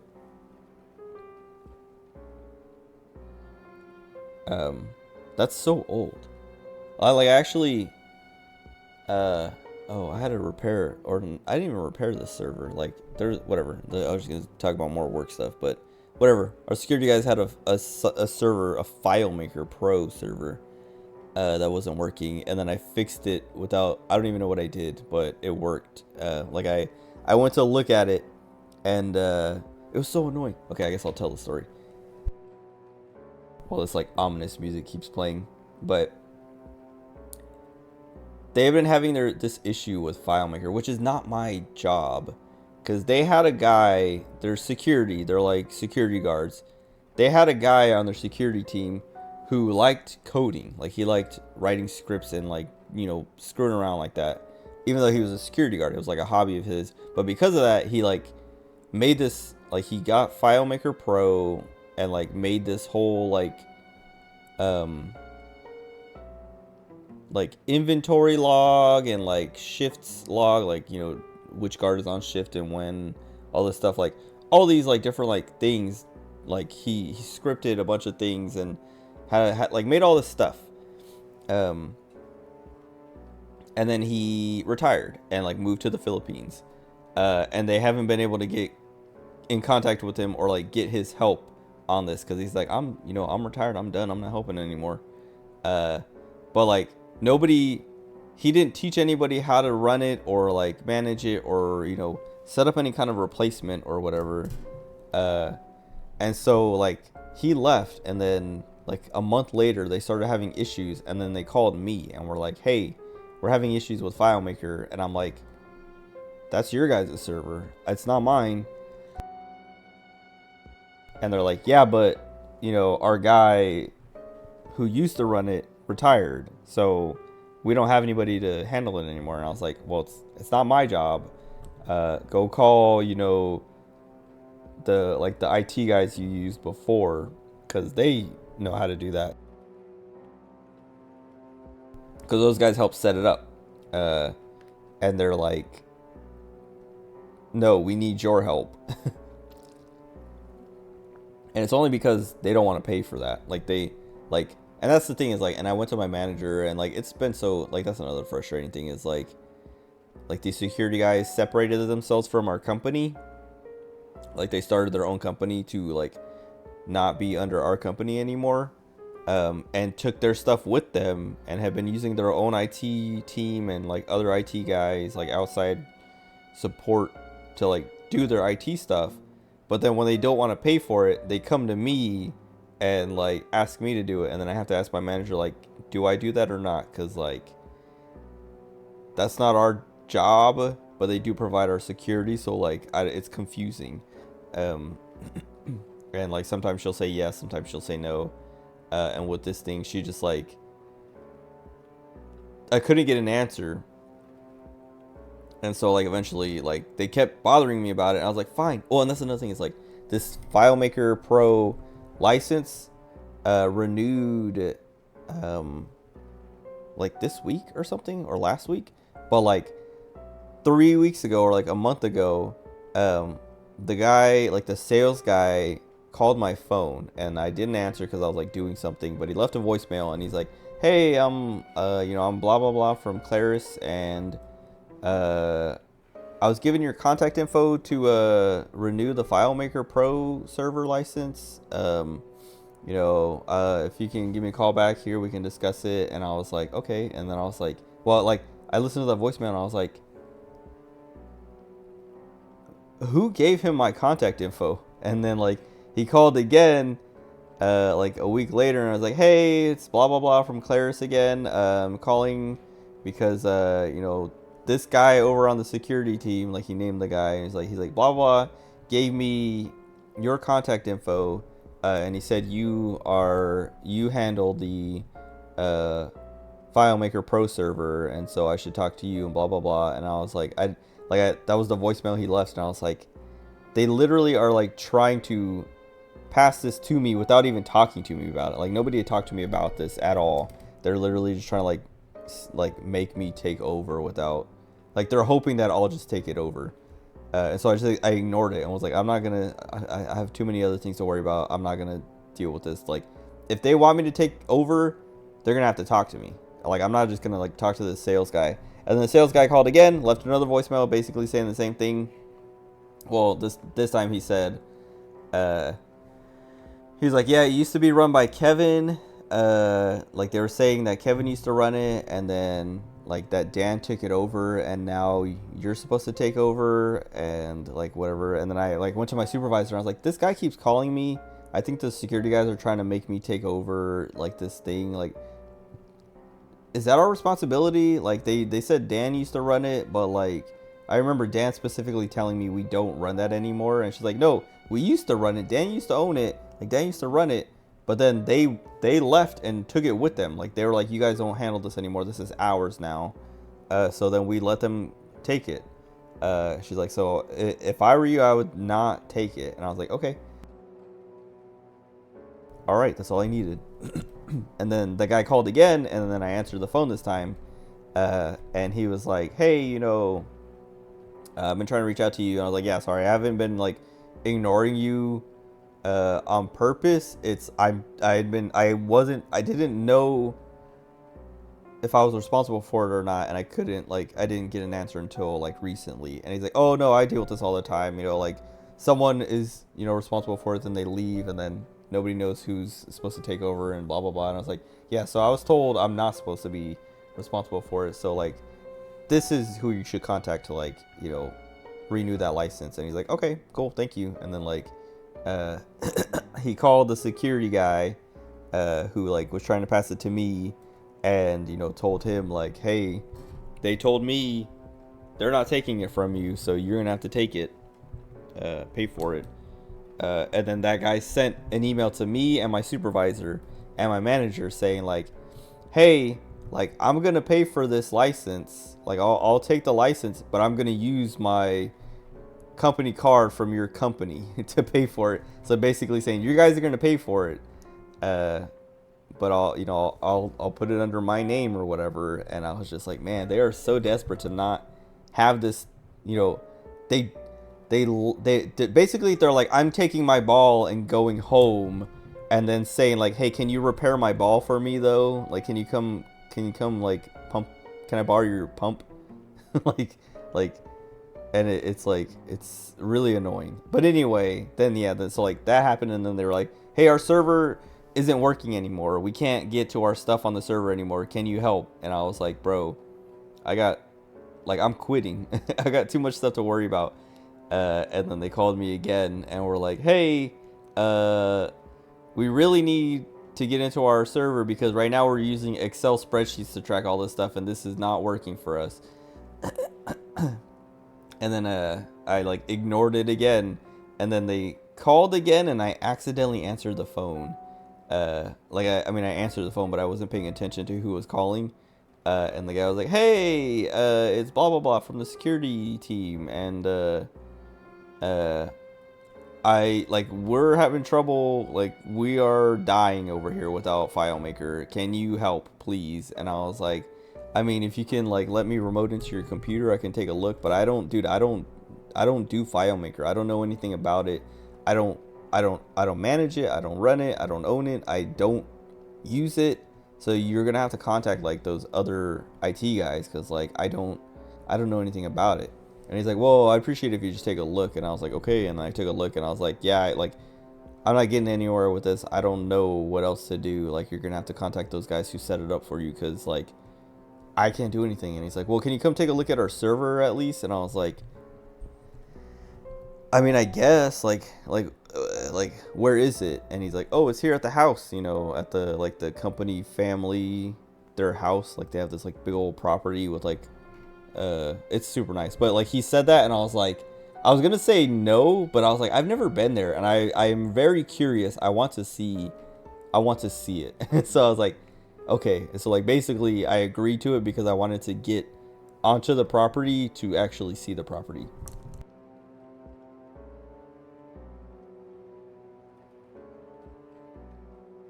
Because I was like, even if I don't figure it out, I'll at least get to say that I went there and got to see it before I left.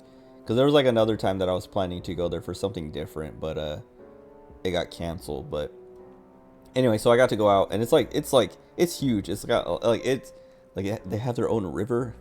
It's massive. And I went into the house, and then like they took me, or I went into one of the houses, because it's one of those big estates where there's like a house here, a house here, a house here, and like different people live in the different houses. But the security guy like took me into one of the houses and took me down to the server room, or to where the server is held, and it's like in the basement, and like next to all these like what do you call it? Like electrical panels, like breakers and stuff like that. And it was hot, and I was like, bro, this is not where you should be keeping this thing.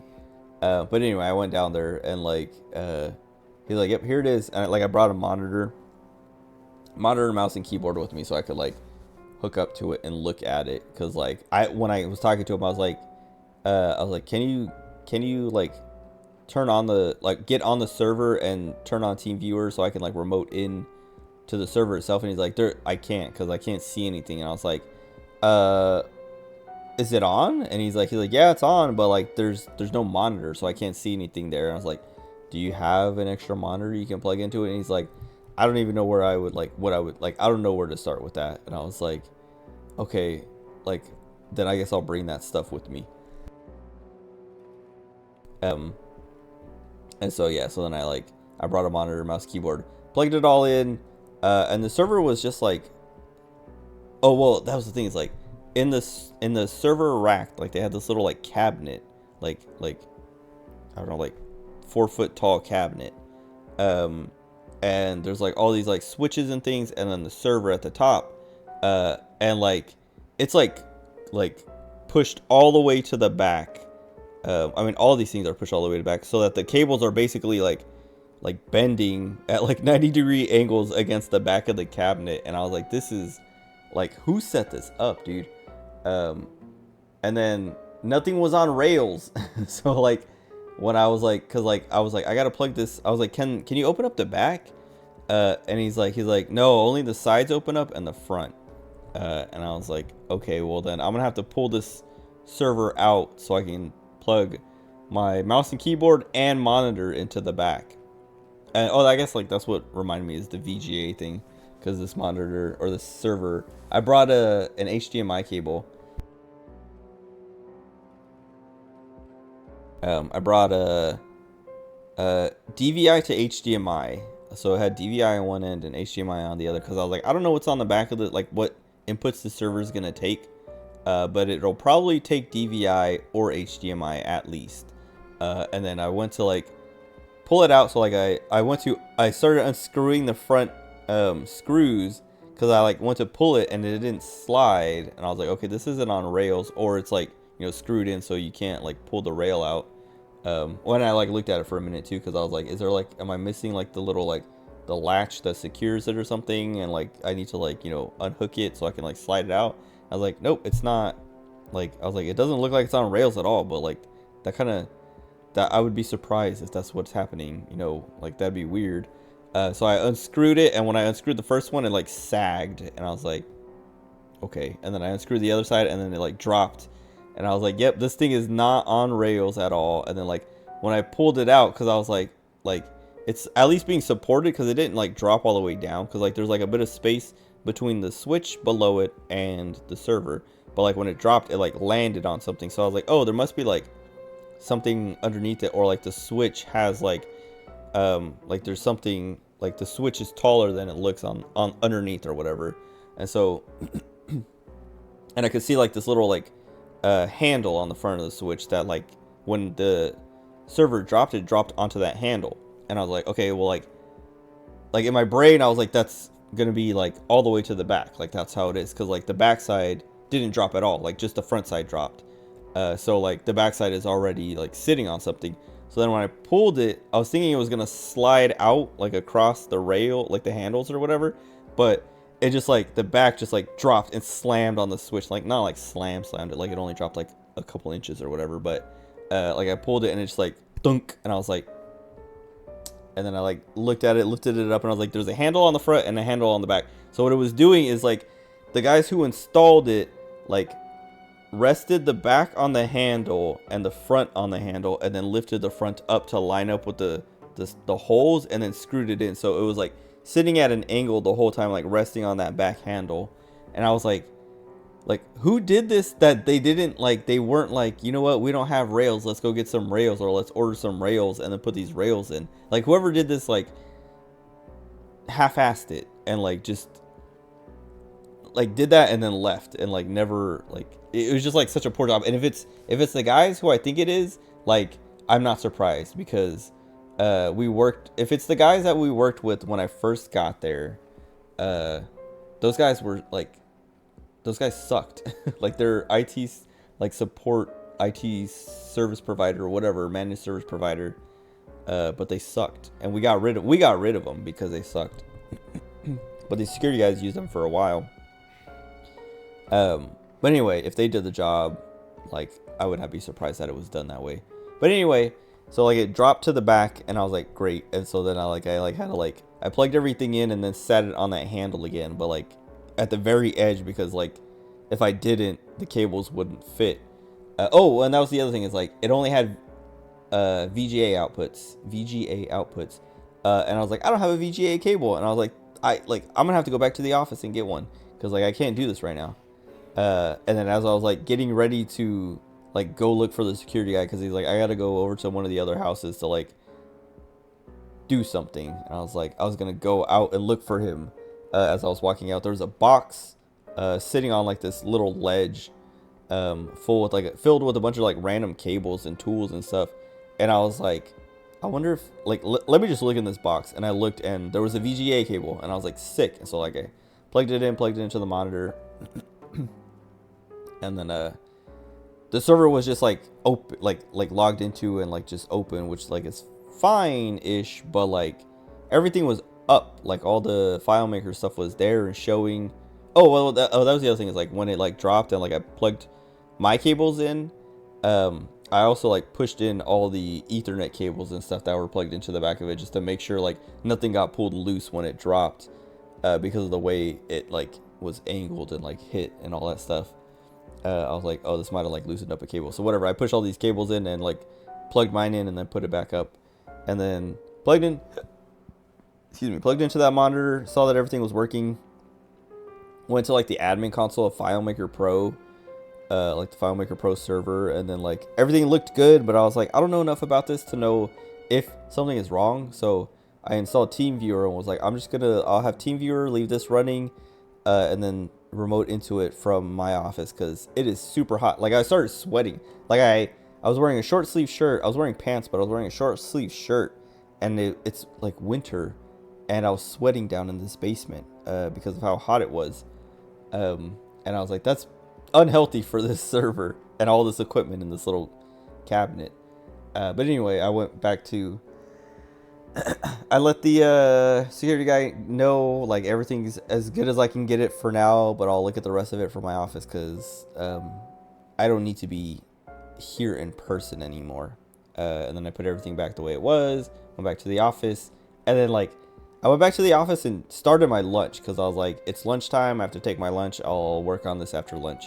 And then like 20 minutes into my lunch, the security guy called me and I didn't answer because I was like, I'm on lunch. I'm not going to answer my phone. And then he sent me an email after the phone call. Like I didn't answer. So then he sent me an email, and in the email he said, hey, everything's working again. And I was like, I didn't do anything but sick. And then he's like, everything's working again, but the guys in the SOC, can't open it at all now. It's not even giving them like, oh, you know, FileMaker needs maintenance or whatever thing. It just won't open at all. And I was like, okay. Like after I finished lunch, I called him and he's like, yeah, I can get to it. You know, Paul can get to it. This guy can get to it. That guy can get to it. But our SOC guys can't get to it. And I was like, okay, well, can you have them open up TeamViewer and then I'll remote in and take a look. And then I remoted in and repaired their installation of FileMaker, and then it worked. And then he's like, thanks, man. Like, he's like, what'd you do? And I was like, I don't know. Like, when I pulled it out, I pushed everything back in because I thought something might have got loosened, and then I put it back up there, and when I looked at it, everything looked fine, and I didn't even get a chance to do any like troubleshooting because I went to lunch as soon as I got back. And he's like, huh? And I was like, it might have been a loose cable. I don't know. And he's like, I mean, maybe. And I was like, yeah, like the only thing I really did was push those cables in. Other than that, I was just like looking at things. I didn't change anything. And he's like, well, whatever you did, it fixed it. And I was like, sweet. It's no longer my problem though. If it comes up again in the next from Tuesday to Friday, if they're like FileMaker, I'm gonna be like, sorry, bro. I'm leaving on Friday. I'm not touching your FileMaker server ever again. Anyway, all they had was VGA driver, someone debating on updating to the latest driver from Intel and running the repair and seeing if that resolves my issue. What is your issue? I might be able to help. I know it's been 20 minutes. I spent 20 minutes talking about unrelated stuff.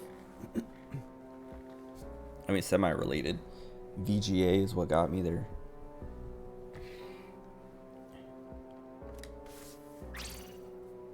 You get free service, free IT troubleshooting. That's messed up. 夜中になって自殺とかされるとまずいからってマキが一人で学校行ったんだ。でもマキ帰ってこなくて翌朝校門で倒れてるのが見つかったか。風花を出さなきゃって体育館行ったらまだ鍵がかかったまんまで、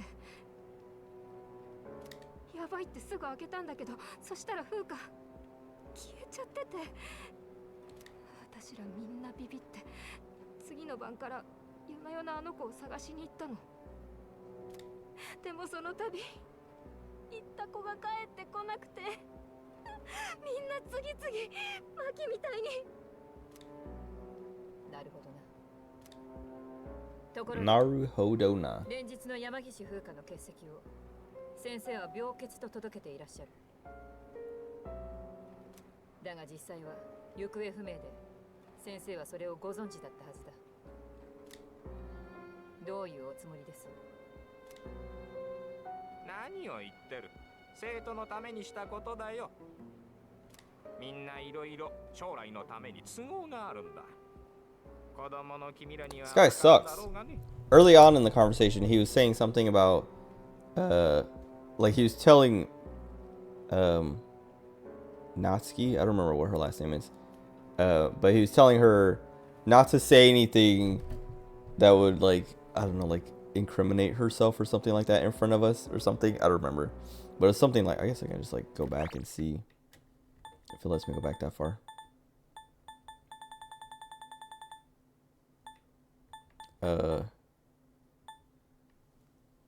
Oh yeah, this isn't an interrogation. Stop scaring her. You don't have to say anything if you don't want to. You wouldn't want to give her the wrong idea.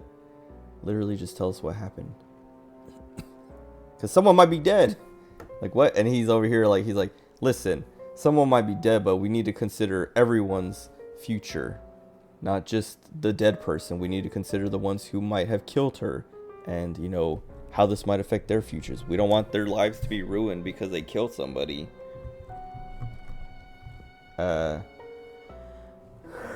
Issues Vulkan for emulation is not working, causing emulators to crash or not respond. Emulator told me to update my graphics driver.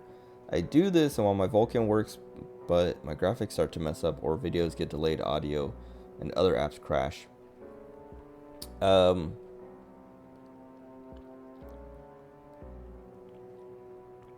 you have to use Vulkan? Like I know, like what's the other one? Is it just like DirectX or whatever? I don't remember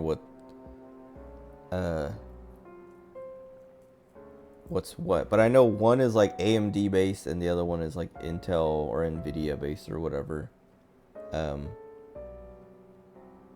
But you can use the other. You don't have to use like Vulkan for AMD cards. You can use, you know, DirectX or whatever. It might just not be as good, unless it's telling you have to use it or something. Or Vulkan is the better option because using the other ones does cause like other issues. Excuse me. Have you tried using older drivers? Because that might be a thing too. Because I was actually dealing with that like a week or two ago. Someone was I don't remember what it was, but something was happening where oh, what was it? Maybe it was for my brothers. There was something.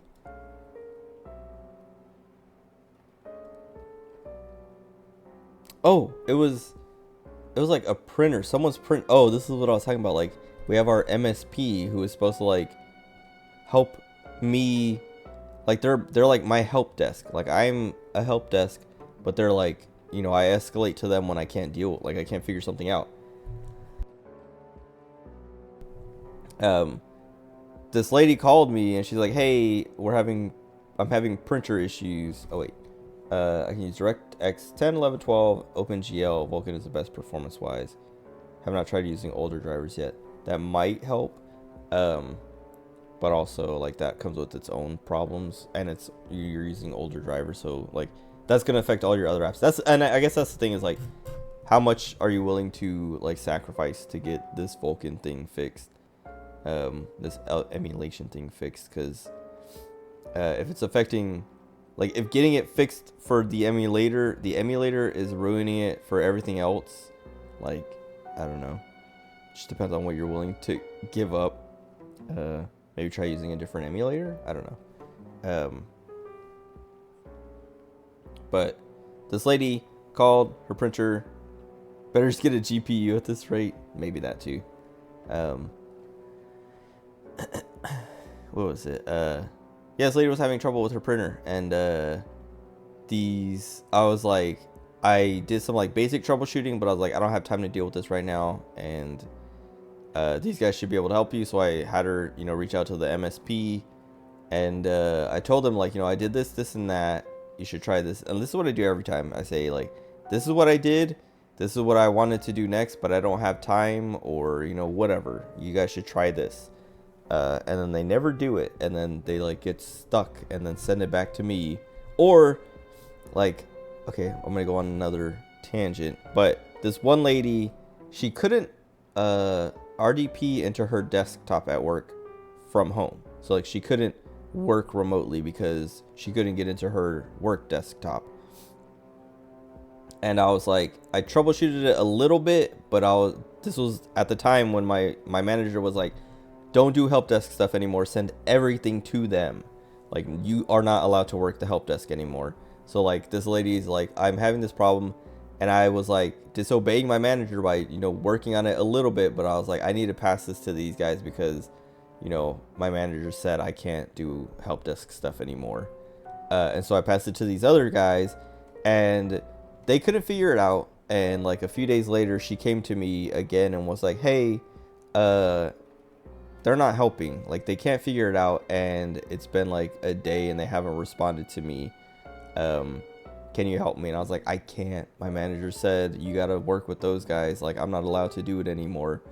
And she was just like seriously. And I'm like, if I would do it, I would help you if I wasn't gonna get in trouble with her.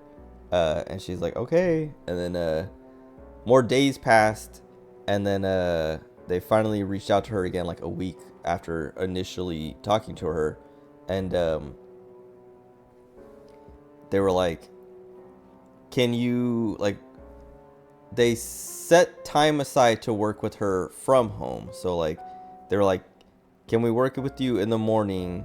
Like, can you work from home on a day or something, or at least for a little bit on a day, so we can try to troubleshoot it from your home, from a remote location. And they spent like 2 hours with her one morning, and she's like, I gotta get into the office, so like we're gonna have to like stop this for now, because they couldn't figure it out. And so, you know, she came into work and was like, hey, like, they called me this morning and we worked on it for like 2 hours at least, trying to get this thing fixed, and they still couldn't figure it out. But I had to tell them I have to get to the, like, I have to be at the office. Like, I can't work remote today. Like, this is all the time I can give them. And she's like, can you help? And I was like, tell my manager, you know, and if she says I can help, I'll help.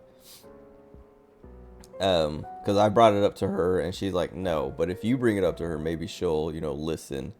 And then she tried, and then my manager was still like, nope, work with those guys. Because, like, basically my manager wants them to not do things, like, she wants them to fail. Like I was saying before, she wants them to fail so she can, like, have leverage against them to like try to get a discount or something, or she wants them to fail so that, like, well, she wants them to fail so she can, like, get our service, like, get like a discount on the contract, or get more support in other ways to make up for, you know, the bad help desk or something, and keep the same price. Basically, she's just trying to like negotiate and rip them off, basically. I don't know. And that's like I was saying, that's been part of the frustrating parts of this whole thing, and part of why I'm quitting is because, like, she keeps playing these games with them and making me play the games that I'm just like, I don't want to play these games anymore. Like, either pay for the higher tier or get what you're paying for, because, like, we're paying for the lowest tier. Like, you can't go pay for the lowest tier, and then you can't, like, go get a car wash. You can't pay for, like, the $5 car wash and then want the $20 car wash. Like, you know, ask for like yeah, like, you don't go to, like, a car wash place and are like, okay, I want, you know, this one, and then when they don't vacuum your car or wipe down your steering wheel or whatever, you can't be like, hey, wipe down my steering wheel and you know, do all this extra stuff. Like, no, pay for it. Like, what? And that's what she's trying to do. But anyway, this lady, yeah, whatever, like, she kept having, like, it was like almost 2 weeks before she finally got her issue fixed. And the thing that they did was in my ticket to them. Like, I made a ticket in their ticketing system and was like, hey, this lady needs help with this. This is what I tried. This is what I was going to do, but didn't get a chance to do. So like, I would do this next, or look at that, or try this. Like, I literally said, I did this, this, and this. I didn't get a look at the firewall. Like I was like, it's either the firewall on her laptop, the firewall on her desktop, or both. You need to look at those and make sure they're turned off, or like at least RDP is allowed through, like it is allowed in those firewall settings. And then I said, and if it's not those, then it might be something on like our actual firewall in our server room, and you might have to get our network guy to look at it. And then they tried, like, they did a bunch of other things, and then finally, like, the guy who was responsible for the ticket didn't even like, he never even figured it out. And it was like, you know, he's putting in all these notes like, I tried this, tried that, you know, worked with her remotely on this day at this time, you know, we didn't get it figured out. And then like someone else came in and was like, you know, talk to that guy about that ticket, and suggested this and that. And you know, he's like, and I took a look at it myself, and it looked like, you know, the firewall was turned on, or, you know, this wasn't like, RDP wasn't allowed through the firewall, and so, you know, recommended allowing that, or, you know, changing that or whatever. And then the guy did it, and he made the changes and then told her like, hey, you should try it now. But she was like, she told me, she's like, yeah, they said they fixed the issue, but I haven't had a chance to try it yet. So, you know, I'm going to try it over the weekend, which it is now the weekend. And then I told her, I was like, hey, just let you know, the thing that they did, that if it's fixed, I would have had that fixed back, you know, 2 weeks ago when I was working on it. Because I literally in my ticket to them said, try this. And that's what they finally did. And she's like, really? And I was like, yeah, like that's what I keep trying to tell my manager, but she doesn't want to listen. And so like, you can get mad at her for that. Because if you weren't able to do work and, you know, she's trying to get on you for it, tell her, I could have had that fixed 2 weeks ago, and you would have been able to work remotely, no problem. But anyway, I guess I didn't even get to the real story. Was whatever, the driver's thing. 2 weeks ago, or no, multiple weeks ago, this lady was like, hey, I can't print, or I'm having issues printing, can you help? And I was like, call those guys. I'm told to send everybody to those guys. She called those guys, and they tried troubleshooting for a little bit, couldn't figure it out, and then they tried to set aside some time to work with her on it again. And she, like, they emailed her and said, hey, what's a good time to work with you on it today? And she emailed them back like 3 minutes later saying like 1:30 p.m. And then she got no response, and she tried calling them at 1:30 p.m. and they didn't answer. Or she got like the triage team, and the triage team tried to forward her to the guy who was working the ticket, and he didn't answer. And so then she was just like, I think she sent an email to, and they didn't reply. And then the next day, the guy was like, hey, how about 1:30 today? And then she didn't reply. And then like, she tried calling again like a day later, or a couple days later or something. But whatever, basically she couldn't reach out. She couldn't reach them again, or get in, like they weren't responding again.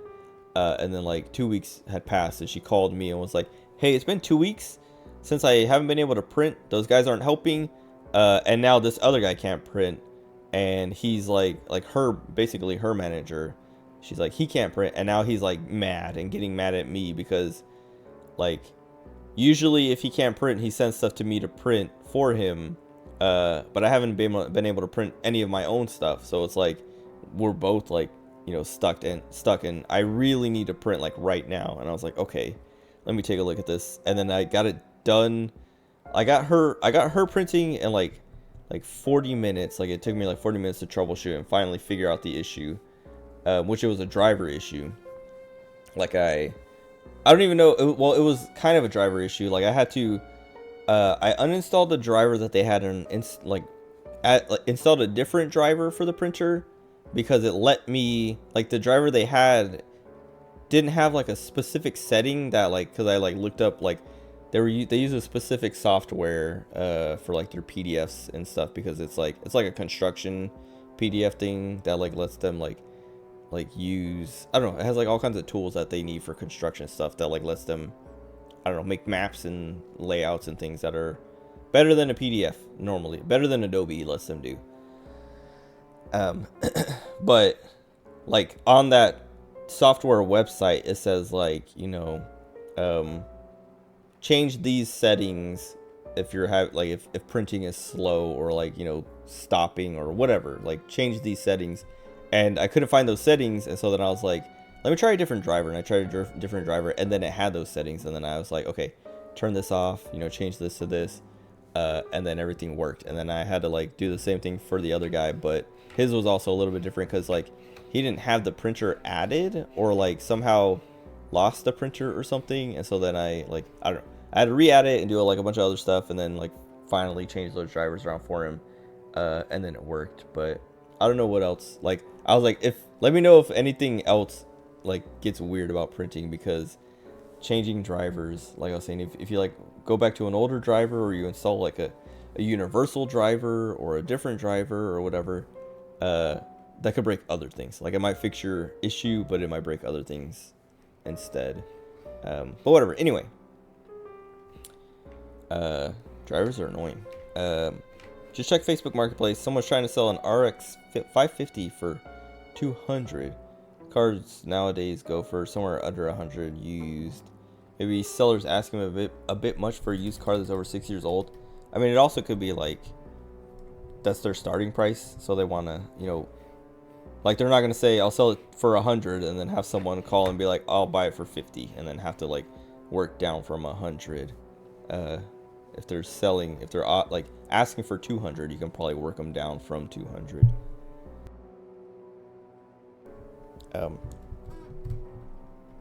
Anyway, let me play this video game. I spent so much time talking about work this stream. I mean, I haven't streamed in like a week, so it's expected, I guess. I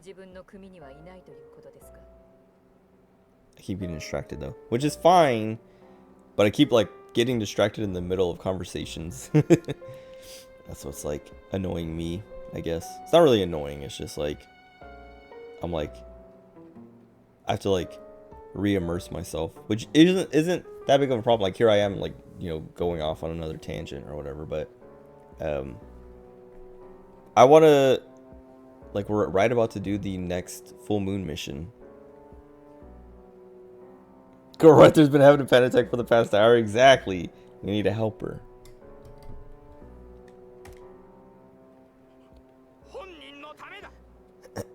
This guy's scared of the cops.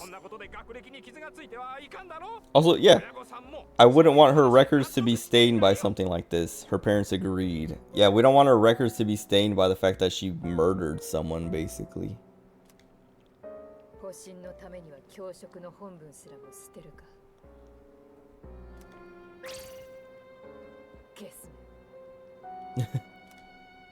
The hair flip.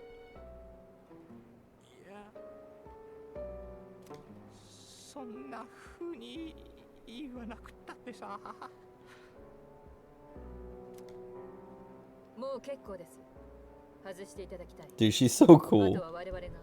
She's just like telling this teacher what to do.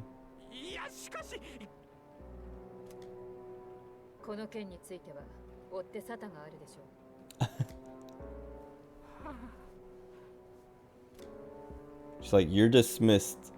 Don't worry, this won't be the last you hear of it.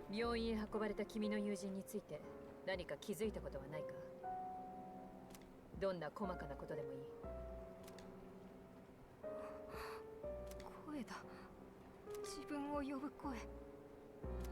そうだ。みんな病院送りになる前の晩、そういえば同じこと言ってた。気味の悪い呼び声を聞いたって。声？先輩、もしかして今回の事件って。間違いない。奴らの仕業だ。誰が影時間に落ちるかを事前に知る方法はないとされてきたが、なるほど、声か。つまり影時間へは落ちるのではなく、奴らによって落とされるということだな。実際の被害を目の前にすると思い知る。奴らは確かに人間を狙っているんだ。 They're clearly targeting humans. I mean, have we seen or heard of any animals being a victim? 紛れもなく人類の敵だ。今夜は私たちの寮に泊まるといい。それが一番安全なはずだ。もしも声を聞いてしまったらすぐに教えるんだ。何かに呼ばれたように感じても決して部屋から出るな。これさえ守れば君は助かるだろう。そしておそらくは山岸風花もな。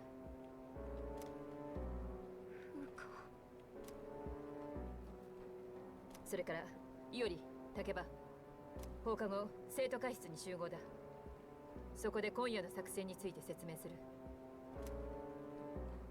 今夜っすか？今夜山岸風花を救出する。おそらく彼女 It's nice that they この学園 put it on the calendar. That the, I mean, I guess it's predictable with the full moons. Like it's always gonna be on a full moon.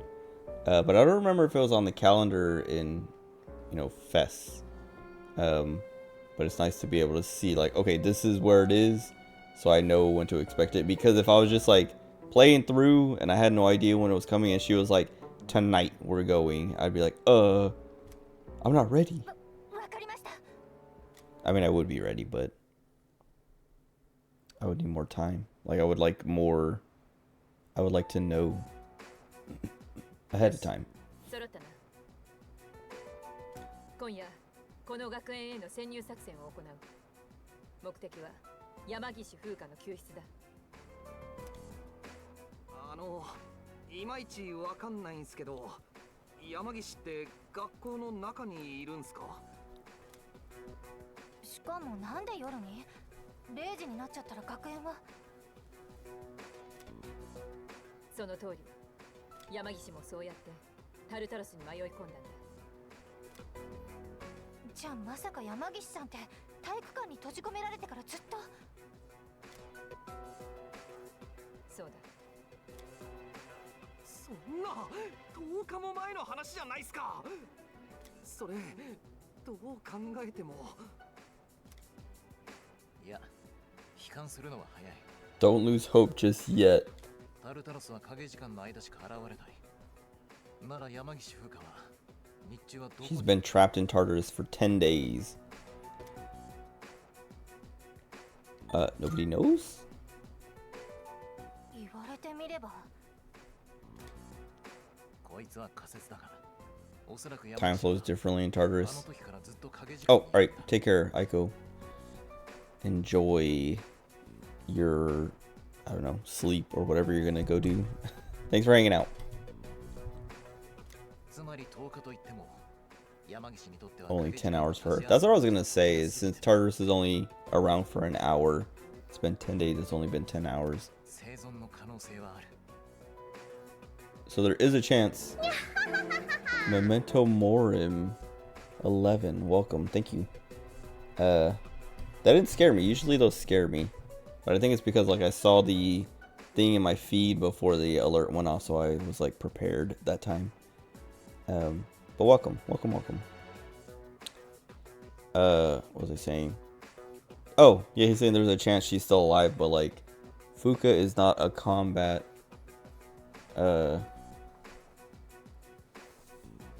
like persona user, so how long can she actually survive? I mean, I know she survives, but I guess they don't know that she doesn't, you know, fight. 慣れた俺らでもいるだけで結構バテるじゃないですか。あれを10日分ぶっ通しってのは。そういえばそうね。それにたとえ見つかっても場所によってはたどり着けるかどうか。 Also, I feel like if I got trapped in Tartarus, like Fuka, I would just stay at the entrance. I don't know. Like once I realized what it was, I would go back to the entrance where it's safe and just wait. So how have we not seen her yet? I mean, I don't know. I don't remember how this goes, so. 方法はある。山岸と全く同じ方法で中に入るんだ。同じ場所へ行って0時を待つ。 Oh. そうすれば短時間でたどり着ける。That makes sense. その方法大丈夫なんですか？正直に言えば私はこの作戦にはもろ手を挙げて賛成はできない。最悪二重遭難という可能性もある。Waiting in the school when Tartarus 助かる starts. 可能性があるのに放っておくなんて俺にはできない。後悔したくないんだ。お前らが行かないなら俺一人で行く。先輩。分かった。危険は承知だがこのまま放置するわけにはいかないからな。そうですね。やってみないとわからないし。よし、夜の学校に侵入か。へへ、そうと決まればあれだな。あれ？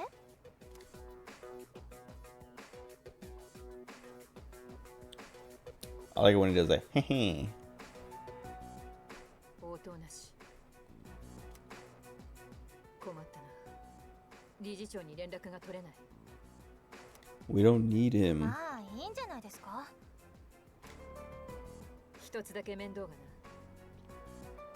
理事長の口添えがないとなると夜の学校にどう入っても Wait, without his help? We can't get into the school? そのことなら I didn't mean to skip him. 爆薬かいいだろう。今回は任せよう。時間が惜しい。出るぞ。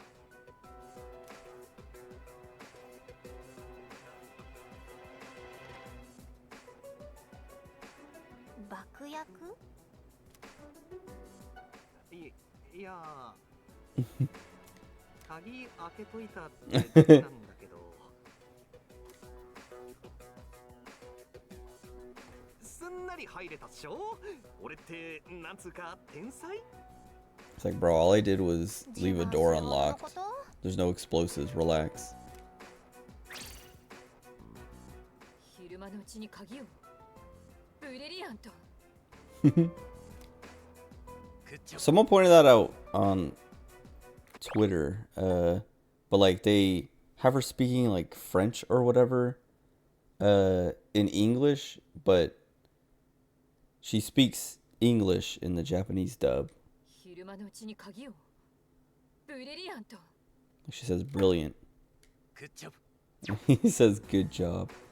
But like, well, I mean, I guess like, I don't know. They would have to localize it to a different language, but why not just go back to Japanese? どこかで捜索の下準備だ。お前たちの教室でいいな。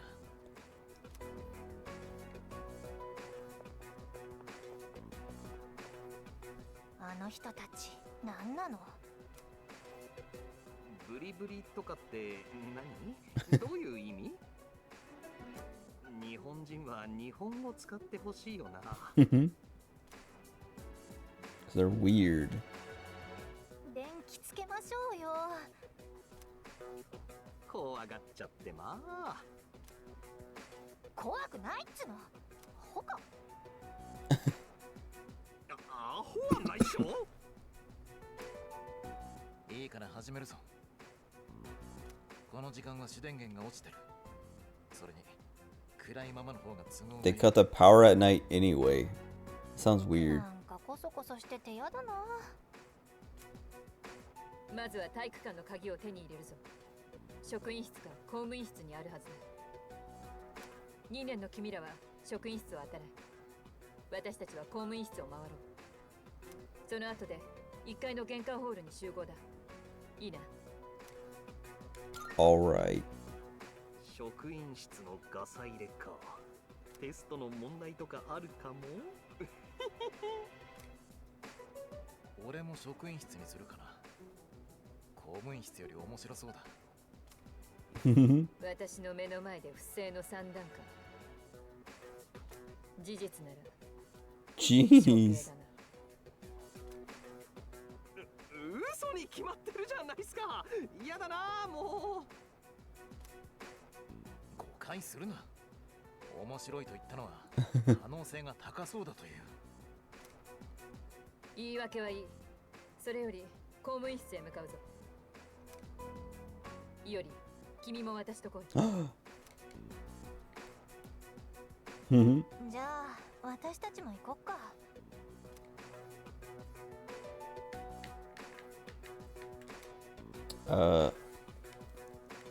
I don't remember if there's combat in this part. Isn't the faculty room on the first floor? なんか聞こえない。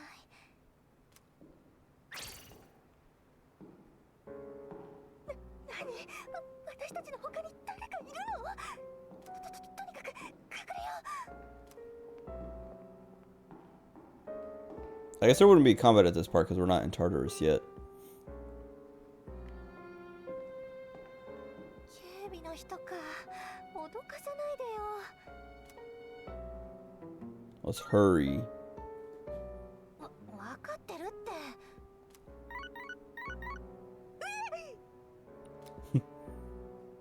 携帯。私の。しかも迷惑メールだし。 Oh. でもさ、普通びっくりするでしょ。 That reminds い me. きなりやるんだから。 That was so cute. No. I get that, I guess. でしょ？ No, she's talking about spam.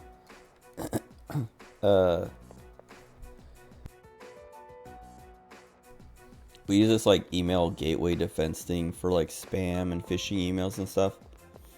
I thought this tree was a person. 違うって。 Anyway, we use this one thing. なんで？ But we're switching to a different one. And it's gonna be a pain because like, well, that's like I was saying, like our MSP, like IT guys, they my manager has like harassed them to the point where they are ignoring her or taking forever to respond. And then, you know, because of that, she started going through me and making me harass them to the point where they're ignoring me or taking forever to respond. And so we have this like email gateway thing that filters spam and phishing emails. And I've been asking them about it like the last week of like, hey, because it ends, our subscription ends on Thursday afternoon. And we talked to them about it and we have some stuff in place to replace it, basically. Like we're gonna use Windows Defender, like their Microsoft 365 email stuff. But like I've been reaching out to them to try and like figure out like how does that work? Like how do like the people who used, because we use a thing called Barracuda right now, and we're about to get rid of it. And so like I'm like, how do the people who use Barracuda see what is being held up? Because Barracuda lets you see what it's filtering and blocking and stuff like that. And so like people, my users will look that up. Like they'll go into Barracuda and be like, okay, like these are being blocked, and they'll call me or email me saying like, hey, can you unblock these things? And I'll unblock them and like you know, allow them through or whatever. And so I've been reaching out to these guys like, hey, how does that process work with the new stuff? Like what changes, and what do I need to know and what do I need to teach them so that we can basically do the same thing, or can we do the same thing? And they've just been ignoring me, but my supervisor is super like concerned about it and has been like trying to micromanage me, and like, you know, like I was saying, like just like the thing of like figure this out, you know, bother them and get them to figure it out, you know, whatever, blah blah blah blah, just like constantly annoying me. And that's the thing that I'm like, I don't know if I'm gonna get a response by the end of the week, by the time it's, you know, it needs to be turned on or whatever. I'm actually like, because of the way they're ignoring me on this, I'm like, I feel like they're just like about to completely drop us and just be like, you know what, we don't want to work with you anymore. But that's the thing that I'm like Friday is my last day, and I'm like if this doesn't get solved, I'm I'm not gonna touch it, because like that's the other thing is like my manager has been like, you know, she's like, are you willing to like work with us if we get a new person to replace you, to like help train them up? And I was like, if I'm available, sure. If I have another job, I don't know if I'm gonna be able to, you know, find time for that or whatever. And she's like, oh yeah, no, like, you know, if you have other things to do, like, you don't have to, you know, we just want to like write something up so that we can we'll have like an agreement or a contract with you that we can pay you for time that you have to spend, you know, working with us again. And I was like, I mean, sure, I'm open to that, but like I said, I don't know what my schedule is gonna look like at the time, so I can't make any promises. And she's like, yep, no, this is just like, you know, this is just a formality so that, you know, we have it in writing that, you know, we are willing to pay you, and, you know, we are like, we can pay you, you know, we have that open to you know, help us out later.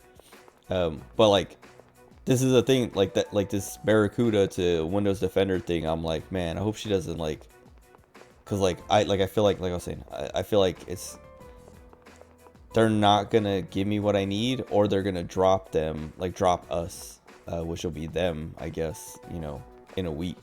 But like, I haven't signed anything yet, and I'm kind of like, I don't know if I want to, because like, I don't want them to, you know, I mean, I guess I would have to see it. I'm gonna run it by my mom as well, because she's legal, and she might even be the one who writes up the contract in the first place.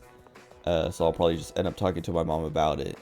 But like, be like, if I sign this, does it mean like I have to work? Or if I don't, is there anything negative if I don't want to do something, like help them with something, you know, like do I get to pick and choose what I help on? Or is it like, if they ask for help, you know, I'm obligated to help? Or if I help and then say I don't want to help later, do I, you know, does it all just get canceled? You know, whatever. I have to figure it out. Like my manager was like, you know, she's like, I gotta write something up, or, you know, get something made for you for that.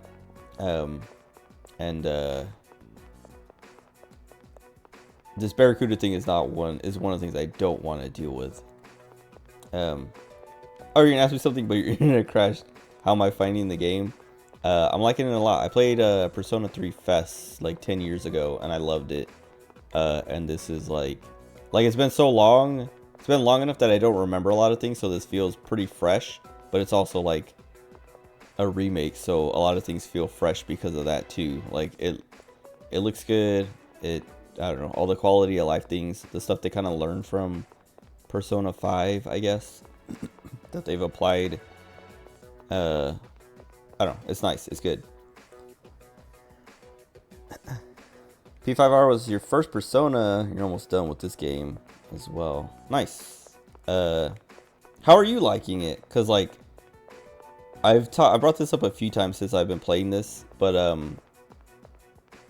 there was an article I read like right before this came out where someone was like, people who like Persona 5 aren't gonna like, or might not like Persona 3 Reload, and he gave like a bunch of really lame reasons that I was like, if someone doesn't like Persona 3 because of those reasons, I don't know if they it sounds like they just don't like Persona, and maybe they only liked Persona 5.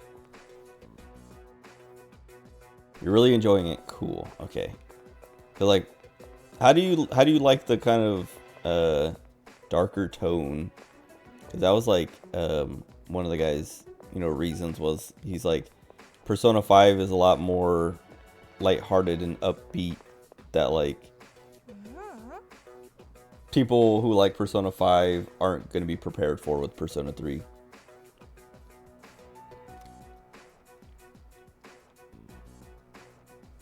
Wait, what's she saying? Oh. I thought this... Oh, yeah. Personally enjoyed this story more. Drew out a lot more emotions. That's what I've been saying. I didn't play Persona 4, but I played 3... Well, I played Persona 3 Fest. then I played Persona 5 and Persona 5 Royal. And after playing Persona 5 and Royal, I was like, I still like 3 more because I just like the story more. I mean, you'll see how it ends and all that, but like everything is just so much more. Yeah, like not that everything's more emotional, but everything feels more important. Like everything feels like it matters more. Like the stakes feel higher and all of that, rather than just like, I don't know. And it's darker and like heavier. Excuse me. Deals with like heavier themes. I feel like Persona 5 touches on, some pretty heavy stuff right at the beginning, but like I feel like a lot of the problems that they deal with are, I don't know, smaller than this game. And yeah, I don't know, this game has like way more, like emotional stuff going on, like heavier, more emotionally affecting things, whereas like I was saying, Persona 5 is a bit more lighthearted and upbeat, and I don't know, I didn't play Persona 4, but Persona 4 feels the same way, and it feels like 3 to 4, they like lightened it up a little bit, and then from 4 to 5 they lightened it up even more, like casualized it, I guess, made it more accessible for people to not like have to think too hard or feel too much.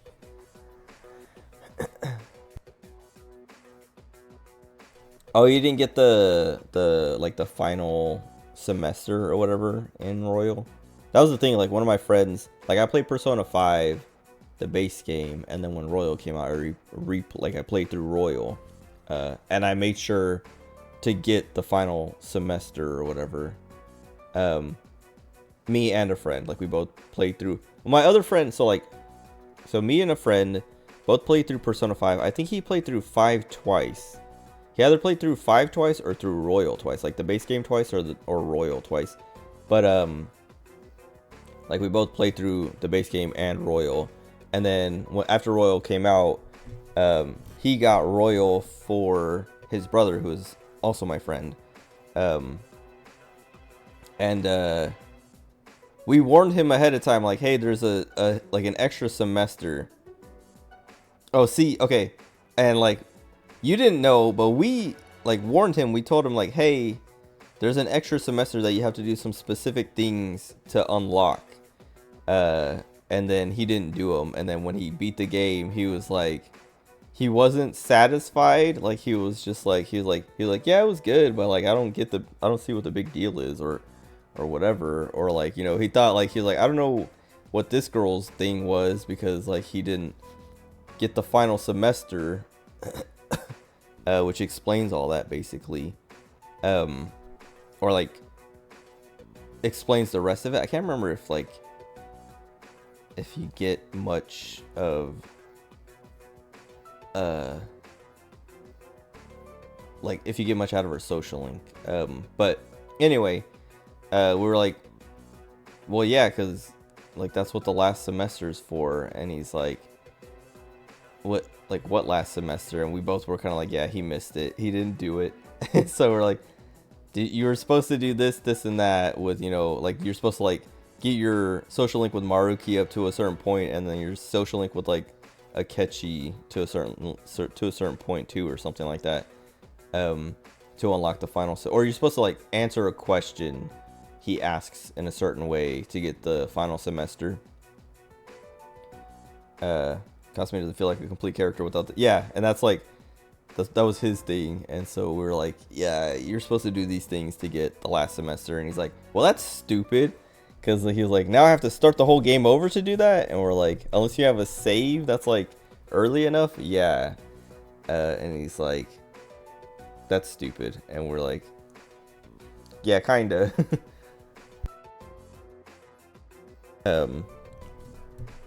And he was like, well, I'm not gonna play it again. So we were like, well, just watch it on YouTube or something, I guess. Not bothered spamming Myriad Truths to speedrun. I think he just doesn't want to put the time in and is also like annoyed. I mean, this was like a while ago, but yeah. But I guess like that was the other thing I was gonna get to is like, the other friend, like the friend who played through the base game and Royal, like we both played through those.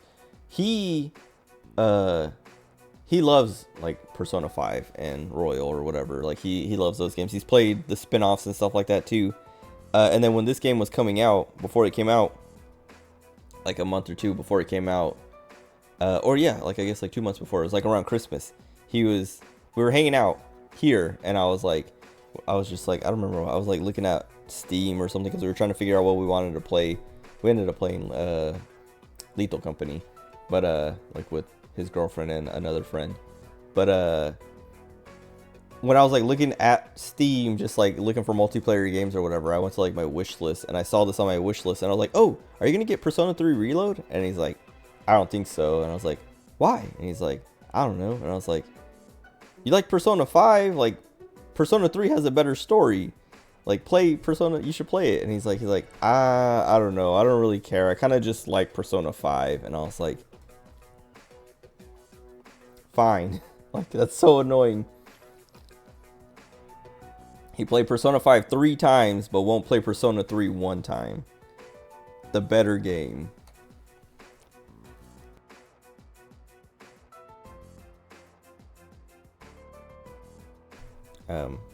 But I don't know.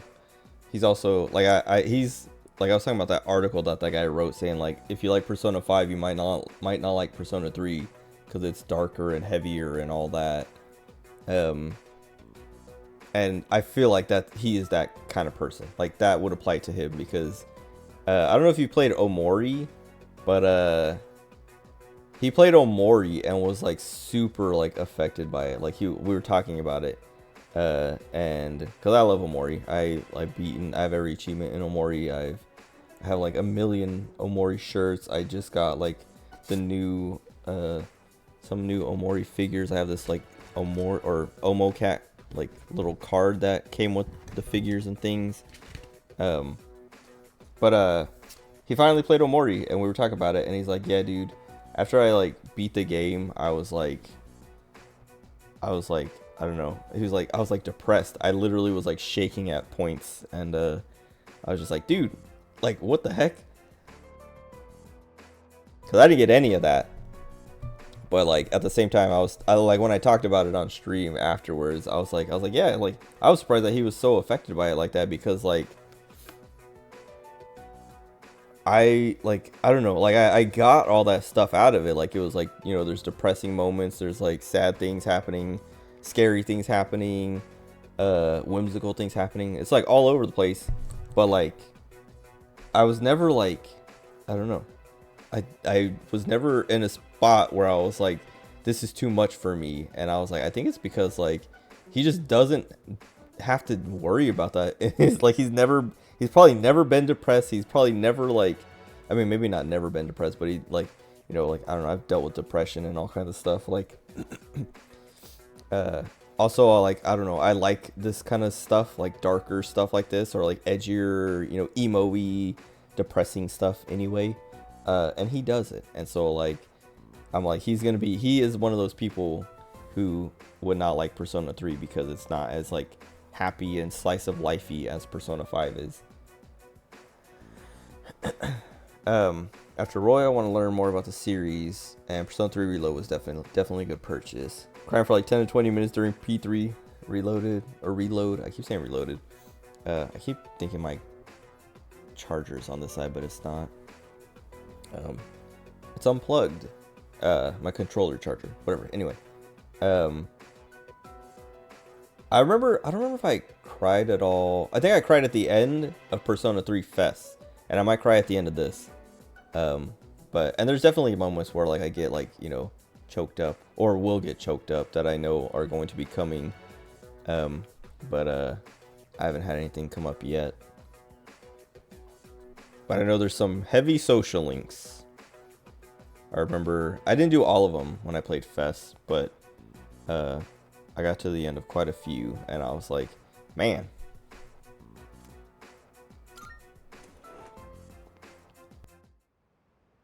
even like not at the end, like just like partway through some of them. Like Maiko's, I'm at like level 4 or something right now, like social link level 4, rank 4. But like I forgot how early she gets, abused and wants to run away. Cause like I was just like doing her social link and I went back to her and she's like crying and like she's like, my dad hit me, and I'm like, oh, already? Okay, Jesus. We'll have to replay it to 100% it, not enough time to max all social links. I can't remember when I played Fess, I did not max all the social links. I was like, I think I was even completely missing a social link. But I know I didn't max all of them because I remember I did not max Aegis's, and I was super upset about that because I didn't realize I didn't have that much time to do it. Like when I couldn't hang out with her anymore, I was like, wait a second, what? I'm at rank 8 or something, and I like, please just give me 2 more weeks. But it's too late. What was it? Oh, I don't know if I'll be able to 100% them on this run now that I like knowing what I know, but I'm gonna try to get as close as I can. But I do plan on replaying it anyway. Like because I'm playing on hard, I kind of want to play it on merciless. Like I think I'll finish this run and then do another run on merciless and like probably follow a guide to like make sure I max out all the social links and maximize my time and stuff like that. Her social link took you back. Yeah, it's pretty sad. I don't remember how it ends though. That's like the main thing. It's like I'm pretty sure it ends. Well, I don't know. I'm pretty sure it ends happily, but I think her parents still divorced, but it's like she gets over it. I don't know. But I forgot that she gets like literally abused, and like her parents literally like are like, this is your fault,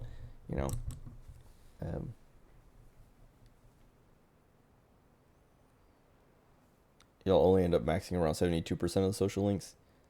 I feel like that's pretty good. I feel like I might have been closer to 50% when I finished Fest, because like I maxed out like a lot of the parties social links, but not a lot of the extra social links like everyone else.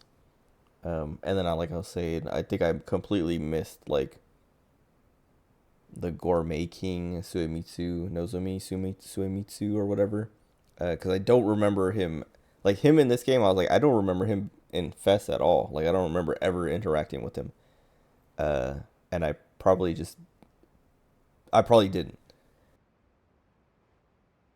I'm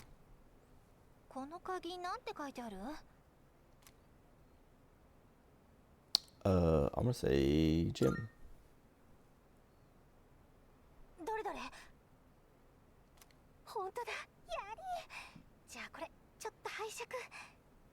Ones I'm not gonna max are out of the way obscure ones.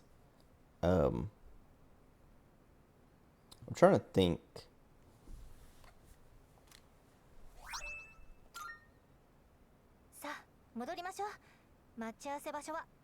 Like I part of me wants, like I don't want to look up like what all the social links are, other than the ones that I know are there, like, and looking up like what do I need, because like there's the Sun Arcana guy, I don't remember his name, but Maiko says like, oh, he only hangs out on Sundays, and then I was like going back every Sunday until like this stream, when I was like, sometime over the last week I found out his doesn't start until after a certain date.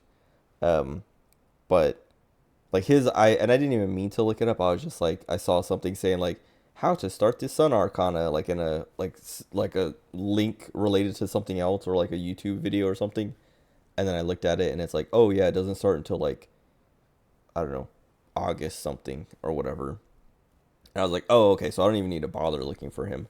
But I know there are other ones that have like other requirements, like the Gourmet King. You have to like get Kenji to a certain point and then talk to him, and he'll say like, oh yeah, the Gourmet King, blah blah blah. But I don't remember what other ones are like weird like that. But I don't want to look them up. I just want to like play with what I know and do what I want. Like Tanaka, I knew he was gonna be a social link, but I was just like, I don't know when he starts or what starts it. So I'm just gonna like play and hope I get him. And now I have him. I have him like on the map, but not started yet because I don't have enough charm or something. Charm or courage, I don't remember.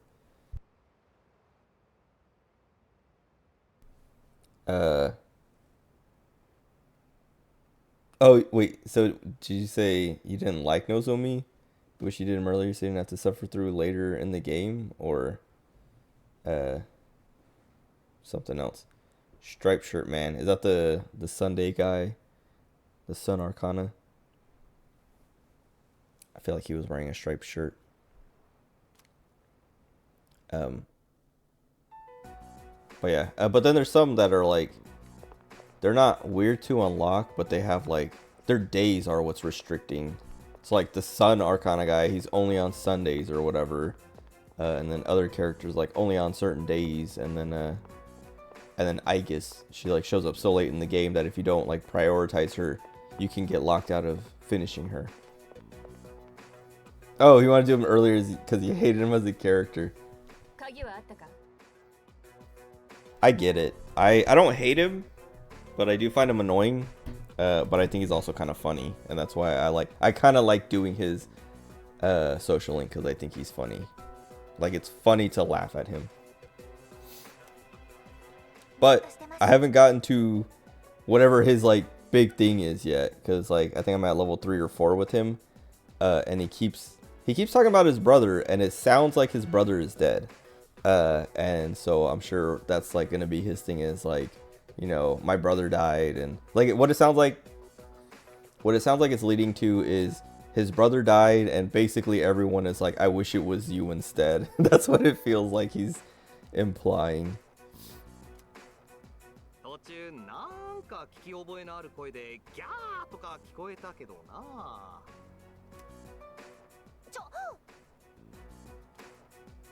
え？適当言ったのに図星？You're gonna have 16 or so max by the time you end. Not sure if you'll finish Aegis. That's like, yeah, I don't remember.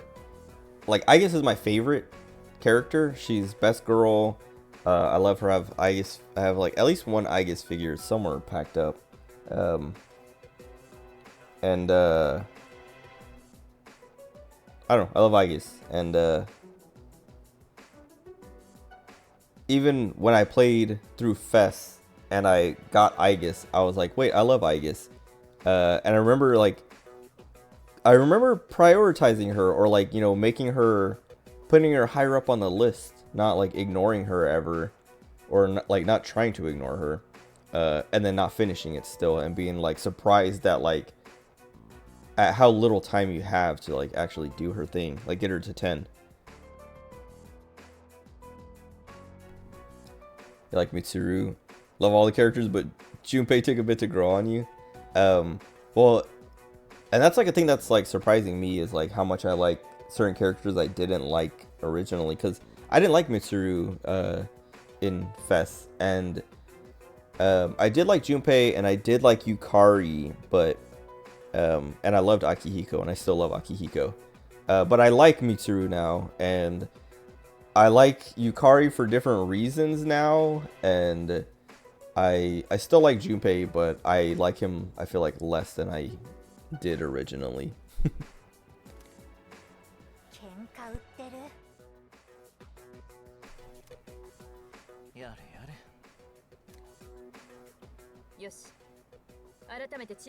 Oh, and I liked Fuka a lot, but we're about to get her, so I'll be able to, you know, start forming a new opinion on her again. 影時間に入ったら私が位置を割り出す。俺は突入組に入る。それとお前も来い。また仕切り役をやってもらう。Alright. あ、じゃあ3人目は私で。Junpei felt he was like a poor man's Ryuji after his redemption. He stood out as a character. Yeah, I get that. Like that's like I think that's why I don't like him as much as when I originally played through Fess. Is because like right now he feels like Ryuji light. Because Ryuji is like way more. Ryuji's way more of a bro than Junpei is right now. But Junpei definitely like, you know, grows, especially when he starts simping for Chihiro or Chidori. I would say Chihiro. Chihiro's the other social link. Chidori, who doesn't have a social link, but I also like Chidori a lot. I like all those guys. Like the, what do they call him? Is it Strega? I don't remember. Strega, yeah. Tends to call Junpei Simpei due to how much he simps. For real. But like, I don't remember the main guy's name, but the Jesus looking dude, like, they just have such cool designs. The nerd guy is like kind of whatever, but like the Jesus dude and Chidori, they look so good. And it's like, that's the thing, like that's like, I don't know. Persona 5 has good designs, but I feel like, I don't know, I really like 3. Like the setting, the designs, the mood, all that stuff is just like so much, I don't know, I like it so much more. Like red is my favorite color, but like the blue theme of 3 is just so much cooler.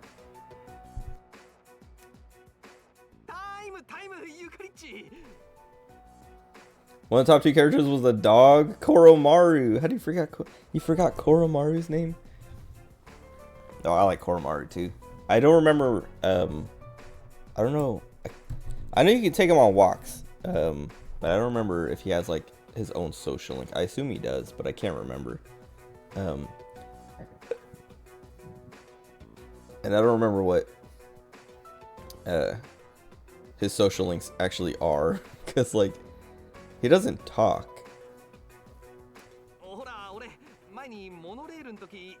Koromaru, I love him.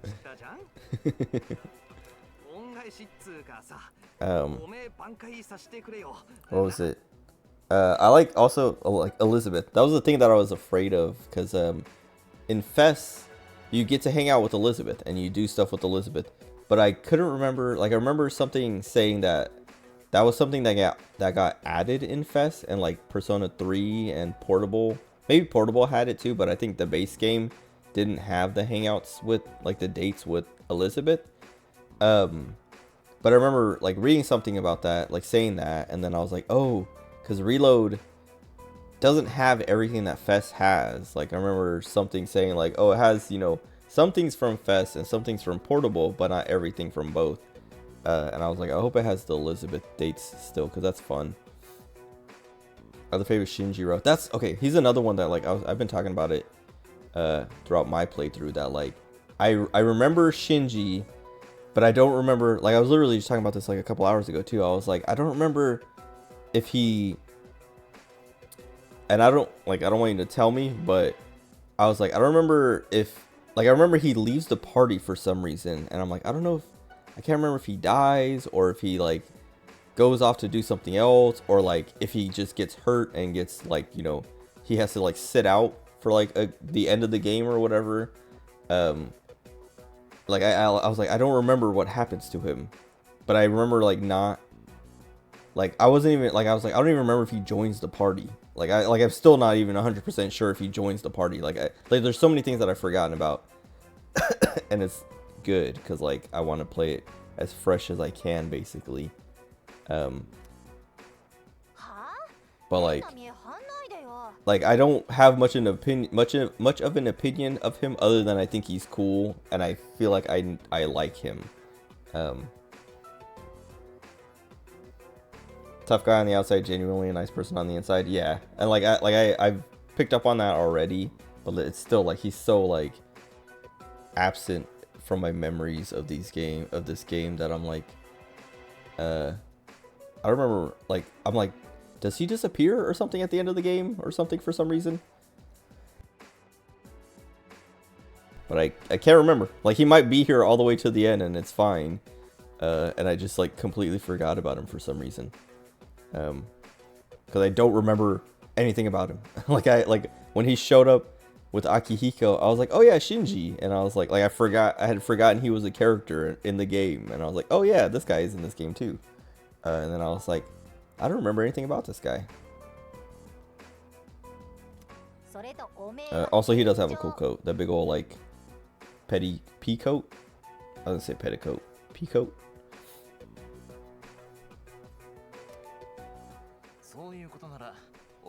My friend had one of those, like a black one, that he loved a lot. Wore it all the time in high school, at least during the winter. His wasn't as long though.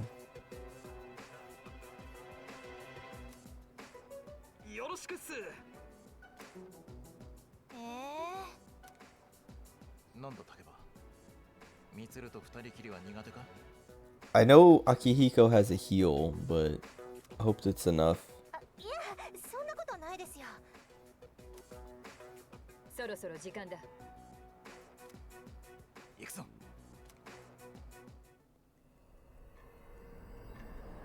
Like he has Dia, but Yukari has Diorama.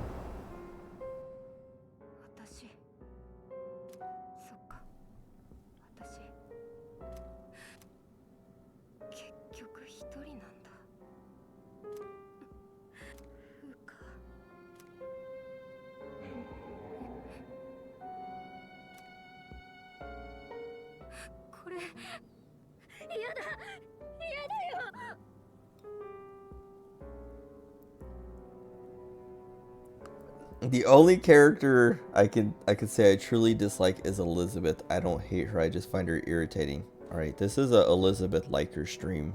If you don't like Elizabeth, no, I'm kidding. I like Elizabeth. I thought she was cute because of how like what's the word? I was gonna say naive, but it's like I don't know. How little she knows. It's cute to watch her like discover things that are just like mundane and normal to everyone else and be like enthralled by them.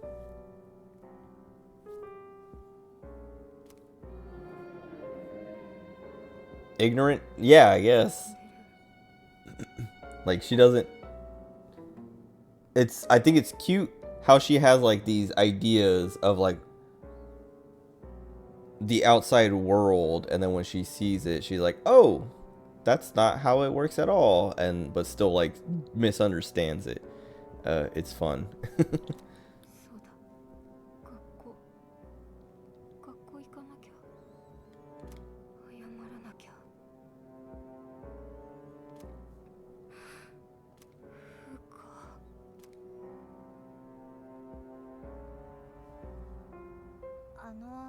Oh, to be fair, the thing that I didn't like was the constant running back and forth for requests. I get that.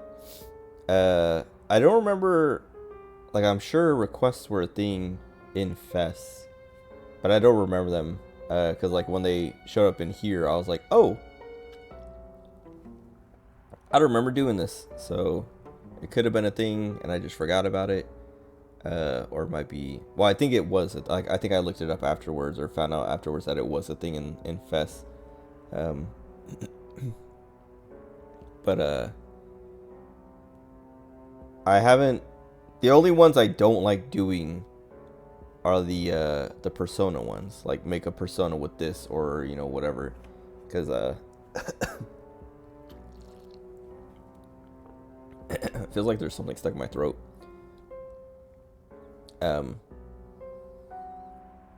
I just don't like those ones because they're like limited, or not limited, but like you can't just do them whenever you want. Like the kill a certain amount of shadows or open a certain amount of chests or whatever other ones are like, usually you can just, if you want to grind it out, you can grind it out, or you can go get the items you need and then turn them in, and then it's done. But with the Persona one, like right now, the next one I have to do is make a Mithras with like some skill, but you can't create one until level 26, and so I literally just can't do it. Well, I can't do it yet.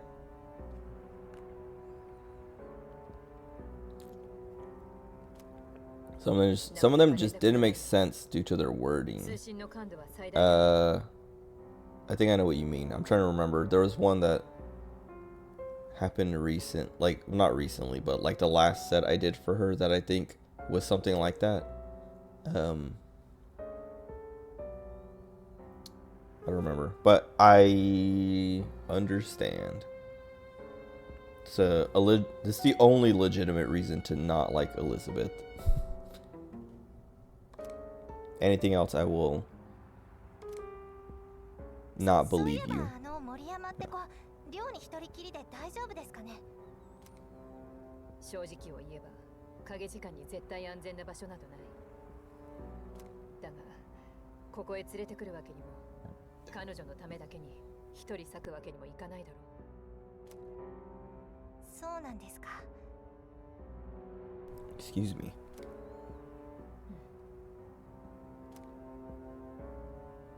でも山岸さんの救出にはこうして全員で。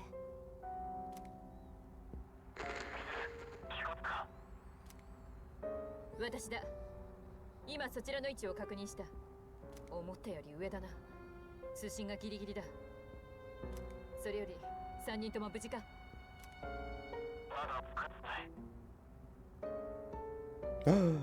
Separated. 秋彦、おい。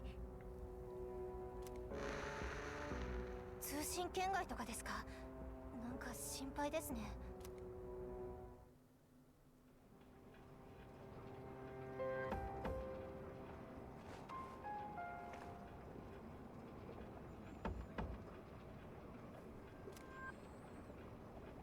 Killed a Reaper today after being one turn killed twice. Nice. I haven't even fought him yet.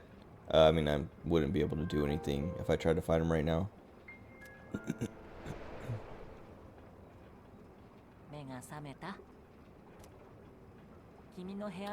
I can't remember if I killed him when I played through Fest, but I killed him in Persona 5 at least, maybe even in Royal. But I usually don't, like, I don't know, I usually don't kill him because I don't, like, I think I killed him in Fest, and I think I killed him in, well, I know I killed him in 5 or Royal, or both,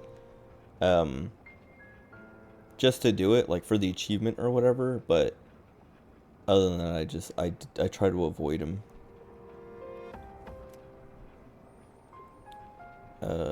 Why are you here? Level 82 and barely pulled through.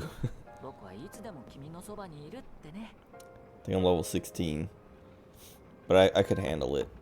I wonder if there's like, I mean, I'm sure there's like a strat, like a cheese strat. I wonder how early you could kill him if you wanted to do that. Did it for the achievement as well. I feel like that, I don't remember what rewards he gives, but I feel like that's the only reason, unless you have just like a really good setup to just own him over and over again. I feel like there's no real reason to do it. I heard that he's harder in this game, or not harder, but like he follows you to the next floor or something like that. I can't remember if they tell you that in game or if I read that somewhere, but I'm pretty sure I read something saying that like once he spawns, he will follow you to the next floor. Start I used was level 74. Okay. Ton of experience. Okay, I guess for like grinding to 99 if you want. I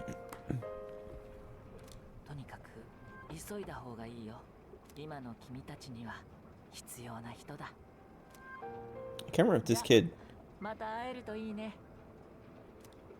Can't remember if this kid grows up into that other guy or if he's a separate character.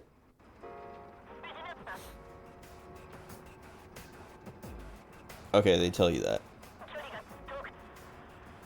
Oh, strat. Oh, okay, a level strat I used was level 74. I was thinking you meant like you could start. Well, I guess I thought you meant strat anyway, but I was thinking like whatever you were using was something you could do as early as level 74.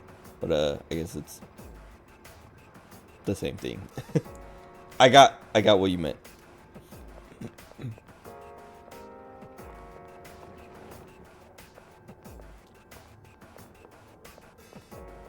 I don't want to fight these guys by myself.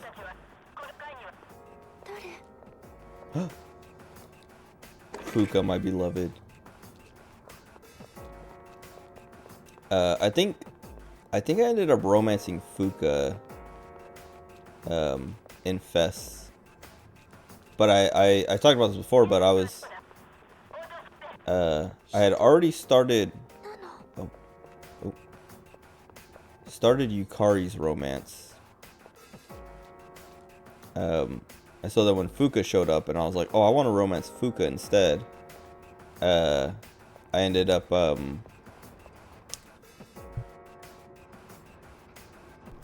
getting a reverse social link with Yukari.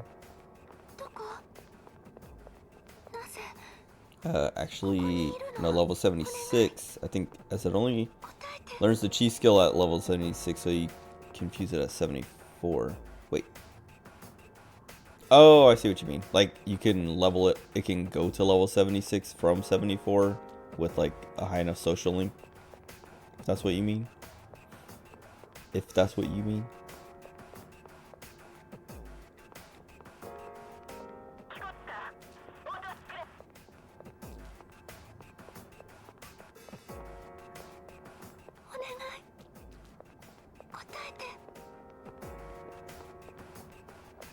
Also, Fuka sounds a lot cuter in Japanese. I haven't heard her reload English voice, but I do remember her Fest voice, and oh, I forgot to put Junpei in that tuxedo. Oh, and then he loses it in the cutscene. No, Fest, Fuka's Fest voice, I remember, like, she sounds older, like too old to be a high school student. Like the voice actress didn't do a convincing job of sounding like a high school girl. Persona I used is fused at 74, but the ability the persona uses to cheese is learned at 76. Okay, well yeah, and I knew that's what you meant, but I meant more like because you get the bonus experience depending on your social link for like the arcana of the persona and your social link. Like the higher your level is, the more experience they get. So sometimes you can just fuse a persona and it'll go up enough levels to just learn the things you want.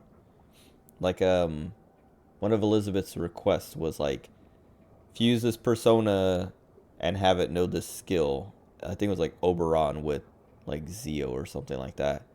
And he learns it like at the very next level. So if you have the social link unlocked, it gives him enough experience to level up, and then he just has it. So you can just go turn it into her. Oh, you got it to level 80. Okay. Yeah.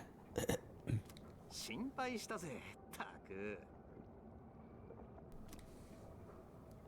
glad you two are safe. 今後はこういう入り方は無理だな。なあ、つうかさ、お前ここ来る途中に声聞かなかった？なんつったらいいか。誰？人なの？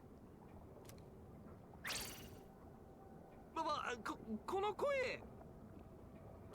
つか後ろからか？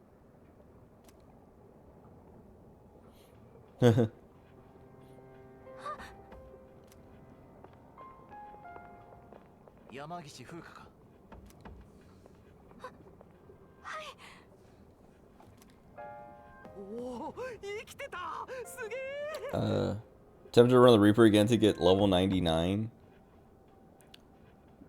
I wouldn't say why not, but depends on how you like to play your JRPGs. Because I have a friend who hates like he hates when JRPGs get too easy. So he hates like getting to like the level cap or getting items. Like when I was playing through Final Fantasy X, I was doing everyone's like what do they call them? I would say artifact weapon, but I also wanted to say relic weapons because of 14. But I was going around getting everyone's, like, you know, signature weapon that makes them super busted. And he was like, don't do that. Don't use those. And I was like, why? He's like, because they make the game too easy. And I was like, they make the game fun because then you get to, like, I don't know, you just, like, get to destroy and play, like, I don't know. Like, it's fun to use, you know, I don't know, a million spells on Lulu. Like I can't remember, hers like makes your, it either gives you like dual cast or like reduces the cost of spells or something. I don't remember what hers does specifically. But then also Yuna gets like every spell costs 1 MP or something like that. So if you get dual cast on her, you can also just like spam spells and never run out of MP. Right at the end, so I don't mind that. Yeah, and like that's the other thing is like usually once you get to like those stages, you're already at the end of the game, so you're just like, you know, there's not much left to challenge you. I mean, I guess the final boss. Well, and Nyx, the final boss. I'm not wearing my Nyx shirt. But in Fest, like the final boss of Persona 3 is like hard. And I was wondering how Reload is gonna do it. Get your Persona from 97 to 99 as well. That's one of the annoying things. Like I forgot that was like Persona's level separately, unless they have like the skills, like growth or whatever, to get experience. Cause I have that stupid Jack Frost, and he has the little heart item, like the Jacktite or whatever. And I kept trying to level him, but I kept switching off of him and not realizing, like not thinking about it, and then finishing the fight. And then, you know, a different Persona gets the experience because I have a different Persona equipped. And just being like, my Jack Frost is never going to level up. And that's been annoying. I mean, I could just grind it out, but I just haven't cared enough to do that. もう大丈夫だぜ。俺ら救助隊だからさ。よかったな。俺たちと一緒に来い。ありがとうございます。私。Are you okay? はい。ごめんなさい。気が抜けちゃって。俺の判断は正しかったな。ミツルに連絡を入れておく。Issue with the Reaper. Oh, issue is with the Reaper. Wait. Issue with the Reaper might be hard due to my level 97 Persona not being my cheat. Oh, right. And that's kind of what I was talking about with Jack Frost. Is like every time I wanted to level him up, I'd be like, I can't use him right now because he's either his weaknesses are going to get me killed, or he doesn't have things that I need to, you know, finish this fight easy. And so then I would switch off of him and then, you know, kill the enemy and be like, oh, I forgot Jack Frost isn't getting any of that experience because he's not equipped. ここ一体どこなんですか？私学校にいたはずなのに。ああ、その話はちっと長くなんな。戻ってから説明するっす。ミツル、聞こえるか？ Also, I wonder if she's been hiding behind that for like 10 hours. やっぱりダメか。ノイズがひどいな。All we have to do is find a teleporter. ああ、怪我とか大丈夫か？つうかここバケモン出るだろう。じゃあやっぱりここ何かいるんですね。今のところなんとか見つからずに済んでますけど。見つからずにって一度もか？どうやって？なんて言ったらいいか。居場所がなんとなくわかるって。She has a mini map like we do. わかるってなんだそりゃ。ミツルと同じ力か。いや、それ以上かもしれない。あいつのペルソナは本来は戦闘タイプだからな。ルソナ？これを持っていてくれ。 Have a gun. これってピストル？お守りのようなものだ。弾は出ない。お守り。よし、急いで戻るぞ。月でかっ、明るってか、こんなギラギラしてたっけか？月の満ち欠けはシャドウの調子に影響するって説がある。もっとも人間も同じだかな。ユカリッチがプリプリしてたのもそのせいっすかね。モノレールの時も丸かったし。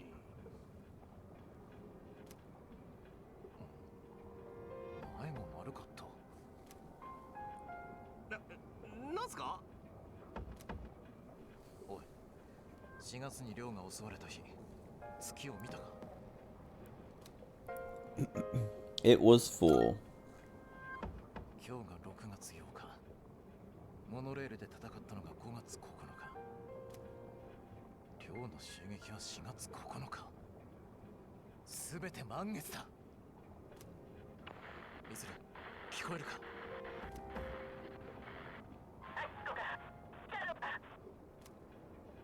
おい、聞こえているのか？返事をしろ、ミツル。ミツル、おい。何これ？今までのよりずっと大きい。しかも人を。 Oh. Jolin done. なんすか？わかるように説明してくださいよ。出たんだ。おそらく奴らは満月に来るんだ。急ぐぞ。 I don't remember, like, I know how the bosses work in this game. They're always like, they're based on the Arcana, but I don't remember most of them. Okay, I kind of remember these ones. 一体じゃないのか？ミツル。 Because I was gonna say the Empress ones, or the Empress one, the last one, was, I didn't remember it until after I beat it, and then I went to, like, look it up, because I was like, what do those letters stand for? And then I saw, like, a screenshot or something of the old one, and I was like, oh, I do remember that, actually. I mean, I didn't remember it until I saw it, but seeing, like, the remade version, like, I still didn't recognize it. 真田さん、シャドウの気そらさないと。 But I remember, 貴様らの相手はこっちだ。 I remember, like, a king and a queen looking one like this. こいつら普通の攻撃が効かない。おい、あいつ。う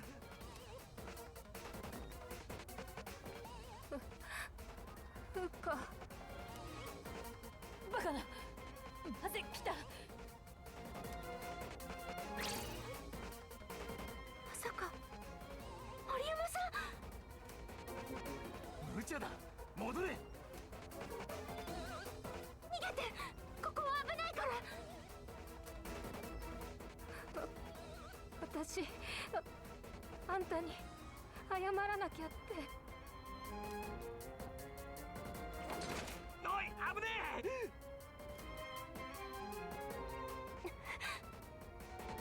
私が守らなきゃ。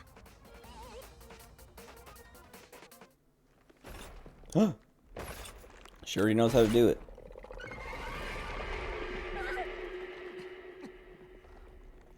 ペルソナ。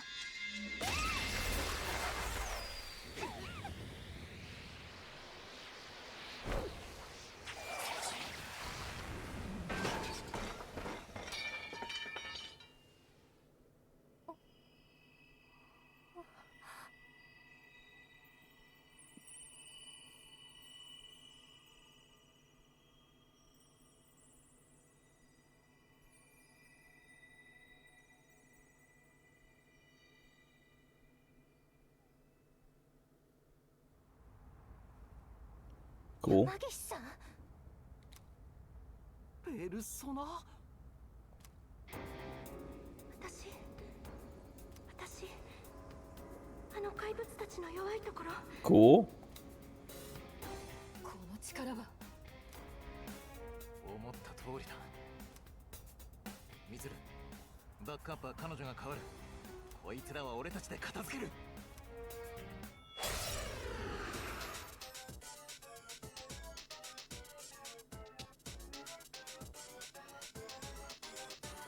私が怪物たちの弱点を探ります。 Hurry up, please.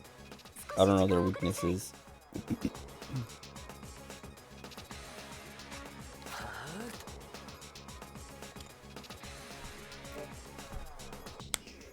Hopefully this is okay.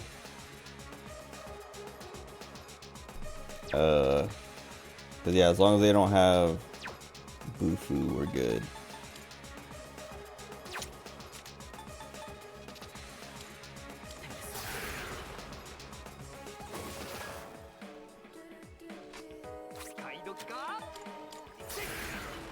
Also, they probably have different weaknesses.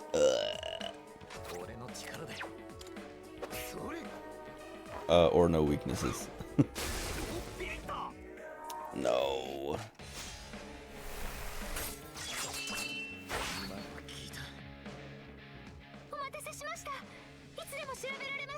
Do it now.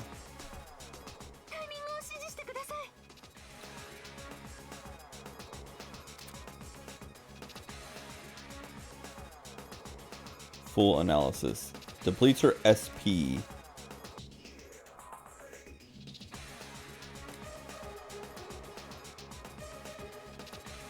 Okay. No! Bro, I pressed the pad. Wait, okay. Can I do it or not? What is... Oh, I have to, like, look at them and then press it. I was, like, pressing it, and I'm like, why is it not working? And then it just did the stupid auto attack. Because if you hit the right side of the pad, I guess that counts as pressing start. Or options, whatever.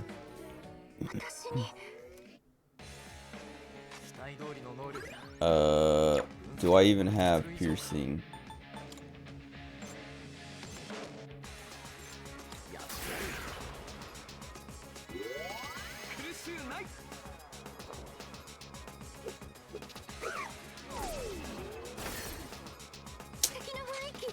It's so annoying.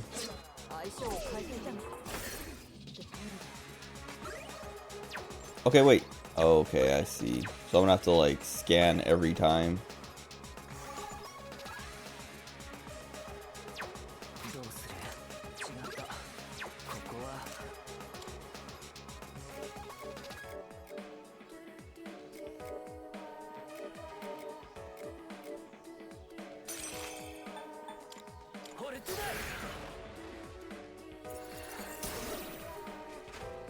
Wait, can we scan again? Yes. Okay, we can do that. Well, not with ourselves.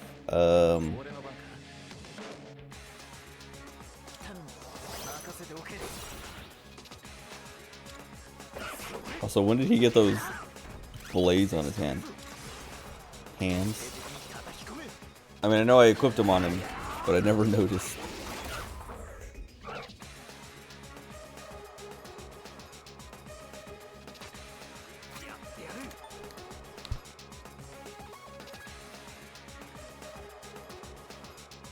Man, it's the third time I've sneezed in like, I don't know, the stream. Okay, this isn't so bad. We'll be fine, I think.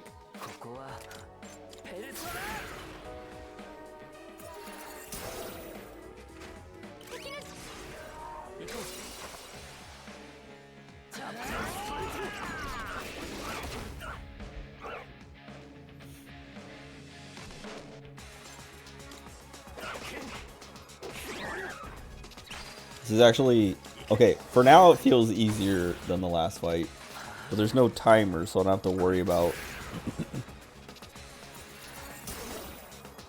I don't have to worry about a clock, because, the Empress fight. I lost twice because I ran out of time. And then when I finally beat it, I had like 19 seconds left. Oh, that's not good.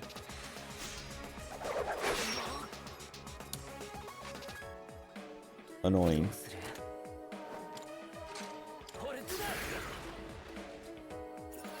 I can't remember if Junpei has like a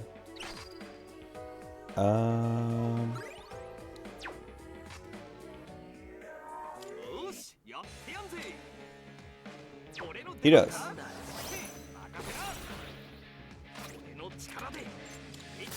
Because I want to leave Akihiko available to heal.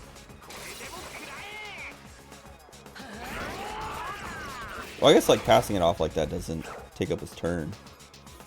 But also we can probably just kill them.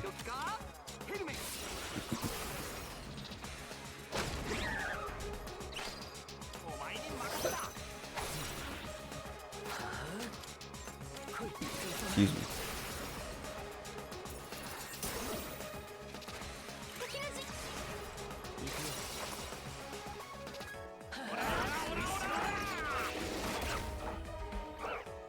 Yeah, we should be good. I can just have him kill and then pass the turn.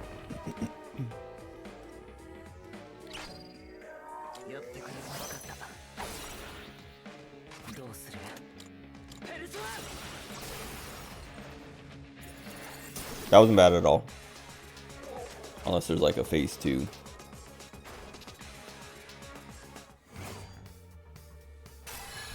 Empress. Oh, not Empress. What was I? Priestess.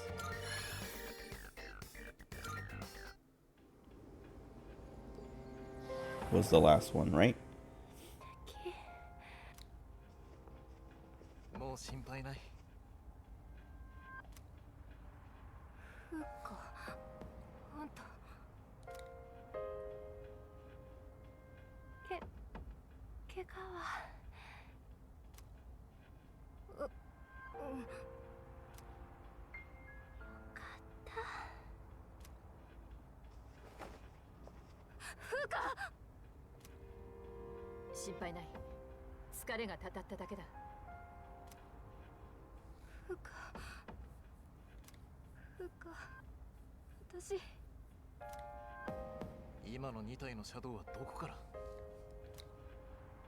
外からだ。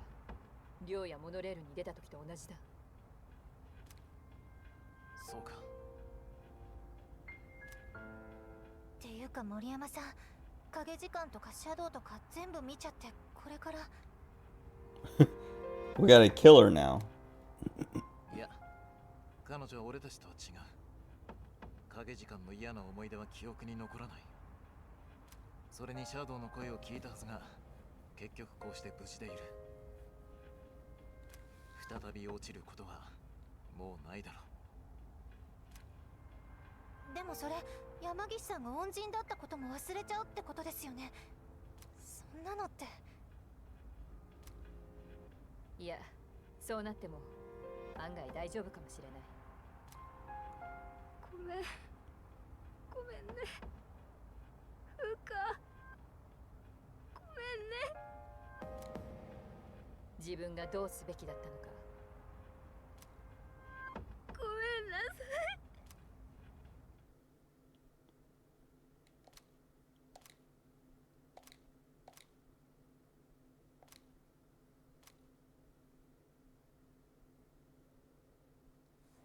Oh, I didn't find any like shadows or anything. I like avoided everything.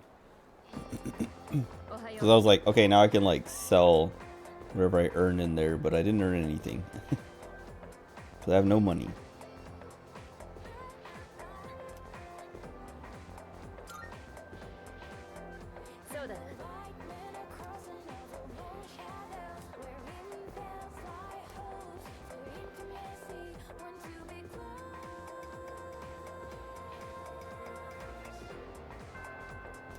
Okay, I'm gonna call it here for tonight. I feel like I didn't make that much progress, but we did get through the full moon, so that's like the main thing I wanted to do. I'll be back later tonight, I guess. It is now Sunday, 3:40 a.m. It'll probably be after Vinny's stream, so sometime after 10 o'clock my time. So what?